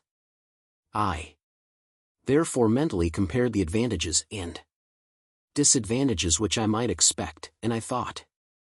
I noticed that the husband suspected me. One evening, at a ball, as I was saying tender things to the young woman in a little parlor leading from the big hall where the dancing was going on, I noticed in a mirror the reflection of someone who was watching me. It was he. Our looks met, and then I saw him turn his head and walk away. T murmured, "Your husband is spying on us." She seemed dumbfounded and asked, "My husband?" "Vs, he has been watching us for some time." "Nonsense." "Are you sure?" "Very sauté." "How strange." "He is usually extraordinarily pleasant to all my friends." "Perhaps he guessed that I love you." "Nonsense. You are not the first one to pay attention to me. Every woman who is a little in view drags behind her a herd of admirers." Yes. But I love you deeply. Admitting that that is true, does a husband ever guess those things? Then he is not jealous? No, no. She thought for an instant and then continued. No. I do not think that I ever noticed any jealousy on his part. Has he never watched you? No. As I said, he is always agreeable to my friends. From that day my courting became much more assiduous. The woman did not please me any more than before, but the probable jealousy of her husband tempted me greatly. As for her, I judged her coolly and clearly. She had a certain worldly charm, due to a quick, gay, amiable and superficial mind, but no real, deep attraction. She was, as I have already said, an excitable little being, all on the surface, with rather a showy elegance. How can I explain myself? She was an ornament, not a home. One day, after taking dinner with her, her husband said to me, just as I was leaving, "My dear friend," he now called me friend, "we soon leave for the country. It is a great pleasure to my wife and myself to entertain people whom we like. We would be very pleased to have you spend a month with us. It would be very nice of you to do so." T was dumbfounded, but I accepted. A month later I arrived at their estate of Vertcresson, in Touraine. They were waiting for me at the station, 5 miles from the chateau. There were 3 of them, she, the husband and a gentleman unknown to me, the Comte de Mortarade, to whom I was introduced. He appeared to be delighted to make my acquaintance, and the strangest ideas passed through my mind while we trotted along the beautiful road between 2 hedges. I was saying to myself, let's see, what can this mean? Here is a husband who cannot doubt that his wife and I are on more than friendly terms, and yet he invites me to his house, receives me like an old friend, and seems to say, "Go ahead, my friend, the road is clear." Then I am introduced to a very pleasant gentleman, who seems already to have settled down in the house, and who is perhaps trying to get out of it, and who seems as pleased at my arrival as the husband himself. T.S. at some former admirer who wishes to retire. One might think so. But, then, would these 2 men tacitly have come to one of these infamous little agreements so common in society? And it is proposed to me that I should quietly enter into the pact and carry it out. All hands and arms are held out to me. All doors and hearts are open to me. And what about her? An enigma. She cannot be ignorant of everything. However, well, I cannot understand it. The dinner was very gay and cordial. On leaving the table the husband and his friend began to play cards, while I went out on the porch to look At the moonlight with Madame. She seemed to be greatly affected by nature, and I judged that the moment for my happiness was near. That evening, she was really delightful. The country had seemed to make her more tender. Her long, slender waist looked pretty on this stone porch beside a great vase, in which grew some flowers. I felt like dragging her out under the trees, throwing myself at her feet, and speaking to her words of love. Her husband's voice called Louise. Yes, dear. You are forgetting the tea. I go and see about it, my friend. We returned to the house, and she gave us some tea. When the two men had finished playing cards, they were visibly tired. I had to go to my room. I did not get to sleep till late, and then I slept badly. An excursion was decided upon for the following afternoon, and we went in an open carriage to visit some ruins. She and I were in the back of the vehicle and they were opposite us, riding backward. The conversation was sympathetic and agreeable. I am an orphan, and it seemed to me as though I had just found my family. I felt so at home with them. Suddenly, as she had stretched out her foot between her husband's legs, he murmured reproachfully, "Louise, please don't wear out your old shoes yourself. There is no reason for being neater in Paris than in the country." I lowered my eyes. She was indeed wearing worn-out shoes, and I noticed that her stockings were not pulled up tight. She had blushed and hidden her foot under her dress. The friend was looking out in the distance with an indifferent and unconcerned look. The husband offered me a cigar, which I accepted. For a few days it was impossible for me to be alone with her for 2 minutes. He was with us everywhere. He was delightful to me, however. One morning he came to get me to take a walk before breakfast, and the conversation happened to turn on marriage. I spoke a little about solitude, and about how charming life can be made by the affection of a woman. Suddenly he interrupted me, saying, "My friend, don't talk about things you know nothing about. A woman who has no other reason for loving you will not love you long.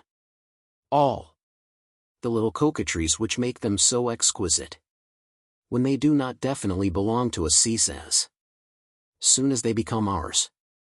And then, the respectable women, that is to say our wives, are not. In fact, do not understand their profession of wife. Do you understand?" He said no more, and I could not guess his thoughts. 2 days after this conversation he called me to his room quite early, in order to show me a collection of engravings. I sat in an easy chair opposite the big door which separated his apartment from his wife's, and behind this door I heard one walking and moving, and I was thinking very little of the engravings, although I kept exclaiming, "Oh, charming! Delightful! Exquisite!" He suddenly said, "Oh, I have a beautiful specimen in the next room. I'll go and get it." He ran to the door quickly, and both sides opened, as though for a theatrical effect. In a large room, all in disorder, in the midst of skirts, collars, waists lying around on the floor, stood a tall, dried-up creature. The lower part of her body was covered with an old, worn-out silk petticoat, which was hanging limply on her shapeless form, and she was standing in front of a mirror, brushing some short, sparse blonde hairs. Her arms formed 2 acute angles, and as she turned around, in astonishment I saw under a common cotton chemise a regular cemetery of ribs, which were hidden from the public gaze by well-arranged pads. The husband uttered a natural exclamation and came back, closing the doors, and said, "Gracious! How stupid I am! Oh, how thoughtless! My wife will never forgive me for that." I already felt like thanking him. I left 3 days later, after cordially shaking hands with the 2 men and kissing the lady's fingers. She bade me a cold goodbye. Carl Massaligny was silent. Someone asked, "But what was the friend?" "It don't know, however he looked greatly distressed to see me leaving so soon. A sale. The defendants, César Isidore Brument and Prosper Napoleon Cornu, appeared before the Court of Assizes of the Saint-Inférieur, on a charge of attempted murder, by drowning, of Madame Brument, lawful wife of the first of the aforenamed. The 2 prisoners sat side by side on the traditional bench. They were 2 peasants. The first was small and stout, with short arms, short legs, and a round head with a red pimply face, planted directly on his trunk, which was also round and short, and with apparently no neck. He was a raiser of pigs, and lived at Cacheville-la-Goupil, in the district of Criquetot. Cornu, Prosper Napoleon, was thin, of medium height, with enormously long arms. His head was crooked, his jaw awry, and he squinted. A blue blouse, as long as a shirt, hung down to his knees, and his yellow hair, which was scanty and plastered down on his head, gave his face a worn-out, dirty look, a dilapidated look that was frightful. He had been nicknamed the Cure because he could imitate to perfection the chanting in church, and even the sound of the serpent. This talent attracted to his café, for he was a saloon keeper at Criquetot, a great many customers who preferred the Mass at Cornu to the Mass in church. Madame Brument, seated on the witness bench, was a thin peasant woman who seemed to be always asleep.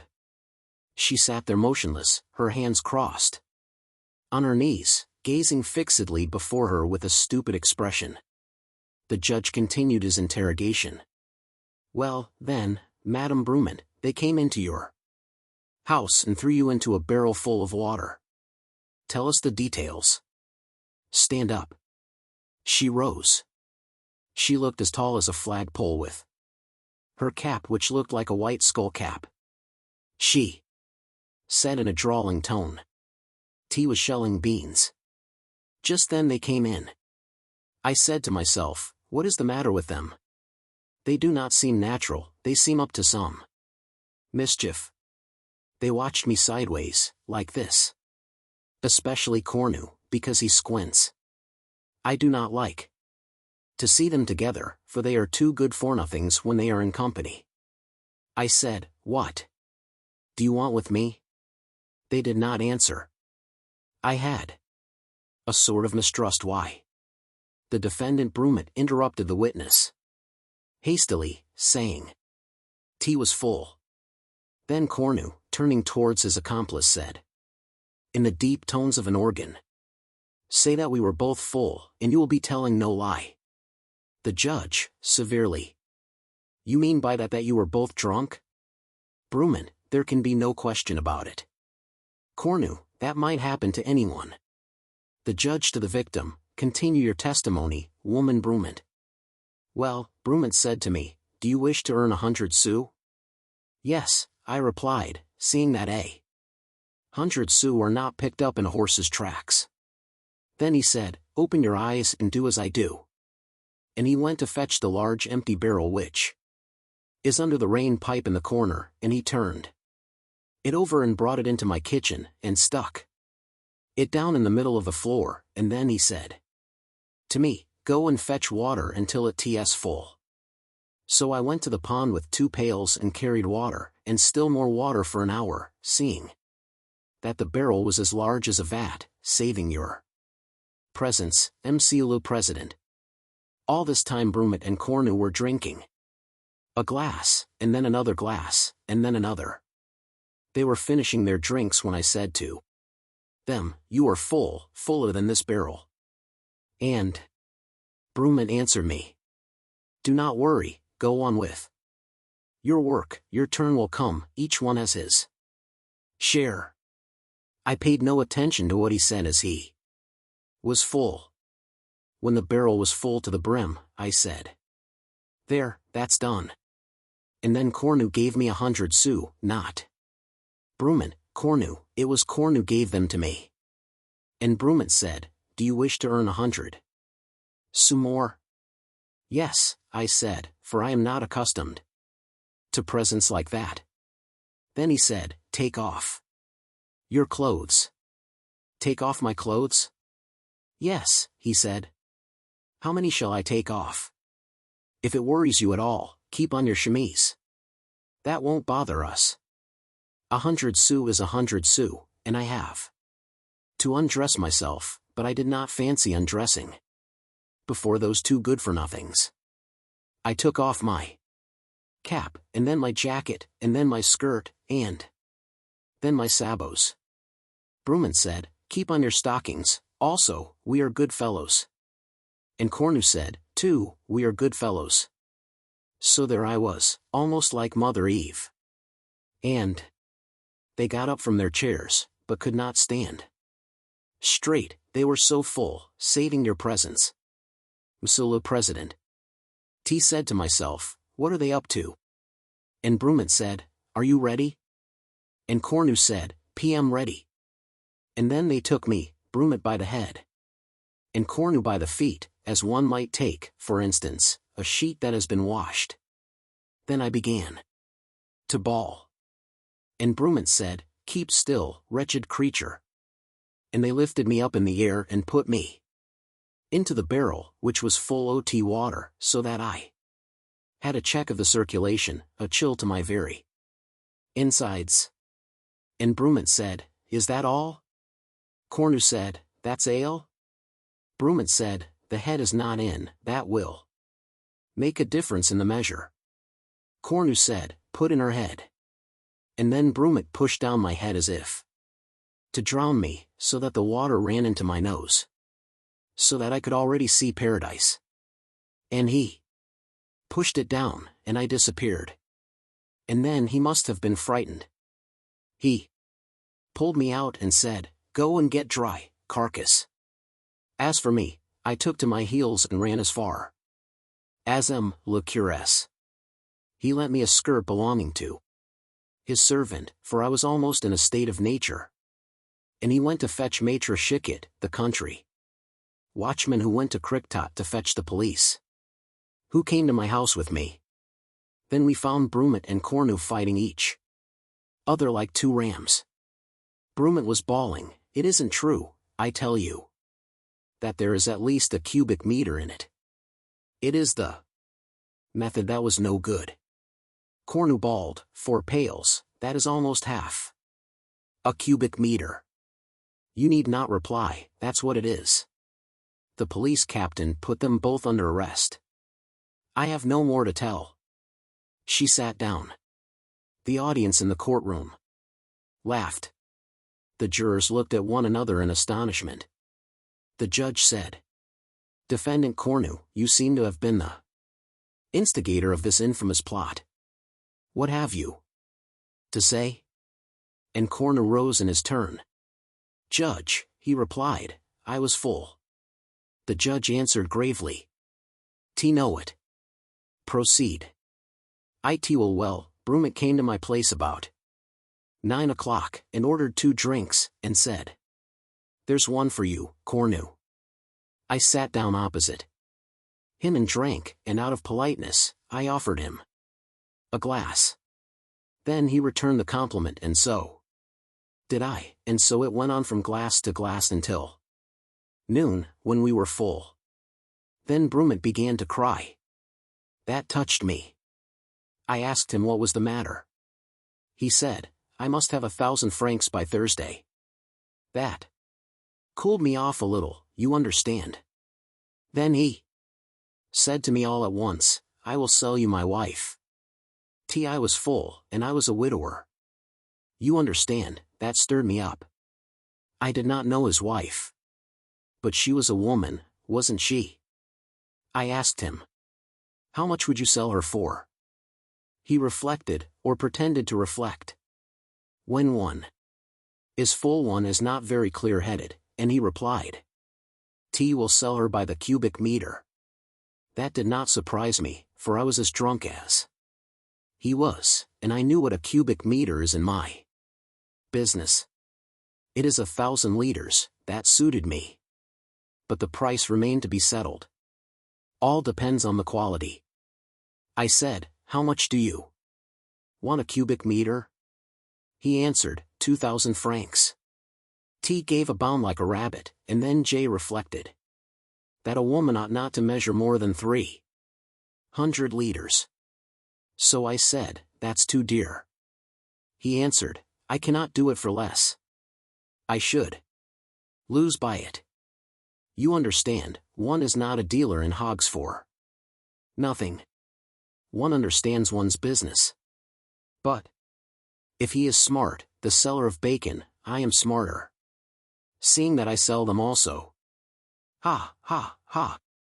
So I said to him, if she were new, I would not say anything, but she has been married to you for some time, so she is not as fresh as she was. I will give you 1,500 francs a cubic meter, not a so more. Will that suit you? He answered, that will do. That's a bargain. T agreed, and we started out, arm in arm.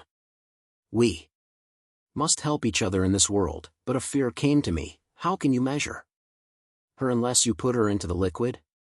Then he explained his idea, not without difficulty. For he was full. He said to me, I take a barrel and fill it with water to the brim, I put her in it. All the water that comes out we will measure, that is the way to fix it. I said, I see, I understand. But this water that overflows will ton away, how are you going to gather it up? Then he began stuffing me and explained to me that all we should have to do would be to refill the barrel with the water his wife had displaced as soon as she should have left. All the water we should pour in would be the measure. I supposed about 10 pails, that would be a cubic meter. He isn't a fool, all the same, when he is drunk, that old horse. To be brief, we reached his house and I took a look at its mistress. A beautiful woman she certainly was not. Anyone can see her, for there she is. I said to myself, I am disappointed, but never mind, she will be of value, handsome or ugly, it is all the same, is it not, Monsieur le President? And then I saw that she was as thin as a rail. I said to myself, she will not measure 400 liters. I understand the matter, it being in liquids. She told you about the proceeding. I even let her keep on her chemise and stockings, to my own disadvantage. When that was done she ran away. Said, look out, Brumant. She is escaping. He replied, do not be afraid, I will catch her all right. She will have to come back to sleep. I will measure the deficit. We measured. Not 4 pailfuls. Ha, ha, ha. The witness began to laugh so persistently that a gendarme was obliged to punch him in the back. Having quieted down, he resumed. In short, Brumant exclaimed, nothing doing. That is not enough. I bawled and bawled, and bawled again, he punched me, I hit back. That would have kept until the day of judgment, seeing we were both drunk. Then came the gendarmes. They swore at us. They took us off to prison. I want damages. He sat down.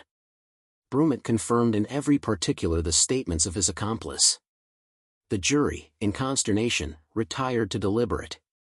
At the end of an hour they returned a verdict of acquittal for the defendants, with some severe strictures on the dignity of marriage, and establishing the precise limitations of business transactions. Brumant went home to the domestic roof accompanied by his wife. Cornu went back to his business. The impolite sex. My dear aunt, I am coming to see you without anyone knowing it. I shall be at Les Fraines on the 2d of September, the day before the hunting season opens, as I do not want to miss it, so that I may tease these gentlemen. You are too good, Aunt, and you will allow them, as you usually do when there are no strange guests, to come to table under pretext of fatigue, without dressing or shaving for the occasion. They are delighted, of course, when I am not present.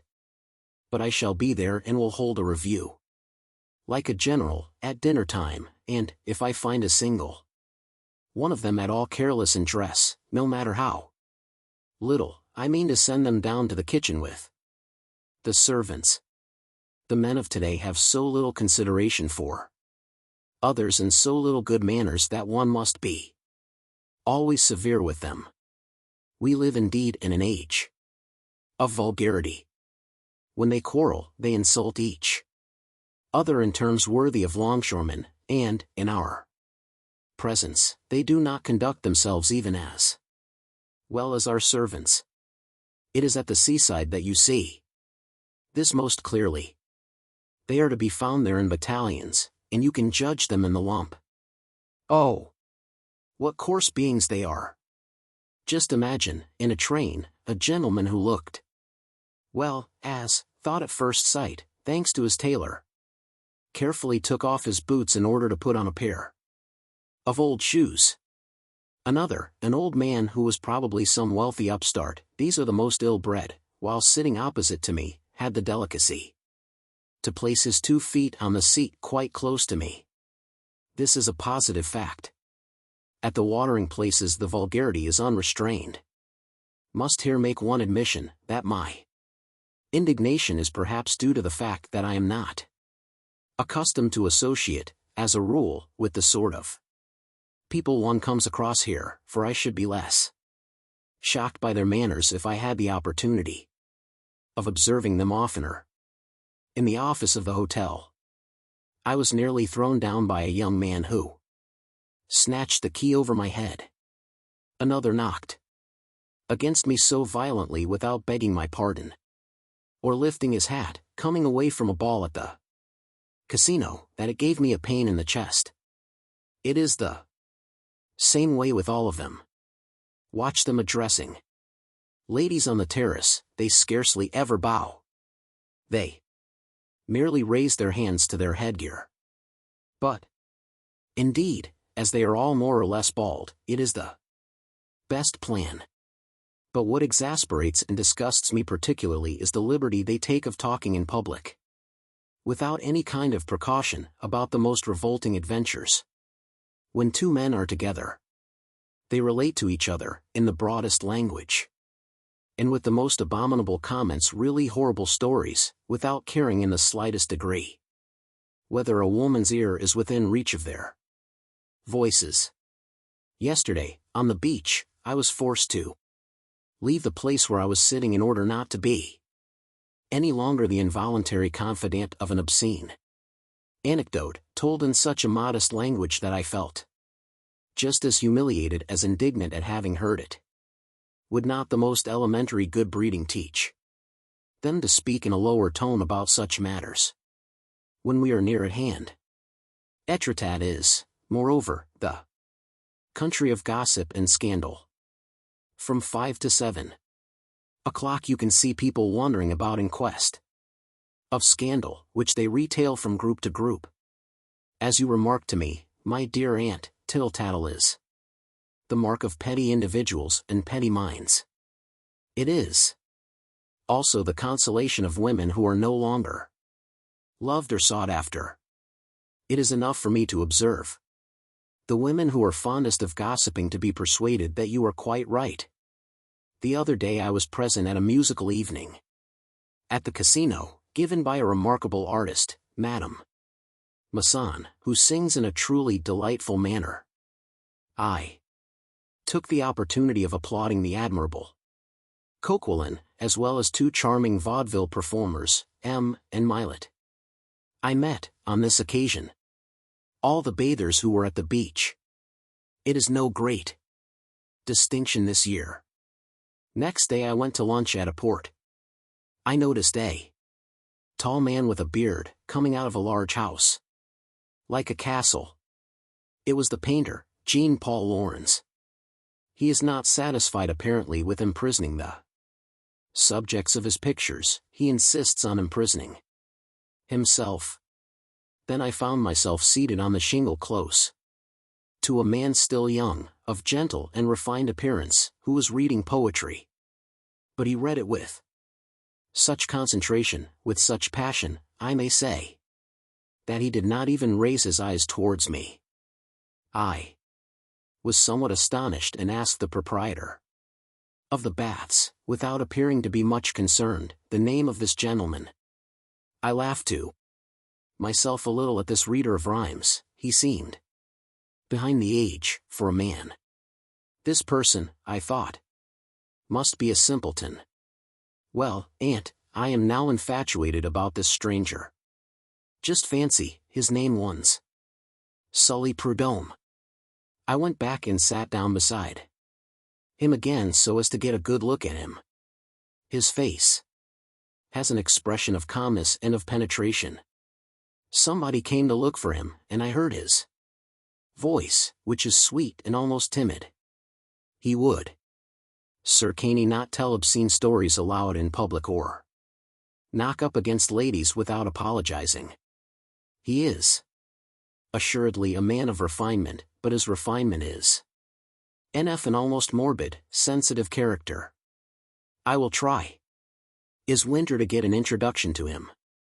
I have no more news, my dear aunt, and I must finish this letter in haste, as the mail will soon close.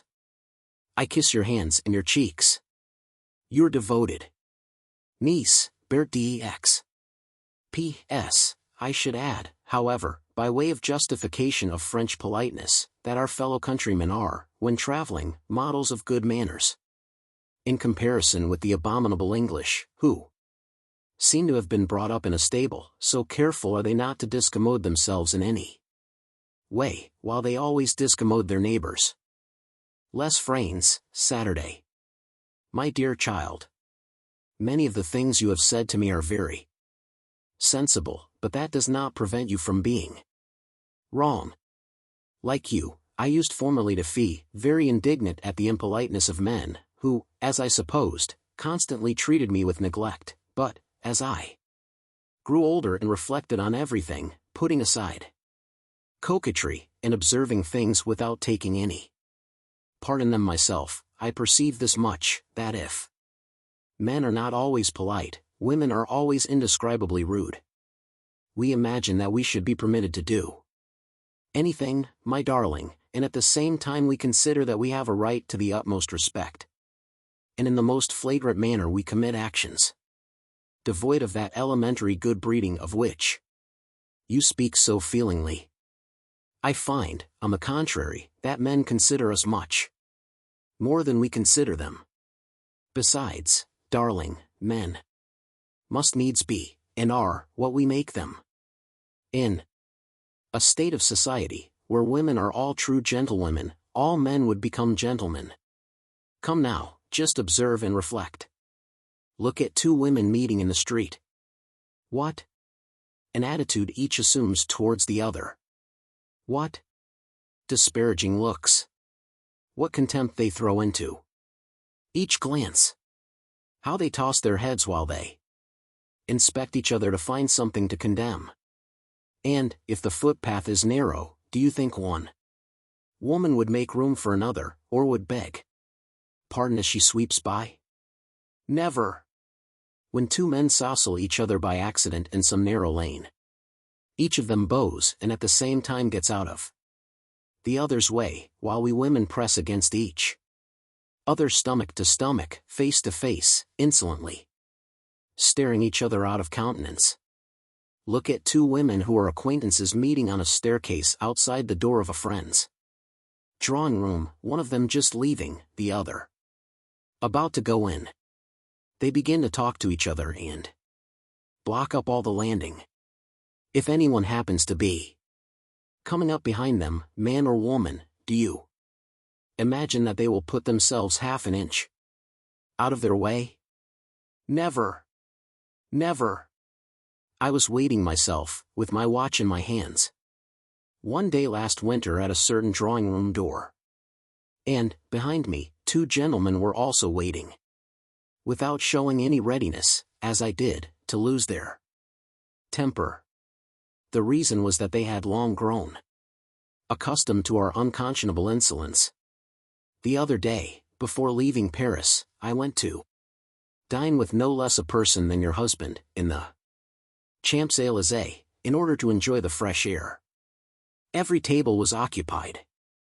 The waiter asked us to wait and there would soon be a vacant table. At that moment I noticed an elderly lady of noble figure, who, having paid for her dinner, seemed on the point of going away. She saw me, scanned me from head to foot, and did not budge. For more than a quarter of an hour she sat there, immovable, putting on her gloves, and calmly staring at those who were waiting like myself. Now, 2 young men, who were just finishing their dinner, having seen me, in their turn, hastily summoned the waiter, paid what they owed, and at once offered me their seats, even insisting on standing while waiting for their change. And, bear in mind, my fair niece, that I am no longer pretty, like you, but old and white-haired. It is we, you see, who should be taught politeness. And the task would be such a difficult one that Hercules himself would not be equal to it.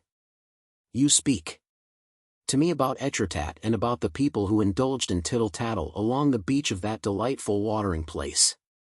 It is a spot now lost to me. A thing of the past, but I found much amusement there in days gone by. There were only a few of us, people in good society, really good society, and a few artists, and we all fraternized. We paid little attention to gossip in those days, as we had no monotonous casino, where people only gather for show, where they whisper, where they dance stupidly, where they succeed in thoroughly boring one another. We sought some other way of passing our evenings pleasantly. Now, just guess what came into the head of one of our husbands. Nothing less than to go and dance each night in one of the farmhouses in the neighborhood. We started out in a group with a street organ, generally played by Le Poitevin, the painter, with a cotton nightcap on his head. 2 men carried lanterns. We followed in procession, laughing and chattering like a pack of fools. We woke up the former and his servant maids and farm hands. We got them to make onion soup. Horror, and we danced under the apple trees, to the sound of the barrel organ. The cocks waking up began to crow in the darkness of the outhouses, the horses began prancing on the straw of their stables. The cool air of the country caressed our cheeks with the smell of grass and of new mown. Hey! How long ago it is! How long ago it is! It is 30 years since then. I do not want you, my darling, to come for the opening of the hunting season. Why spoil the pleasure of our friends by inflicting on them fashionable toilets on this day of vigorous exercise in the country? This is the way, child, that men are spoiled. I embrace you. Your old aunt, Genevieve de Z. A wedding gift.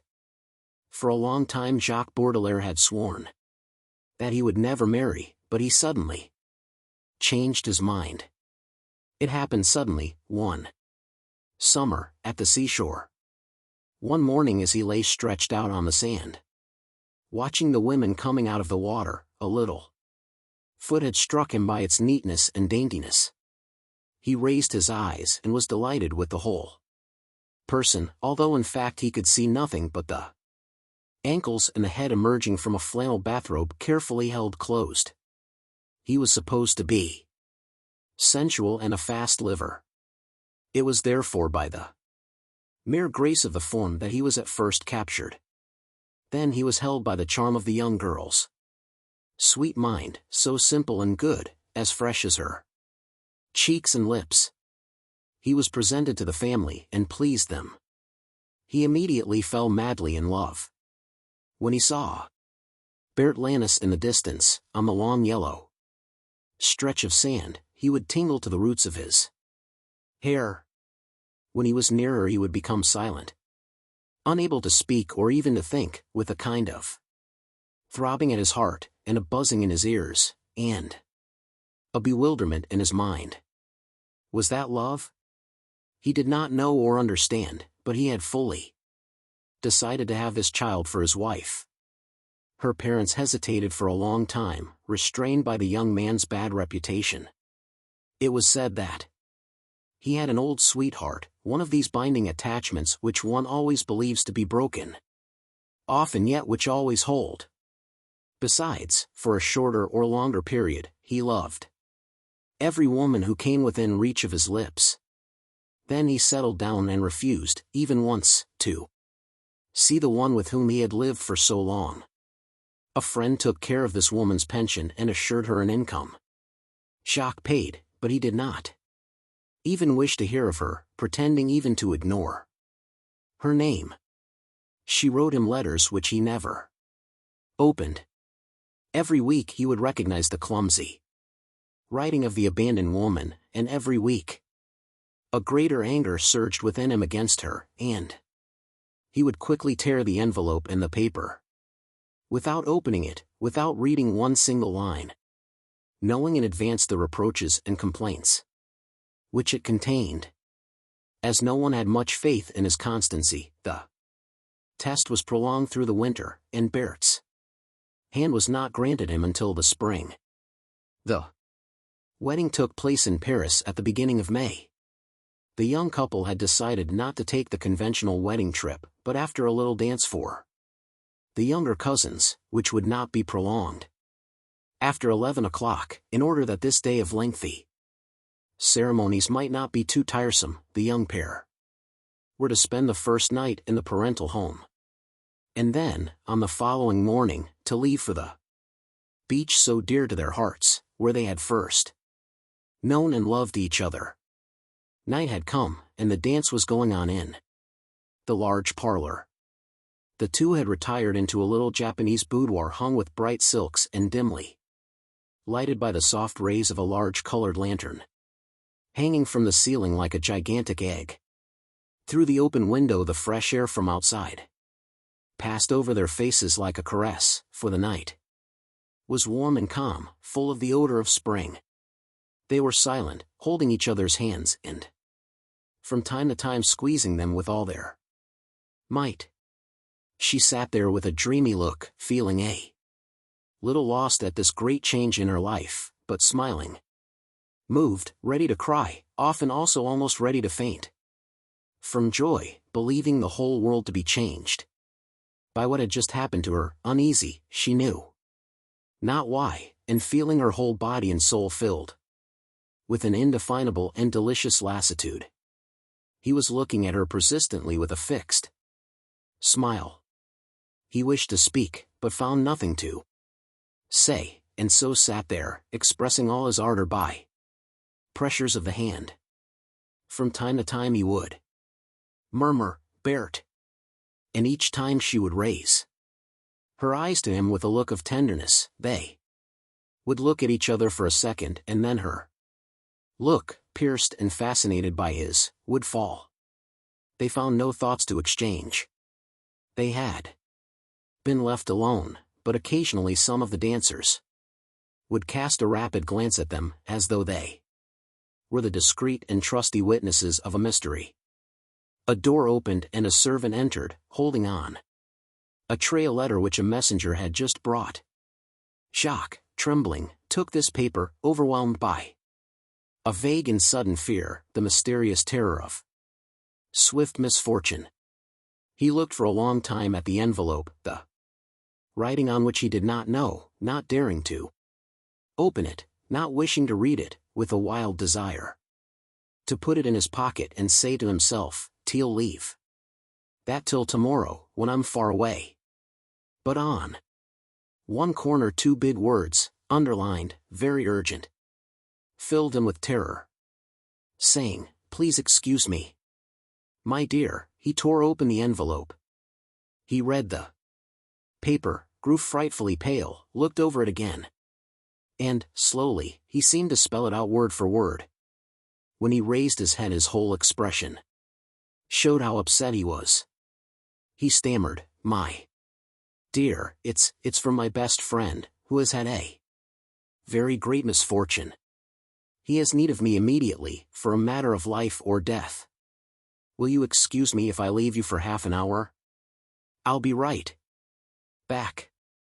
Trembling and dazed, she stammered, go, my dear, not having been his wife long enough to dare to question him, to demand to know. He disappeared. She remained alone, listening to the dancing in the neighboring parlor. He had seized the first hat and coat he came to, and rushed downstairs 3 steps at a time. As he was emerging into the street, he stopped under the gas jet of the vestibule and reread the letter. This is what it said. Sir, a girl by the name of Ravaged, an old sweetheart of yours, it seems, has just given birth to a child that she says is yours. The mother is about to die and is begging for you. I take the liberty to write and ask you if you can grant this last request to a woman who seems to be very unhappy and worthy of pity. Yours truly, Dr. Bonnar. When he reached the sick room, the woman was already on the point of death. He did not recognize her at first. The doctor and 2 nurses were taking care of her. And everywhere on the floor were pails full of ice and rags covered with blood. Water flooded the carpet. 2 candles were burning on a bureau behind the bed, in a little wicker crib. The child was crying, and each time it would moan, the mother, in torture, would try to move, shivering under her ice bandages. She was mortally wounded, killed by this birth. Her life was mowing from her, and, notwithstanding the ice and the care, the merciless hemorrhage continued, hastening her last hour. She recognized Jacques and wished to raise her arms. They were so weak that she could not do so. But tears coursed down her pallid cheeks.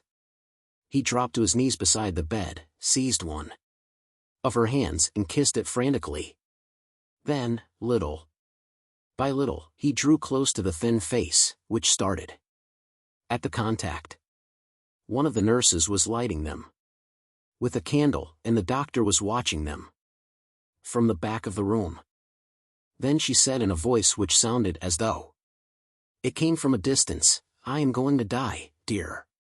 Promise to stay to the end. Oh! Don't leave me now. Don't leave me in my last moments. He kissed her face and her hair, and, weeping, he murmured, do not be uneasy, I will stay. It was several minutes before she could speak. Again, she was so weak. She continued, the little one is yours. I swear it before God and on my soul. I swear it as I am dying.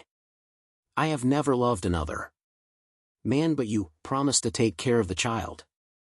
He was trying to take this poor pain-racked body in his arms. Maddened by remorse and sorrow, he stammered, I swear to you that I will bring him up and love him. He shall never leave me. Then she tried to kiss Jacques. Powerless to lift her head, she held out her white lips in an appeal for a kiss. He approached his lips to respond to this piteous entreaty. As soon as she felt a little calmer, she murmured, bring him here and let me see if you love him. He went and got the child. He placed him gently on the bed between them, and the little one stopped crying. She murmured, don't move any more. And he was quiet. And he stayed there, holding in his burning hand this other hand shaking in the chill of death, just as, a while ago, he had been holding a hand trembling with love. From time to time he would cast a quick glance at the clock, which marked midnight, then 1 o'clock, then 2. The physician had returned. The 2 nurses, after noiselessly moving about the room for a while, were now sleeping on chairs. The child was asleep. And the mother, with eyes shut, appeared also to be resting. Suddenly, just as pale daylight was creeping in behind the curtains, she stretched out her arms with such a quick and violent motion that she almost threw her baby on the floor. A kind of rattle was heard in her throat, then she lay on her back motionless, dead. The nurses sprang forward and declared, "All one's over." He looked once more at this woman whom he had so loved, then at the clock, which pointed to 4. And he ran away, forgetting his overcoat, in the evening dress, with the child in his arms. After he had left her alone, the young wife had waited, calmly enough at first, in the little Japanese boudoir. Then, as she did not see him return, she went back to the parlor with an indifferent and calm appearance, but terribly anxious. When her mother saw her alone, she asked, "Where is your husband?" She answered, "In his room, he is coming right back." After an hour, when everybody had questioned her, she told about the letter, Jacques' upset appearance, and her fears of an accident. Still they waited. The guests left, only the nearest relatives remained. At midnight the bride was put to bed, sobbing bitterly. Her mother and 2 aunts, sitting around the bed, listened to her crying, silent and in despair. The father had gone to the commissary of police to see if he could obtain some news. At 5 o'clock a slight noise was heard in the hall. A door was softly opened and closed. Then, suddenly a little cry like the mewing of a cat was heard throughout the silent house. All the women started forward and Bertha sprang ahead of them all, pushing her way past her aunts. Wrapped in a bathrobe, Jacques stood in the middle of the room, pale and out of breath, holding an infant in his arms. The 4 women looked at him, astonished, but Bertha, who had suddenly become courageous, rushed forward with anguish in her heart, exclaiming, "What is it? What's the matter?" He looked about him wildly and answered shortly, I have a child and the mother has just died." And with his clumsy hands he held out the screaming infant. Without saying a word, Bertha seized the child, kissed it and hugged it to her. Then she raised her tear-filled eyes to him, asking, "Did you say that the mother was dead?" He answered, "Yes, just now, in my arms. I had broken with her since summer. Knew nothing. The physician sent for me." Then Bertha murmured, "Well, we will bring up the little one." The moribund. The warm autumn sun was beating down on the farmyard. Under the grass, which had been cropped close by the cows, the earth, soaked by recent rains, was soft and sank in under the feet with a soggy noise, and the apple trees, loaded with apples, were dropping their pale green fruit in the dark green grass. For young heifers, tied in a line, were grazing, and at times looking toward the house and lowing. The fowls made a colored patch on the dung heap before the stable, scratching, moving about and cackling, while 2 roosters crowed continually, digging worms for their hens, whom they were calling with a loud clucking. The wooden gate opened and a man entered. He might have been 40 years old, but he looked at least 60, wrinkled, bent, walking slowly, impeded by the weight of heavy wooden shoes full of straw. His long arms hung down on both sides of his body. When he got near the farm, a yellow cur, tied at the foot of an enormous pear tree, beside a barrel which served as his kennel, began at first to wag his tail, and then to bark for joy. The man cried, "Down, Finnet." The dog was quiet. A peasant woman came out of the house. Her large, flat, bony body was outlined under a long woolen jacket drawn in at the waist. A gray skirt, too short, fell to the middle of her legs, which were encased in blue stockings. She, too, wore wooden shoes, filled with straw. The white cap, turned yellow, covered a few hairs which were plastered to the scalp, and her brown, thin, ugly, toothless face had that wild, animal expression which is often to be found on the faces of the peasants. The man asked, "How is he getting along?" The woman answered, "The priest said it's the end, that he will never live through the night." Both of them went into the house. After passing through the kitchen, they entered a low, dark room, barely lighted by one window, in front of which a piece of calico was hanging. The big beams, turned brown with age and smoke, crossed the room from one side to the other, supporting the thin floor of the garret, where an army of rats ran about day and night. The moist, lumpy earthen floor looked greasy. And, at the back of the room, the bed made an indistinct white spot. A harsh, regular noise, a difficult, hoarse, wheezing breathing, like the gurgling of water from a broken pump, came from the darkened couch where an old man, the father of the peasant woman, was dying. The man and the woman approached the dying man and looked at him with calm, resigned eyes. The son-in-law said, "I guess it's all up with him this time, he will not last the night." The woman answered, "He's been gurgling like that ever since midday." They were silent. The father's eyes were closed. His face was the color of the earth and so dry that it looked like wood.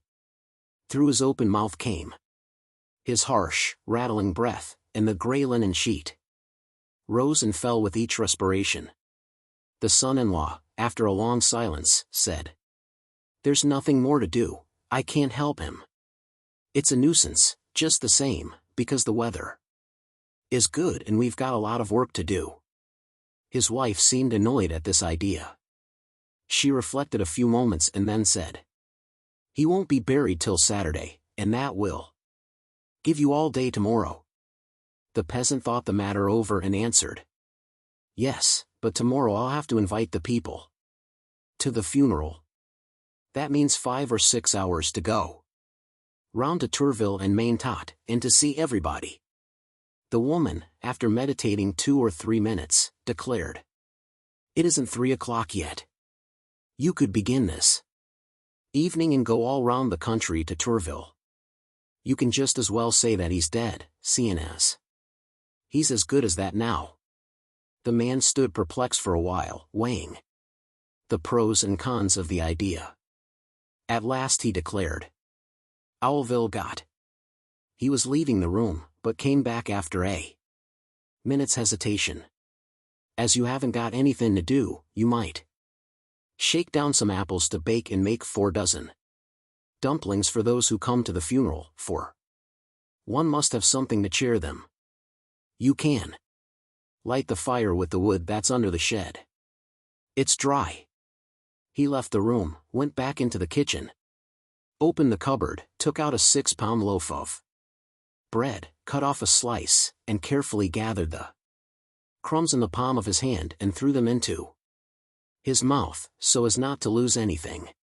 Then, with the end of his knife, he scraped out a little salt butter from the bottom of an earthen jar, spread it on his bread and began to eat slowly, as he did everything. He recrossed the farmyard, quieted the dog, which had started barking again, went out on the road bordering on his ditch, and disappeared in the direction of Tourville. As soon as she was alone, the woman began to work. She uncovered the meal bin and made the dough for the dumplings. She kneaded it a long time, turning it over and over again, punching, pressing, crushing it. Finally she made a big, round, yellow-white ball, which she placed on the corner of the table.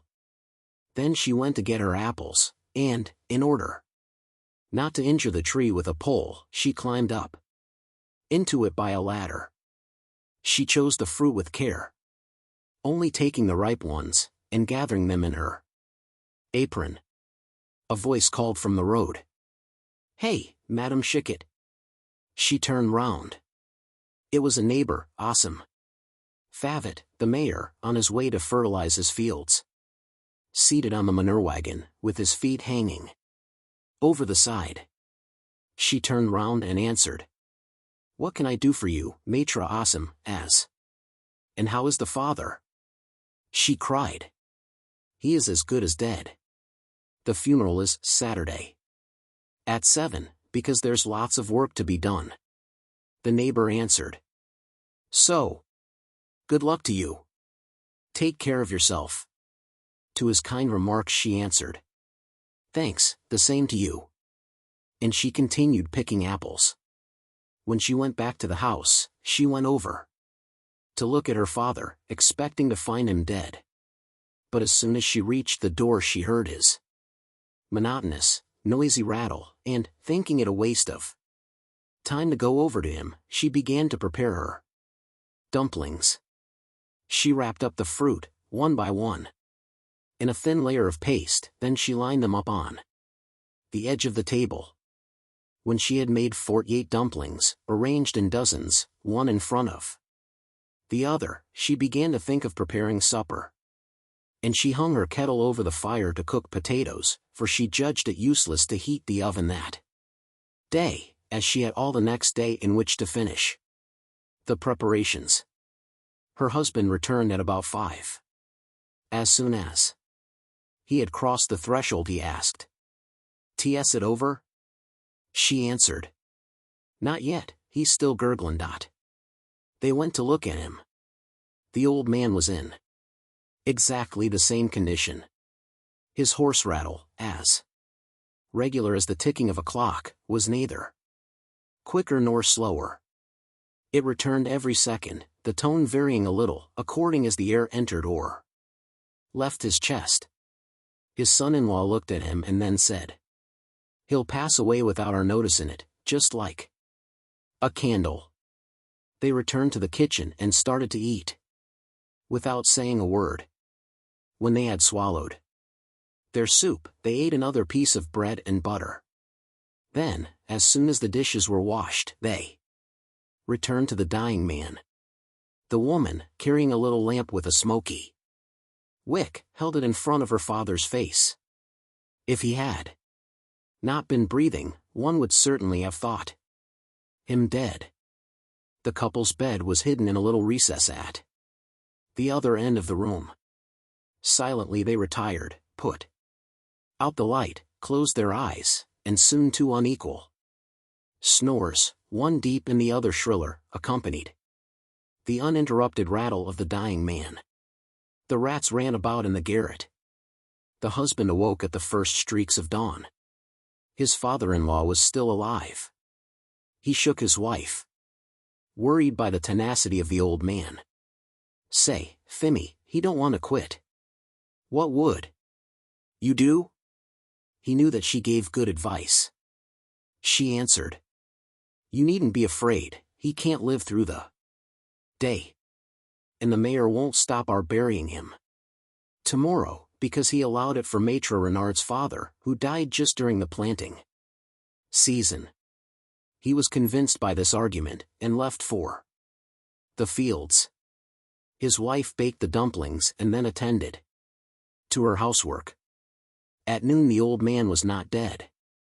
The people hired for the day's work came by groups to look at him.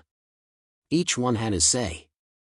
Then they left again for the fields. At 6 o'clock, when the work was over, the father was still breathing. At last his son-in-law was frightened. "What would you do now, Fimmy?" She no longer knew how to solve the problem. They went to the mayor. He promised that he would close his eyes and authorize the funeral for the following day. They also went to the health officer, who likewise promised, in order to oblige Maitre Schickett, to antedate the death certificate. The man and the woman returned, feeling more at ease. They went to bed and to sleep, just as they did the preceding day, their sonorous breathing blending with the feeble breathing of the old man. When they awoke, he was not yet dead. Then they began to be frightened. They stood by their father, watching him with distrust, as though he had wished to play them a mean trick. To deceive them, to annoy them on purpose, and they were vexed at him for the time which he was making them lose. The son-in-law asked, "What am I going to do?" She did not know. She answered, "TT certainly is annoying." The guests who were expected could not be notified. They decided to wait and explain the case to them. Toward 6:45 the first ones arrived. The women in black, their heads covered with large veils, looking very sad. Then men, ill at ease in their homespun coats, were coming forward more slowly, in couples, talking business. Maitre Chiquet and his wife, bewildered, received them sorrowfully, and suddenly both of them together began to cry as they approached the first group. They explained the matter, related their difficulty, offered chairs, bustled about, tried to make excuses, attempting to prove that everybody would have done as they did, talking continually and giving nobody a chance to answer. They were going from one person to another. "I never would have thought it, it's incredible. How he can last this long." The guests, taken aback, a little disappointed, as though they had missed an expected entertainment, did not know what to do, some remaining seated, others standing. Several wished to leave. Maitre Chiquet held them back. "You must take something, anyhow. We made some dumplings, might as well make use of 'em." The faces brightened at this tea. The yard was filling little by little. The early arrivals were telling the news to those who had arrived later. Everybody was whispering. The idea of the dumplings seemed to cheer everyone up. The women went in to take a look at the dying man. They crossed themselves beside the bed, muttered a prayer and went out again. The men, less anxious for this spectacle, cast a look through the window, which had been opened. Madame Chiquet explained her distress. "That's how he's been for 2 days, neither better nor worse. Doesn't he sound like a pump that has gone dry?" When everybody had had a look at the dying man, they thought of the refreshments, but as there were too many people for the kitchen to hold, the table was moved out in front of the door. The 4 dozen golden dumplings, tempting and appetizing, arranged in 2 big dishes, attracted the eyes of all. Each one reached out to take his, fearing that there would not be enough. But 4 remained over. Maitre Chiquet, his mouth full, said, "Father would feel sad if he were to see this. He loved them so much when he was alive." A big, jovial peasant declared, "He won't eat any more now." Each one in his turn. This remark, instead of making the guests sad, seemed to cheer them up. It was their turn now to eat dumplings. Madame Chiquet, distressed at the expense, kept running down to the cellar continually for cider. The pitchers were emptied in quick succession. The company was laughing and talking loud now. They were beginning to shout as they do at feasts. Suddenly an old peasant woman who had stayed beside the dying man, held there by a morbid fear of what would soon happen to herself, appeared at the window and cried in a shrill voice, "He's dead! He's dead!" Everybody was silent. The women arose quickly to go and see. He was indeed dead. The rattle had ceased. The men looked at each other, looking down, ill at ease. They hadn't finished eating the dumplings. Certainly the rascal had not chosen a propitious moment. The Chiquets were no longer weeping. It was over. They were relieved. They kept repeating, "I knew it couldn't last. If he could only have done it last night, it would have saved us all this trouble." Well, anyhow, it was over. They would bury him. On Monday, that was all, and they would eat some more dumplings for the occasion. The guests went away, talking the matter over, pleased at having had the chance to see him and of getting something to eat. And when the husband and wife were alone, face to face, she said, her face distorted with grief, "We'll have to bake 4 dozen more dumplings. Why couldn't he have made up his mind last night?" The husband, more resigned, answered, "Well, we'll not have to do this every day." The gamekeeper. It was after dinner, and we were talking about adventures and accidents which happen while out shooting.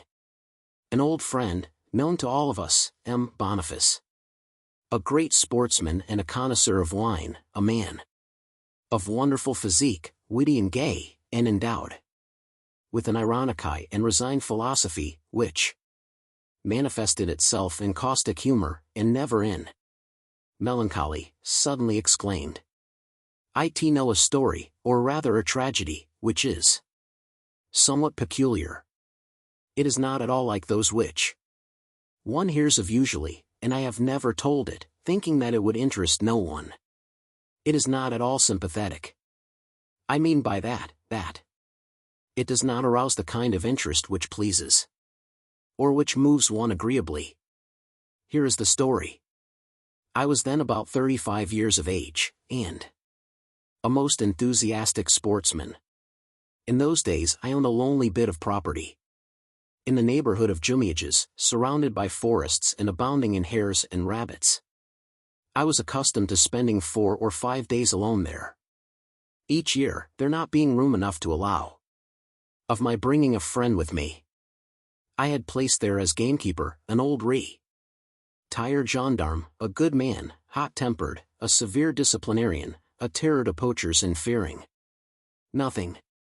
He lived all alone, far from the village, in a little house, or rather hut, consisting of 2 rooms downstairs, with kitchen and storeroom, and 2 upstairs. One of them, a kind of box just large enough to accommodate a bed, a cupboard and a chair, was reserved for my use. Old man Cavalier lived in the other one. When I said that he was alone in this place, I was wrong. He had taken his nephew with him, a young scamp, about 14 years old, who used to go to the village and run errands for the old man. This young scapegrace was long and lanky, with yellow hair, so light that it resembled the fluff of a plucked chicken, so thin that he seemed bald. Besides this, he had enormous feet and the hands of a giant. He was cross-eyed, and never looked at anyone. He struck me as being in the same relation to the human race as ill-smelling beasts are to the animal race. He reminded me of a polecat. He slept in a kind of hole at the top of the stairs, which led to the 2 rooms. But during my short sojourns at the pavilion, so I called the hut, Marius would give up his nook to an old woman from a Courcheville, called Celeste, who used to come and cook for me, as old man Cavalier's stews were not sufficient for my healthy appetite. You now know the characters and the locality. Here is the story. TT was on the 15th of October, 1854, I shall remember that date as long as I live. I left Rouen on horseback, followed by my dog Bach, a big Dalmatian hound from Poitou, full-chested and with a heavy jaw, which could retrieve among the bushes like a Pontandem spaniel. T was carrying my satchel slung across my back, and my gun diagonally across my chest. It was a cold, windy, gloomy day, with clouds scurrying across the sky. As I went up the hill at Canteleu, I looked over the broad valley of the Seine, the river winding in and out along its course as far as the eye could see. To the right the towers of Rouen stood out against the sky, and to the left the landscape was bounded by the distant slopes covered with trees. Then I crossed the forest of Remore and, toward 5 o'clock, reached the pavilion, where Cavalier and Celeste were expecting me. For 10 years I had appeared there at the same time, in the same manner, and for 10 years the same faces had greeted me with the same words. "Welcome, master. We hope your health is good." Cavalier had hardly changed. He withstood time like an old tree, but Celeste, especially in the past 4 years, had become unrecognizable.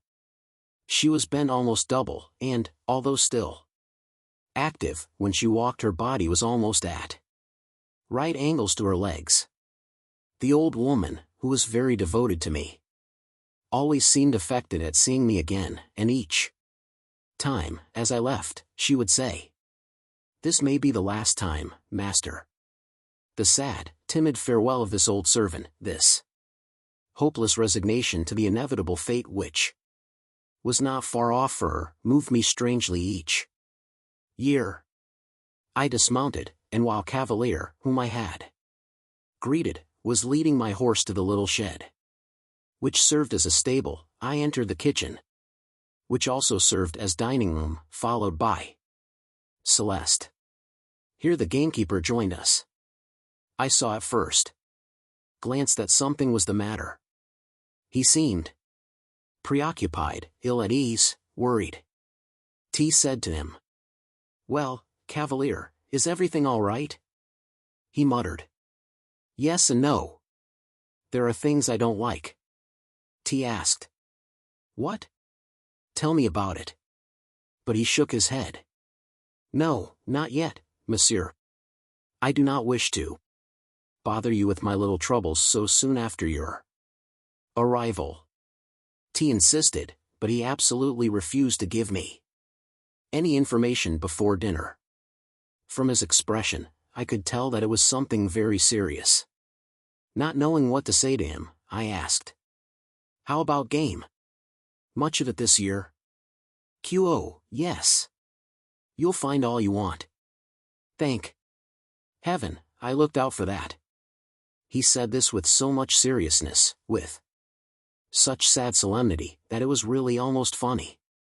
His big gray mustache seemed almost ready to drop from his lips.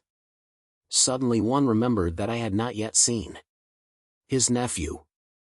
"Where's Marius? Why does he not show himself?" The gamekeeper started, looking me suddenly in the face. "Well, monsieur, I had rather tell you the whole business right away. It's on account of him that I am worrying." "Ah. Well, where is he?" "Over in the stable, monsieur. I was waiting for the right time to bring him out." "What has he done?" "Well, Monsieur J." The gamekeeper, however, hesitated, his voice altered and shaky, his face suddenly furrowed by the deep lines of an old man. He continued slowly, "Well, I found out, last winter, that someone was poaching in the woods of Rosaries, but I couldn't seem to catch the man. I spent night after night on the lookout for him. In vain. During that time they began poaching over by a Courcheville. I was growing thin from vexation. But as for catching the trespasser, impossible. One might have thought that the rascal was forewarned of my plans. But one day, while I was brushing Marius' Sunday trousers, I found 40 cents in his pocket. Where did he get it?" T thought the matter over for about a week. "And I noticed that he used to go out, he would leave the house just as one was coming home to go to bed." "Yes, monsieur." Then I started to watch him, without the slightest suspicion of the real facts. One morning, just after I had gone to bed before him, I got right up again, and followed him. Foreshadowing a man. There is nobody like me, monsieur. And I caught him, Marius, poaching on your land, monsieur, he my nephew, I your keeper. The blood rushed to my head, and one almost killed him on the spot, hit him so hard. Oh. Yes. I thrashed him all right. And I promised him that he would get another beating from my hand, in Your presence, as an example. There. I have grown thin from sorrow. You know how it is when one is worried like that. But tell me, what would you have done? The boy has no father or mother, and I am the last one of his blood. I kept him. I couldn't drive him out, could I? I told him that if it happened again I would have no more pity for him, all would be over. There. Did I do right, monsieur? T answered, holding out my hand. Vous did well, cavalier, you are an honest man. He rose. Thank you, monsieur. Now I am going to fetch him. I must give him his thrashing, as an example. I knew that it was hopeless to try and turn the old man from his idea. I therefore let him have his own way. He got the rascal and brought him back by the ear. T was seated on a cane chair, with the solemn expression of a judge. Marius seemed to have grown. He was homelier even than the year before, with his evil, sneaking expression. His big hands seemed gigantic. His uncle pushed him up to me, and, in his soldierly voice, said, "Beg the gentleman's pardon." The boy didn't say a word. Then putting one arm round him, the former gendarme lifted him right off the ground, and began to whack him with such force that I rose to stop the blows. The boy was now howling, "Mercy! Mercy! Mercy! I promise I." Cavalier put him back on the ground and forced him to his knees. "Beg for pardon," he said. With eyes lowered, the scamp murmured, "CT ask for pardon." Then his uncle lifted him to his feet, and dismissed him with a cuff which almost knocked him down again. He made his escape, and I did not see him again. That evening, Cavalier appeared overwhelmed. "He is a bad egg," he said. And throughout the whole dinner, he kept repeating, "Oh, that worries me, monsieur, that worries me." It tried to comfort him, but in vain. T went to bed early, so that I might start out at daybreak. My dog was already asleep on the floor, at the foot of my bed, when I put out the light. I was awakened toward midnight by the furious barking of my dog Bach. I immediately noticed that my room was full of smoke. I jumped out of bed, struck a light, ran to the door and opened it. A cloud of flames burst in. The house was on fire. T quickly closed the heavy oak door and, drawing on my trousers, I first lowered the dog through the window, by means of a rope made of my sheets. Then, having thrown out the rest of my clothes, my game bag and my gun, I in turn escaped the same way. It began to shout with all my might, "Cavalier! Cavalier! Cavalier!"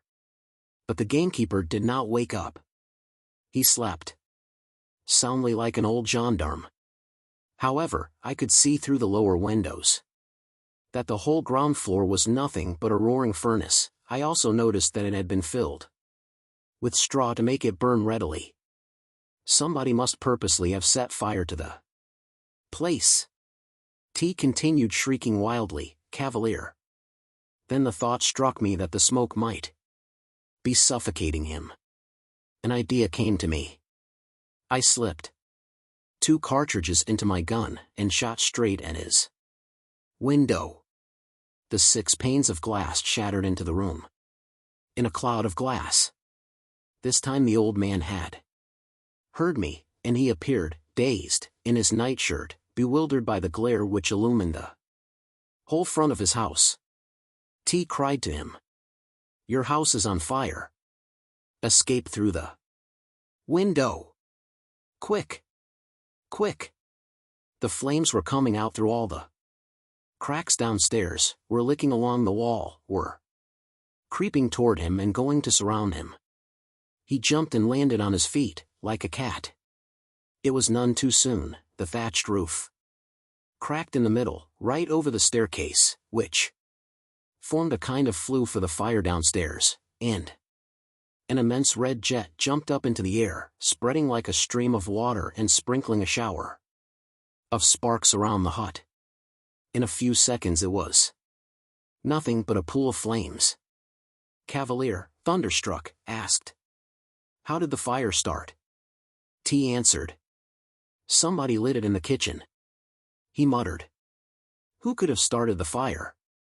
And I, suddenly guessing, answered, "Marius." The old man understood. He stammered, "Good God! That is why he didn't return." A terrible thought flashed through my mind. Tide. And Celeste. Celeste. He did not answer. The house caved in before us, forming only an enormous, bright, blinding brazier, an awe-inspiring funeral pile, where the poor woman could no longer be anything but a glowing ember of human flesh. We had not heard a single cry. As the fire crept toward the shed, I suddenly bethought me of my horse, and Cavalier ran to free it. Hardly had he opened the door of the stable, when a supple, nimble body darted between his legs and threw him on his face. It was Marius, running for all he was worth. The man was up in a second.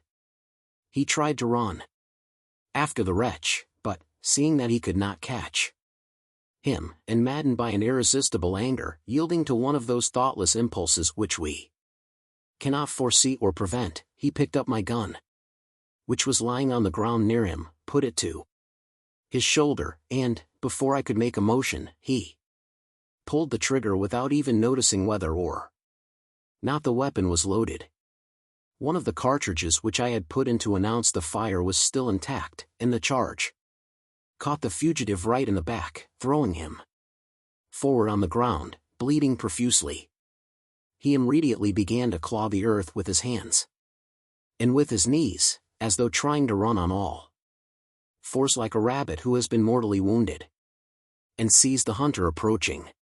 T rushed forward to the boy, but I could already hear the death rattle. He passed away before the fire was extinguished, without having said a word. Cavalier, still in his shirt, his legs bare, was standing near us, motionless, dazed. When the people from the village arrived, my gamekeeper was taken away, like an insane man. T appeared at the trial as witness, and related the facts in detail, without changing a thing. Cavalier was acquitted. He disappeared that very day, leaving the country. T have never seen him since. There, gentlemen, that is my story. The story of a farm girl. Part 1. As the weather was very fine, the people on the farm had hurried through their dinner and had returned to the fields. The servant, Rose, remained alone in the large kitchen, where the fire was dying out on the hearth, beneath the large boiler of hot water. From time to time she dipped out some water and slowly washed her dishes, stopping occasionally to look at the two streaks of light which the sun threw across the long table through the window, and which showed the defects in the glass. 3 venturesome hens were picking up the crumbs under the chairs, while the smell of the poultry yard and the warmth from the cow stall came in through the half-open door, and a cock was heard crowing in the distance. When she had finished her work, wiped down the table, dusted the mantelpiece, and put the plates on the high dresser close to the wooden clock with its loud tick-tock, she drew a long breath, as she felt rather oppressed, without exactly knowing why. She looked at the black clay walls, the rafters that were blackened with smoke and from which hung spiders' webs, smoked herrings and strings of onions, and then she sat down, rather overcome by the stale odor from the earthen floor, on which so many things had been continually spilled and which the heat brought out. With this there was mingled the sour smell of the pans of milk which were set out to raise the cream in the adjoining dairy. She wanted to sew, as usual, but she did not feel Strong enough, and so she went to the door to get a mouthful of fresh air, which seemed to do her good. The fowls were lying on the steaming dunghill. Some of them were scratching with one claw in search of worms, while the cock stood up proudly in their midst. When he crowed, the cocks and all the neighboring farmyards replied to him, as if they were uttering challenges from farm to farm. The girl looked at them without thinking, and then she raised her eyes and was almost dazzled at the sight of the apple trees in blossom. Just then a colt, full of life and friskiness, jumped over the ditches and then stopped suddenly, as if surprised at being alone. She also felt inclined to run. She felt inclined to move and to stretch her limbs and to repose in the warm, breathless air. She took a few undecided steps and closed her eyes, for she was seized with a feeling of animal comfort, and then she went to look for eggs in the hen loft. There were 13 of them, which she took in and put into the storeroom, but the smell from the kitchen annoyed her again, and she went out to sit on the grass for a time. The farmyard, which was surrounded by trees, seemed to be asleep.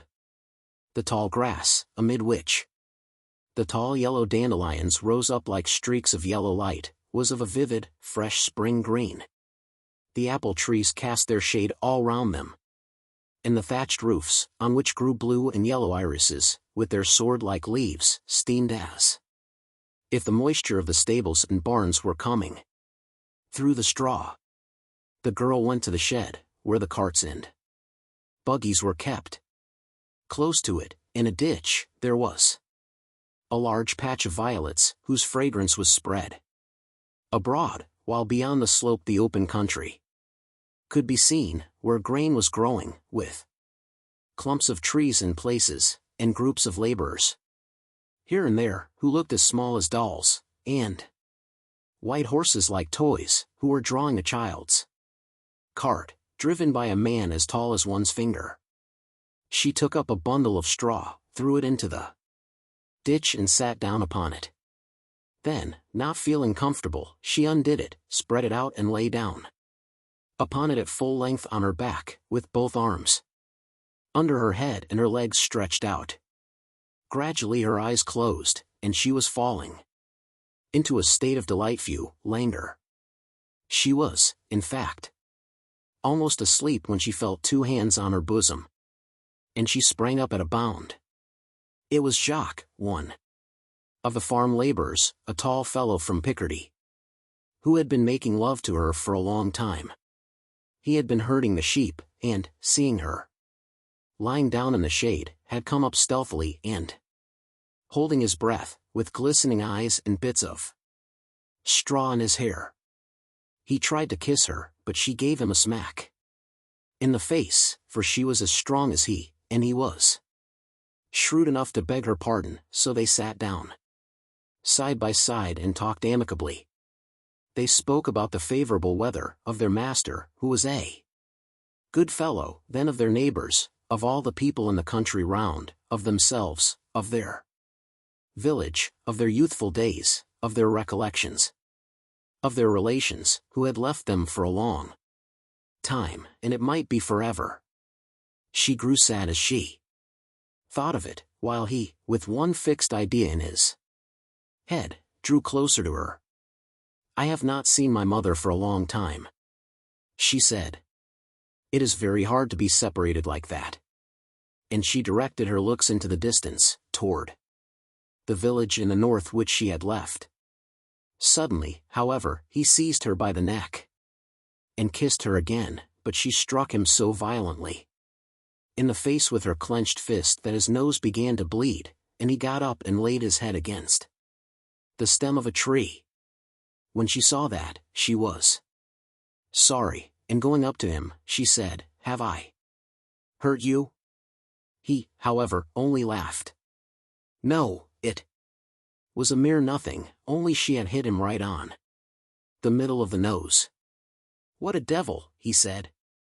And he looked at her with admiration, for she had inspired him with a feeling of respect and of a very different kind of admiration, which was the beginning of a real love for that tall, strong wench. When the bleeding had stopped, he proposed a walk, as he was afraid of his neighbor's heavy hand if they remained side by side like that much longer.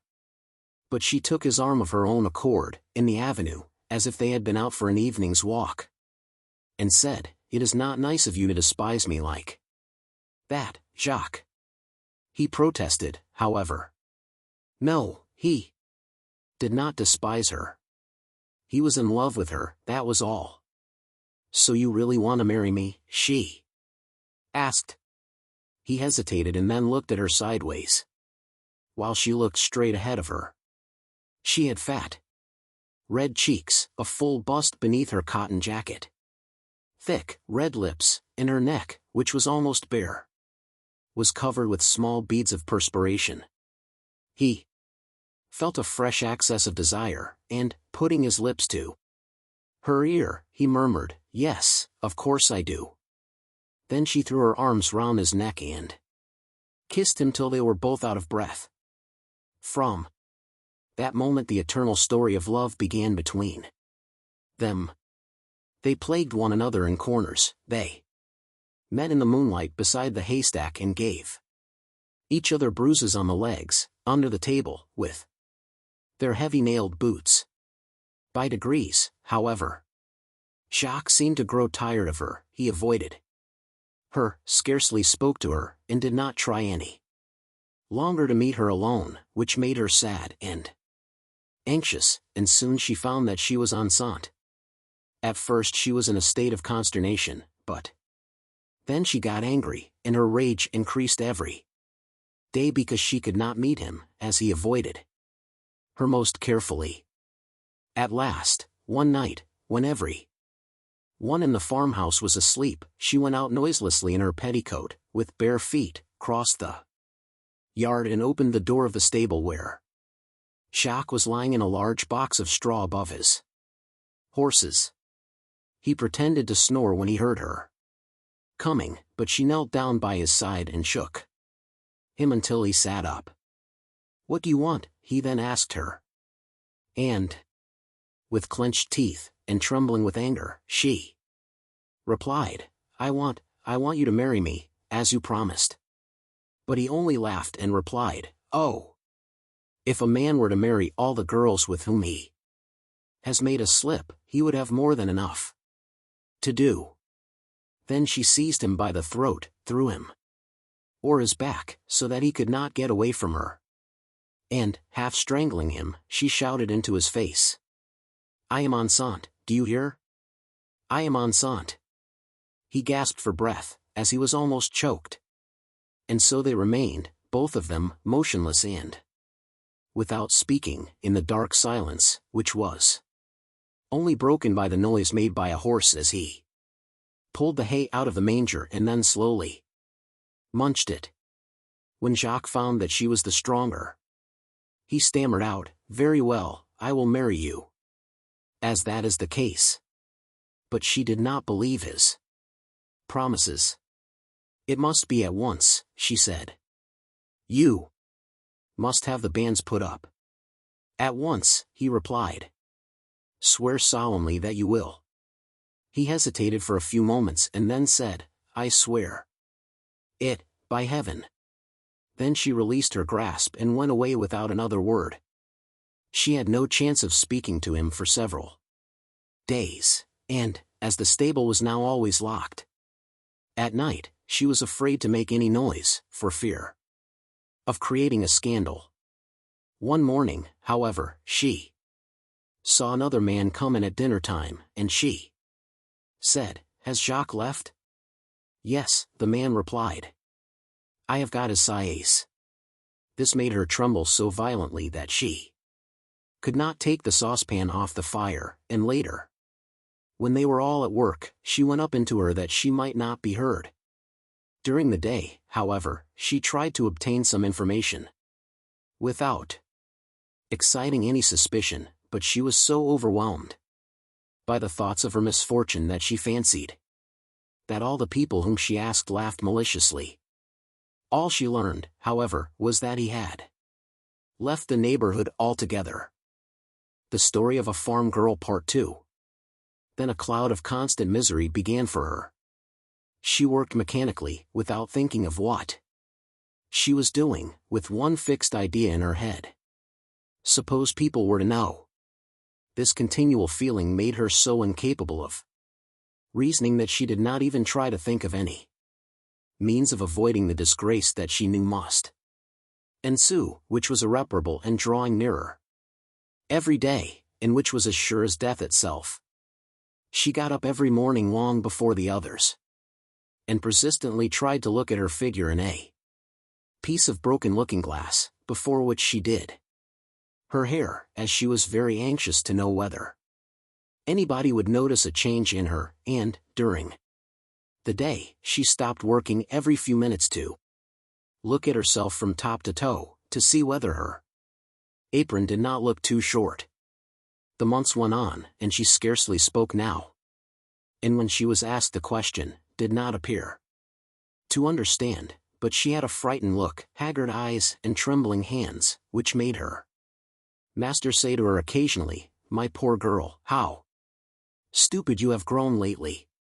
In church she hid behind a pillar, and no longer ventured to go to confession, as she feared to face the priest, to whom she attributed superhuman powers, which enabled him to read people's consciences. And at meal times the looks of her fellow servants almost made her faint with mental agony, and she was always fancying that she had been found out by the cowherd, a precocious and cunning little lad, whose bright eyes seemed always to be watching her. One morning the postman brought her a letter, and as she had never received one in her life before, she was so upset by it that she was obliged to sit down. Perhaps it was from him. But, as she could not read, she sat anxious and trembling with that piece of paper, covered with ink, in her hand. After a time, however, she put it into her pocket, as she did not venture to confide her secret to anyone. She often stopped in her work to look at those lines, written at regular intervals, and which terminated in a signature, imagining vaguely that she would suddenly discover their meaning, until at last, as she felt half mad with impatience and anxiety, she went to the schoolmaster, who told her to sit down and read to her as follows. "My dear Doctor, J. write to tell you that I am very ill. Our neighbor, Monsieur Dentu, begs you to come, if you can. From your affectionate mother, César Dentu, Deputy Mayor."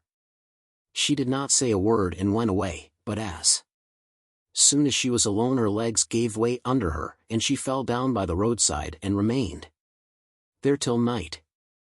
When she got back, she told the farmer her bad news, and he allowed her to go home for as long as she liked, and promised to have her work done by a charwoman and to take her back when she returned.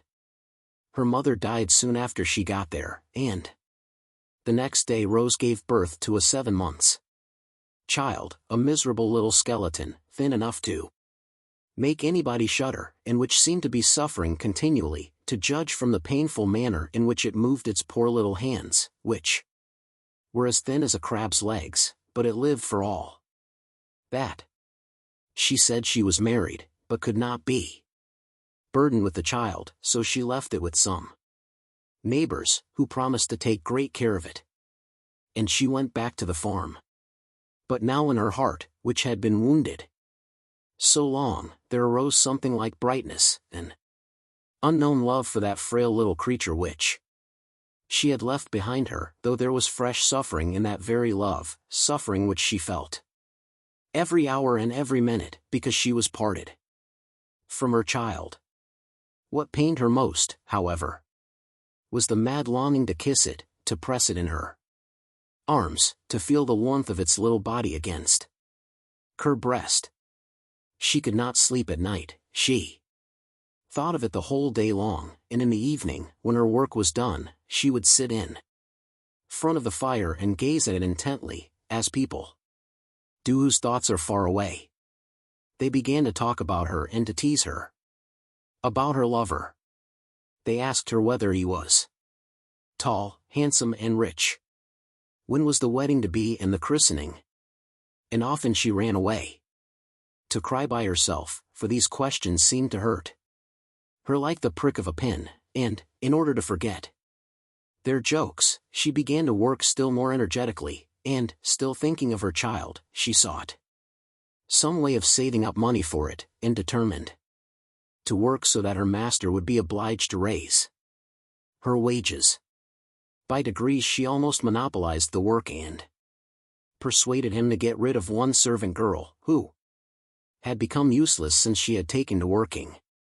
Like two, she economized in the bread, oil and candles, in the corn, which they gave to the chickens too extravagantly, and in the fodder for the horses and cattle, which was rather wasted.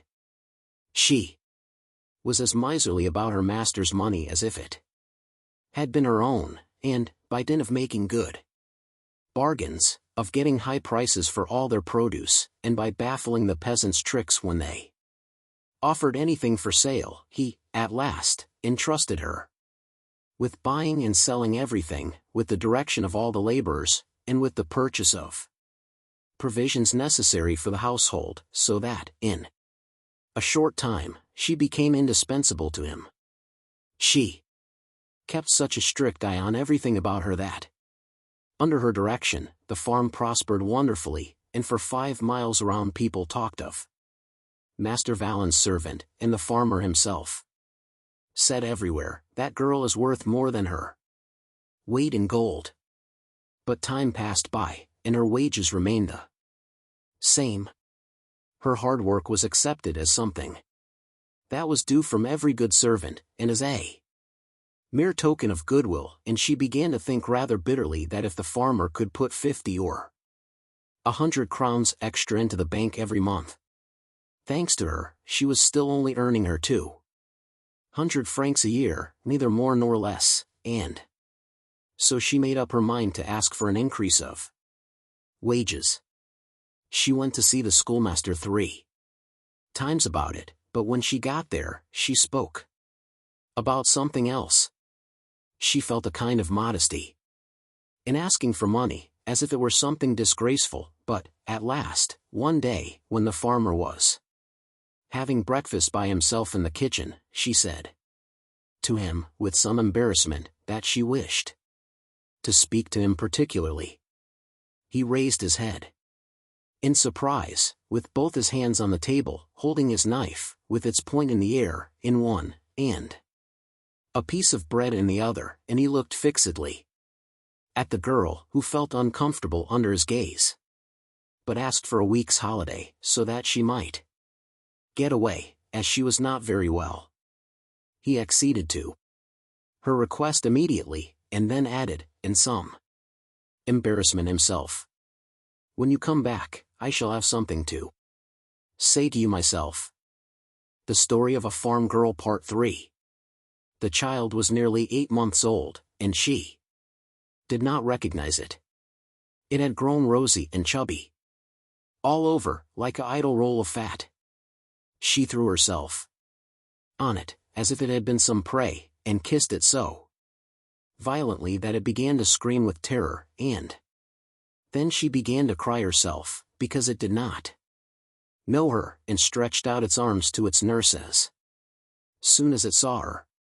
But the next day it began to know her, and laughed when it saw her, and she took it into the fields, and ran about excitedly with it, and sat down under the shade of the trees, and then, for the first time in her life, she opened her heart to somebody, although he could not understand her, and told him her troubles, how hard her work was, her anxieties and her hopes, and she quite tired the child with the violence of her caresses.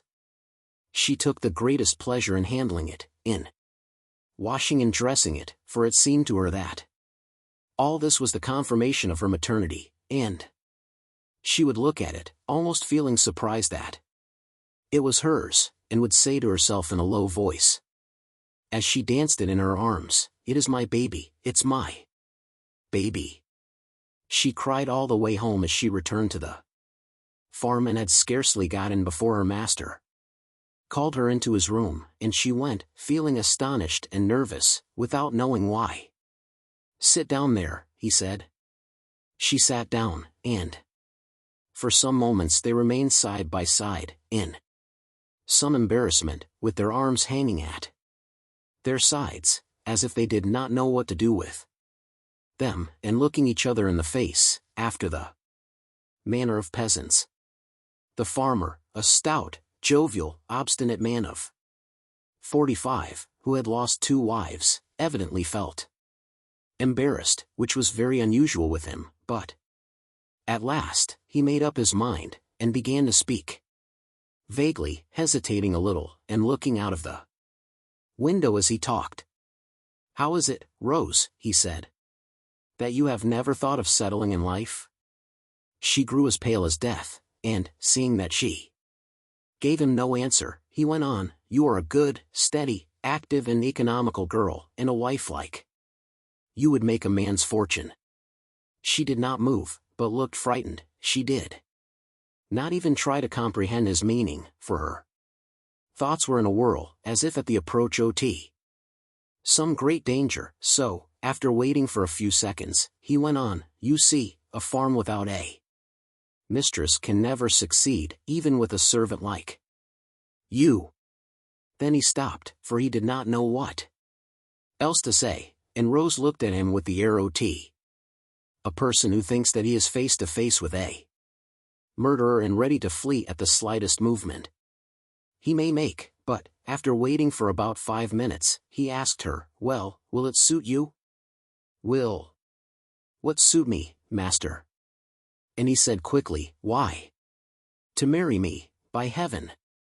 She jumped up, but fell back on her chair, as if she had been struck, and there she remained motionless, like a person who is overwhelmed by some great misfortune.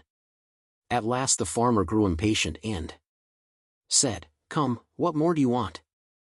She looked at him, almost in terror, then suddenly the tears came into her eyes, and she said twice in a choking voice, I cannot." "Why not?" he asked. "Come, don't be silly, I will give you until tomorrow to think it over."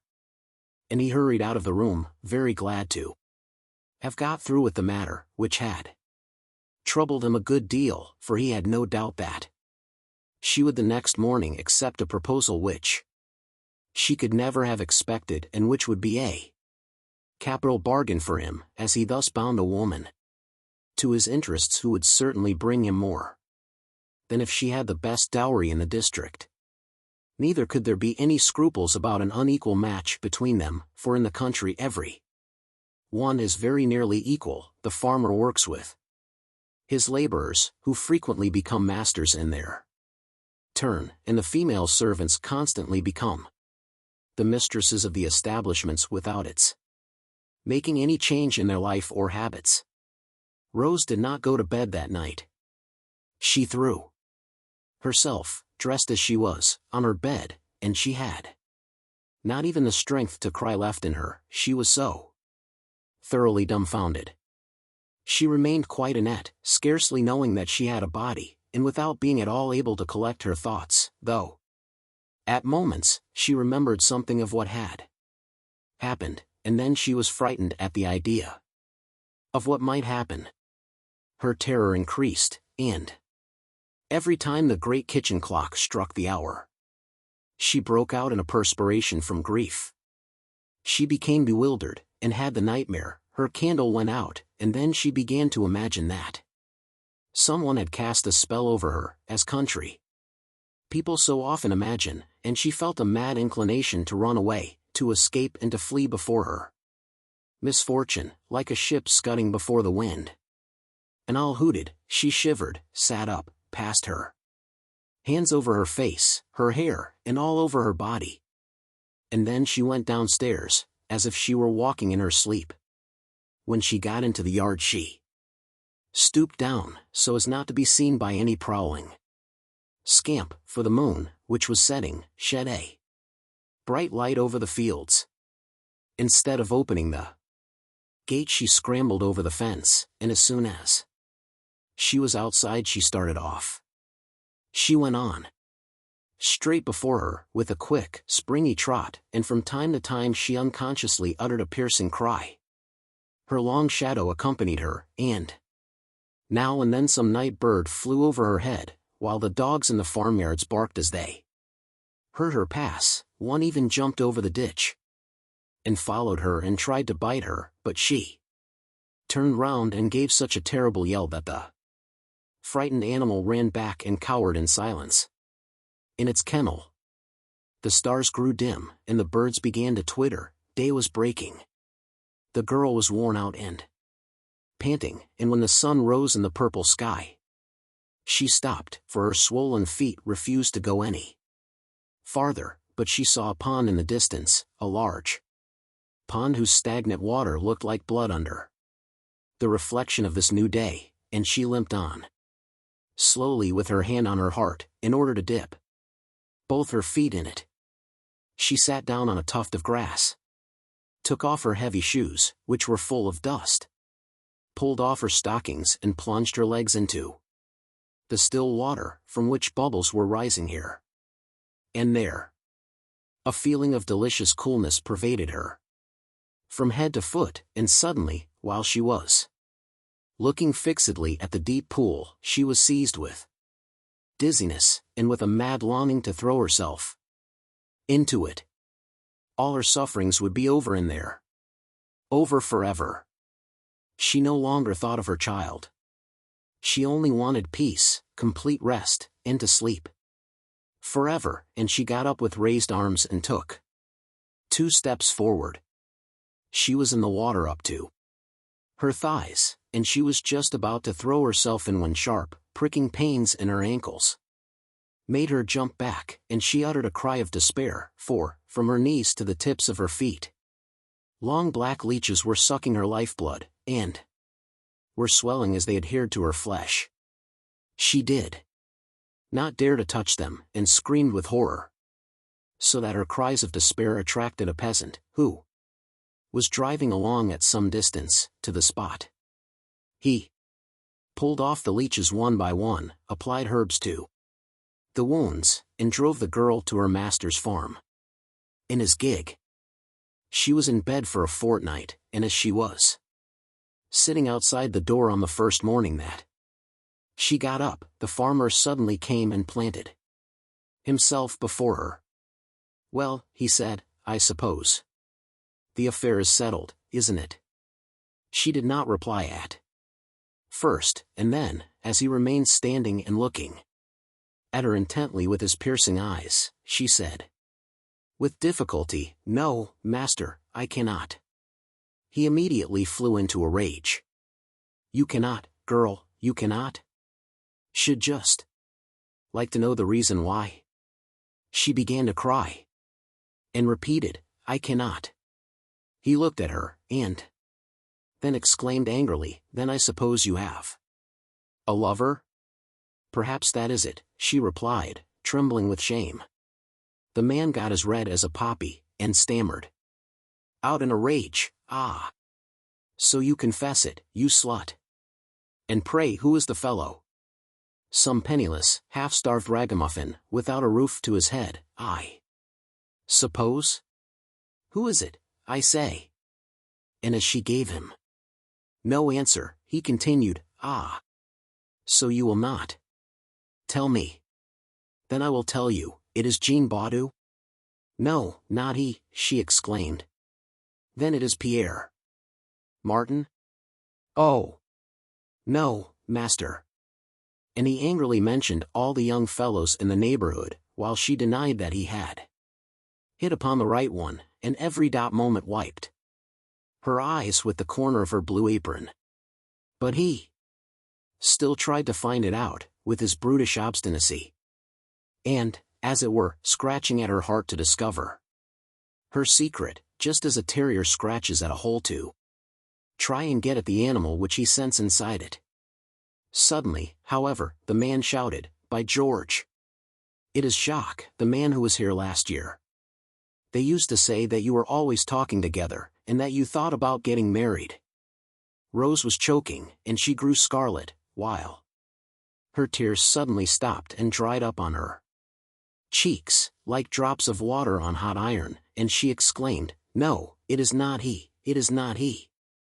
"Is that really a fact?" asked the cunning peasant, who partly guessed the truth, and she replied, hastily, "One will swear it, I will swear it to you. I'll tried to think of something by which to swear, as she did not venture to invoke sacred things, but he interrupted her. "At any rate, he used to follow you into every corner and devoured you with his eyes at meal times. Did you ever give him your promise, eh?" This time she looked her master straight in the face.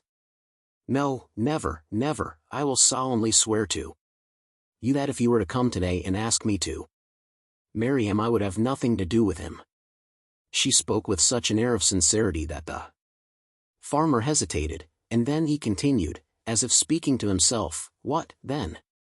You have not had a misfortune, as they call it, or it would have been known, and as it has no consequences, no girl would refuse her master on that account.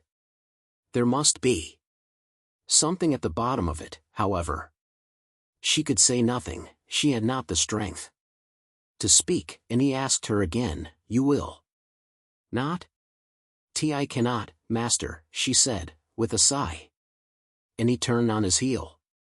She thought she had got rid of him altogether, and spent the rest of the day almost tranquilly, but was as exhausted as if she had been turning the thrashing machine all day in the place of the old white horse, and she went to bed as soon as she could and fell asleep immediately.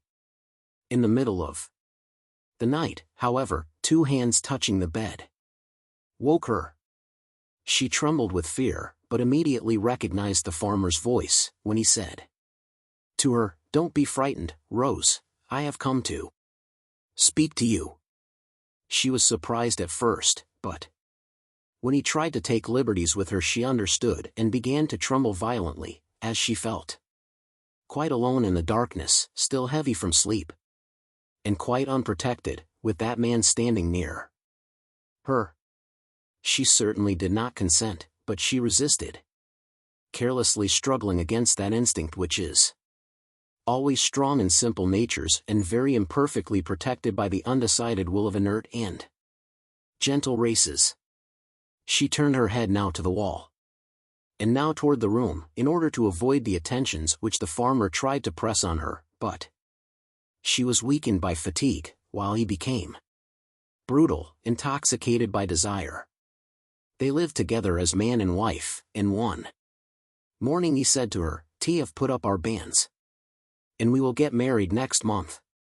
She did not reply, for what could she say? She did not resist, for what could she do? The Story of a Farm Girl Part 4. She married him. She felt as if she were in a pit, with inaccessible sides from which she could never get out, and all kinds of misfortunes were hanging over her head, like huge rocks, which would fall on the first occasion. Her husband gave her the impression of a man whom she had robbed, and who would find it out some day or other. And then she thought of her child, who was the cause of her misfortunes, but who was also the cause of her happiness on earth, and whom she went to see twice a year, though she came back more unhappy each time. But she gradually grew accustomed to her life. Her fears were allayed, her heart was at rest, and she lived with an easier mind, though still with some vague fear floating in it. And so years went on, until the child was 6. She was almost happy now, when suddenly the farmer's temper grew very bad. For 2 or 3 years he seemed to have been nursing some secret anxiety, to be troubled by some care, some mental disturbance, which was gradually increasing. He remained sitting at table after dinner, with his head in his hands, sad and devoured by sorrow. He always spoke hastily, sometimes even brutally, and it even seemed as if he had a grudge against his wife, for at times he answered her roughly, almost angrily. One day, when a neighbor's boy came for some eggs, and she spoke rather crossly to him, as she was very busy, her husband suddenly came in and said to her in his unpleasant voice, "If that were your own child you would not treat him so." She was hurt and did not reply, and then she went back into the house, with all her grief awakened afresh. And at dinner the farmer neither spoke to her nor looked at her, and he seemed to hate her, to despise her, to know something about the affair at last. In consequence she lost her composure, and did not venture to remain alone with him after the meal was over, but left the room and hastened to the church. It was getting dusk, the narrow nave was in total darkness, but she heard footsteps in the choir. For the sacristan was preparing the tabernacle lamp for the night. That spot of trembling light, which was lost in the darkness of the arches, looked to Rose like her last hope, and with her eyes fixed on it, she fell on her knees. The chain rattled as the little lamp swung up into the air, and almost immediately the small bell rang out the Angelus through the increasing mist. She went up to him, as he was going out. "Is Monsieur le Curé at home?" she asked. "Of course he is, this is his dinner time." She trembled as she rang the bell of the parsonage. The priest was just sitting down to dinner, and he made her sit down also. Yes, I know all about it. Your husband has mentioned the matter to me that brings you here." The poor woman nearly fainted, and the priest continued, "What do you want, my child?" And he hastily swallowed several spoonfuls of soup, some of which dropped onto his greasy cassock. But Rose did not venture to say anything more, and she got up to go, but the priest said, "Courage." And she went out and returned to the farm without knowing what she was doing. The farmer was waiting for her, as the laborers had gone away during her absence, and she fell heavily at his feet, and, shedding a flood of tears, she said to him, "What have you got against me?" He began to shout and to swear, "What have I got against you?" "That I have no children, by L. When a man takes a wife it is not that they may live alone together to the end of their days. That is what I have against you. When a cow has no calves she is not worth anything, and when a woman has no children she is also not worth anything." She began to cry, and said, "It is not my fault. It is not my fault." He grew rather more gentle when he heard that, and added, "I do not say that it is, but it is very provoking, all the same." The Story of a Farm Girl Part 5.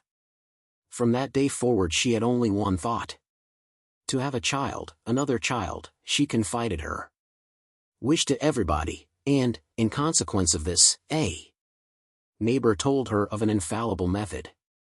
This was to make her husband drink a glass of water with a pinch of ashes in it every evening. The farmer consented to try it, but without success, so they said to each other, "Perhaps there are some secret ways?" And they tried to find out. They were told of a shepherd who lived 10 leagues off. And so Vallon one day drove off to consult him.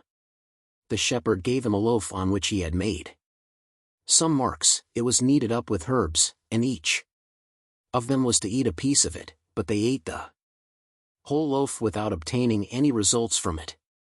Next, a schoolmaster unveiled mysteries and processes of love which were unknown in the country, but infallible, so he declared, but none of them had the desired effect. Then the priest advised them to make a pilgrimage to the shrine at Fecamp.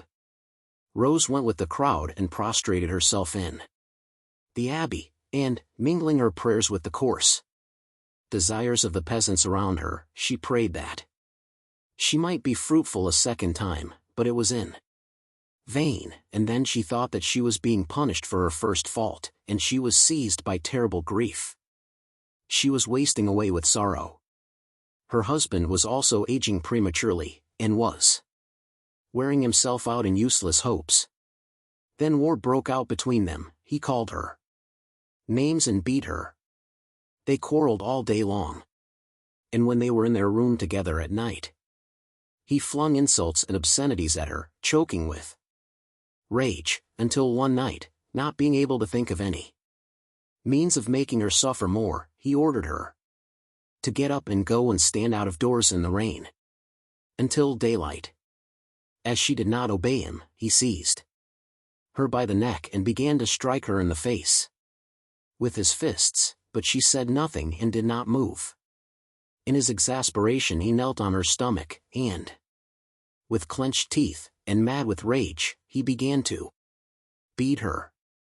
Then in her despair she rebelled, and, flinging him against the wall with a furious gesture, she sat up, and in an altered voice she hissed, "T have had a child, I have had one. I had it by Jacques, you know Jacques. He promised to marry me, but he left this neighborhood without keeping his word." The man was thunderstruck and could hardly speak, but at last he stammered out, "What are you saying? What are you saying?"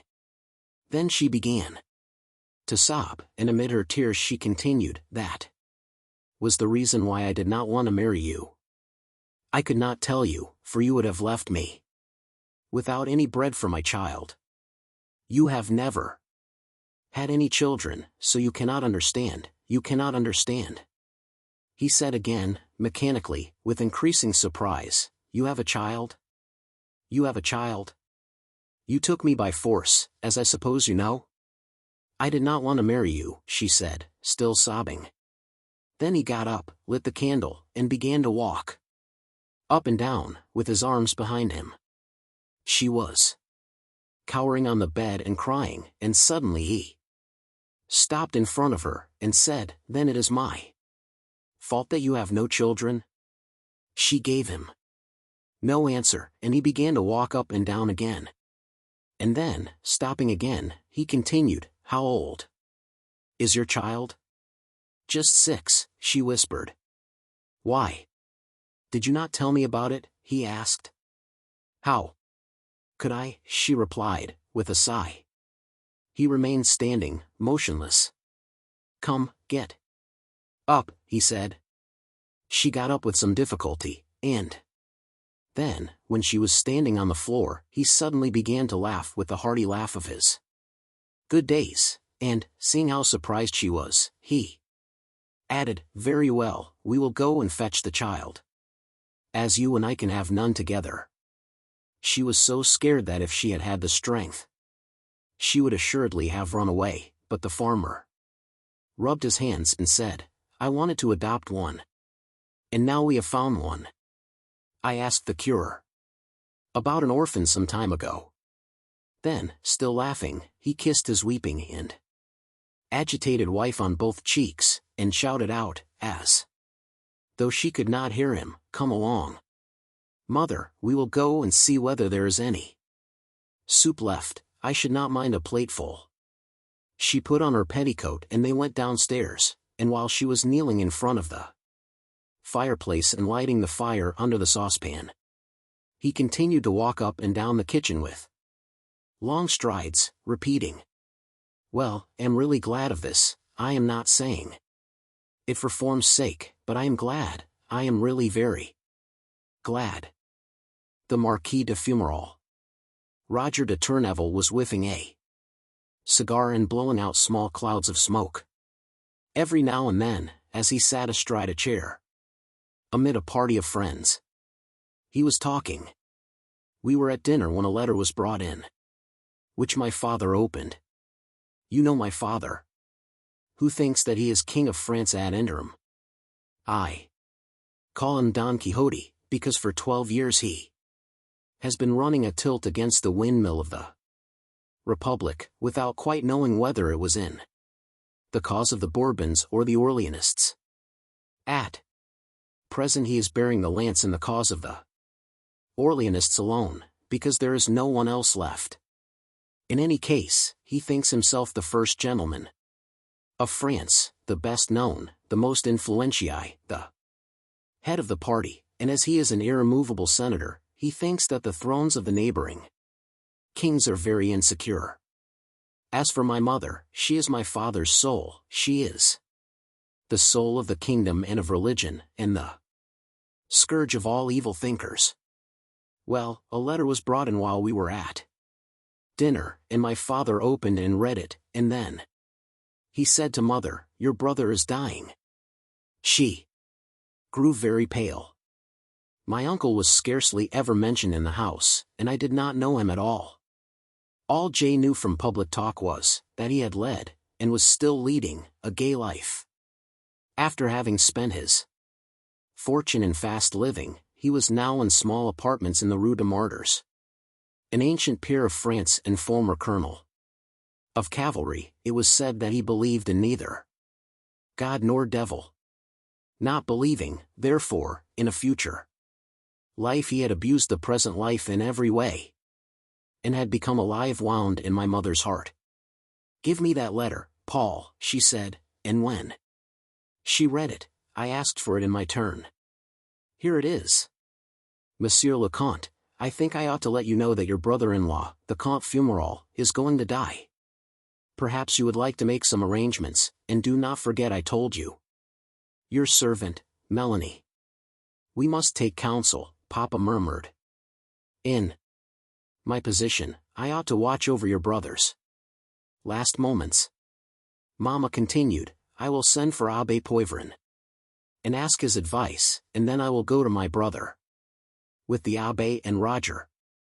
Remain here, Paul, for you must not compromise yourself, but a woman can and ought to do these things. For a politician in your position, it is another matter. It would be a fine thing for one of your opponents to be able to bring one of your most laudable actions up against you." "You are right," my father said. "Do as you think best, my dear wife." A quarter of an hour later, the Abbé Poivron came into the drawing room, and the situation was explained to him, analyzed and discussed in all its bearings. If the Marquis de Fumerol, one of the greatest names in France, were to die without the ministrations of religion, it would assuredly be a terrible blow to the nobility in general, and to the Count de Tourneville in particular, and the freethinkers would be triumphant. The liberal newspapers would sing songs of victory for 6 months. My mother's name would be dragged through the mire and brought into the prose of socialistic journals, and my father's name would be smirched. It was impossible that such a thing should be.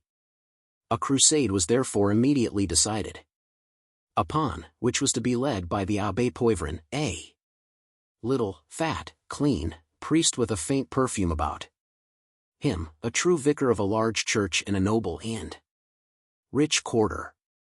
The landau was ordered, and we all three set out, my mother, the curé and I, to administer the last sacraments to my uncle.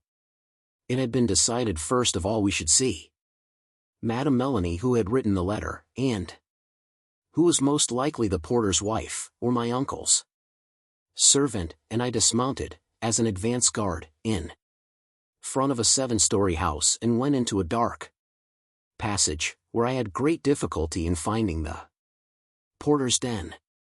He looked at me distrustfully, and I said, "Madame Melanie, if you please don't know her." "But I have received a letter from her." "That may be, but I don't know her." "Are you asking for a lodger?" "No, a servant probably. She wrote me about a place." A servant, a servant? Perhaps it is the Marquis. Go and see, the 5th story on the left. As soon as he found I was not asking for a doubtful character, he became more friendly and came as far as the corridor with me. He was a tall, thin man with white whiskers, the manners of a beetle and majestic gestures. He climbed up a long spiral staircase, the railing of which I did not venture to touch, and I gave 3. Discreet chaos at the left-hand door on the 5th story. It opened immediately, and an enormous, dirty woman appeared before me. She barred the entrance with her extended arms, which she placed against the 2 doorposts, and growled, "What do you want? Are you Madame Melanie?" "Yes. I am the Visconti de Tourneville." "Ah. All right. Come in. Well, the fact is, my mother is downstairs with a priest." "Oh. All right, go and bring them up, but be careful of the porter." T went downstairs and came up again with my mother, who was followed by the abbé, and I fancied that I heard other footsteps behind us. As soon as we were in the kitchen, Melanie offered us chairs, and we all 4 sat down to deliberate. "Is he very ill?" my mother asked. "Oh. Yes, madam, he will not be here long." "Does he seem disposed to receive a visit from a priest?" "Oh. I do not think so. Can I see him?" "Well, yes, madam, only those young ladies are with him." "What young ladies?" Why, his lady friends, of course." "Oh." Mama had grown scarlet, and the Abbé Poivron had lowered his eyes. The affair began to amuse me, and, I said, "Suppose I go in first? I shall see how he receives me. And perhaps one shall be able to prepare him to receive you." My mother, who did not suspect any trick, replied, "Yes, go, my dear." But a woman's voice cried out, "Melanie." The servant ran out and said, "What do you want, Mademoiselle Claire?" "The omelette, quickly." "In a minute, mademoiselle," and coming back to us, she explained the summons. They had ordered a cheese omelette at 2 o'clock as a slight collation. And she at once began to break the eggs into a salad bowl, and to whip them vigorously, while I went out on the landing and pulled the bell so as to formally announce my arrival. Melanie opened the door to me, and made me sit down in an anteroom, while she went to tell my uncle that I had come. Then she came back and asked me to go in, while the abbé hid behind the door, so that he might appear at the first signal. I was certainly very much surprised at the sight of my uncle, for he was very handsome, very solemn, and very elegant, the old rake, sitting, almost lying, in a large armchair, his legs wrapped in blankets, his hands, his long, white hands, over the arms of the chair. He was waiting for death with the dignity of a patriarch. His white beard fell on his chest, and his hair, which was also white, mingled with it on his cheeks. Standing behind his armchair, as if to defend him against me, were 2 young women, who looked at me with bold eyes. In their petticoats and morning wrappers, with bare arms, with coal black hair twisted in a knot on the nape of their neck, with embroidered, oriental slippers, which showed their ankles, and silk stockings, they looked like the figures in some symbolical painting, by the side of the dying man. Between the easy-chair and the bed, there was a table covered with a white cloth, on which 2 plates, 2 glasses, 2 forks, and 2 knives were waiting for the cheese omelette, which had been ordered some time before of Melanie. My uncle said in a weak, almost breathless, but clear voice, "Good morning, my child. It is rather late in the day to come and see me. Our acquaintanceship will not last long." I stammered out, "It was not my fault, uncle." "No, I know that," he replied. "It is your father and mother's fault more than yours." "How are they?" "Pretty well, thank you. When they heard that you were ill, they sent me to ask after you." "Ah. Why did they not come themselves?" T looked up at the 2 girls and said gently, "It is not their fault if they could not come, uncle. But it would be difficult for my father, and impossible for my mother to come in here. The old man did not reply, but raised his hand toward mine, and I took the pale, cold hand and held it in my own. The door opened, Melanie came in with the omelette and put it on the table, and the two girls immediately sat down at the table and began to eat, without taking their eyes off me. Then I said, "Uncle, it would give great pleasure to my mother to embrace you." "I also," he murmured, "should." Like he said no more, and I could think of nothing to propose to him, and there was silence, except for the noise of the plates and that vague sound of eating. Now, the abbé, who was listening behind the door, seeing our embarrassment, and thinking we had won the game, thought the time had come to interpose, and showed himself. My uncle was so stupefied at sight of him that at first he remained motionless, and then he opened his mouth as if he meant to swallow up the priest, and shouted to him in a strong, deep, furious voice, "What are you doing here?" The abbé, who was used to difficult situations, came forward into the room, murmuring, "I have come in your sister's name, Monsieur le Marquis. She has sent me. She would be happy, monsieur." But the Marquis was not listening. Raising one hand, he pointed to the door with a proud, tragic gesture, and said angrily and breathing hard, "Leave this room, go out, robber of souls. Go out from here, you violator of consciences. Go out from here, you picklock of dying men's doors." The abbé retreated, and I also went to the door.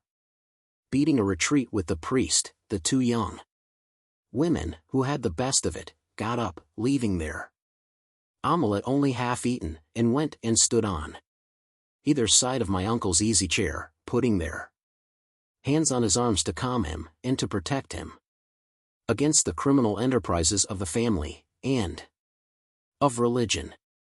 The abbé and I rejoined my mother in the kitchen, and Melanie again offered us chairs. I knew quite well that this method would not work. We must try some other means, otherwise he will escape us. And they began deliberating afresh, my mother being of one opinion and the abbé of another, while held a third. We had been discussing the matter in a low voice for half an hour, perhaps, when a great noise of furniture being moved and of cries uttered by my uncle, more vehement and terrible even than the former had been, made us all four jump up. Through the doors and walls we could hear him shouting, "Go out, out, rascals, humbugs, get out. Scoundrels, get out, get out." Melanie rushed in, but came back immediately to call me to help her, and I hastened in.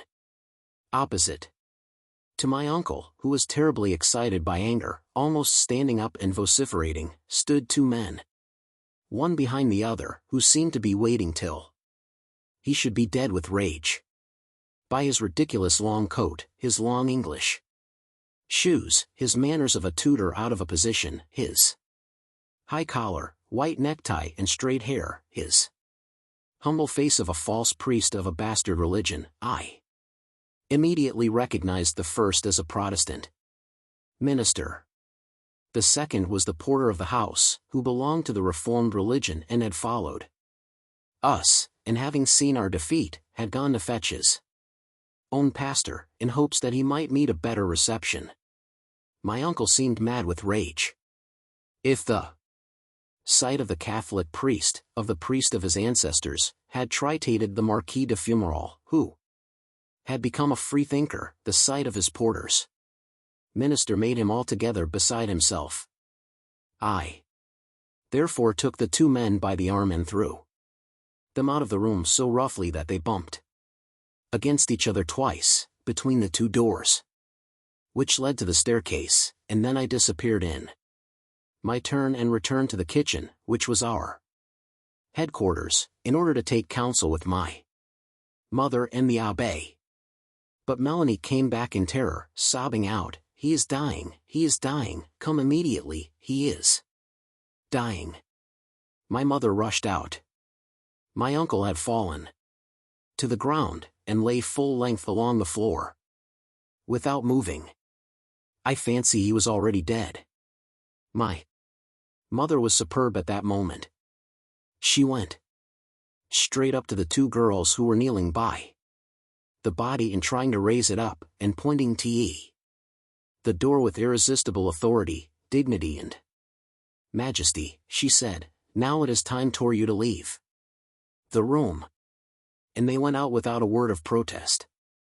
I must add that I was getting ready to turn them out as unceremoniously as I had done the parson and the porter. Then the Abbé Poivron administered the last sacraments to my uncle with all the customary prayers, and remitted all his sins, while my mother sobbed as she knelt near her brother. Suddenly, however, she exclaimed, "He recognized me." He pressed my hand. "I am sure he recognized me, and that he thanked me." Oh, God, what happiness! Poor Mama! If she had known or guessed for whom those thanks were intended. They laid my uncle on his bed. He was certainly dead this time. "Madam," Melanie said, "we have no sheets to bury him in. All the linen belongs to these two young ladies." And when I looked at the omelette which they had not finished, I felt inclined to laugh and to cry at the same time. There are some humorous moments and some humorous situations in life, occasionally. Eve speeches at the grave. Baron de Croiselles, the senator, showed in admirable terms that God always returns victorious into well-born souls which have temporarily been led into error. All the members of the Royalist and Catholic party followed the funeral procession with the enthusiasm of victors, as they spoke of that beautiful death after a somewhat troublous life. Viscount Roger ceased speaking. His audience was laughing.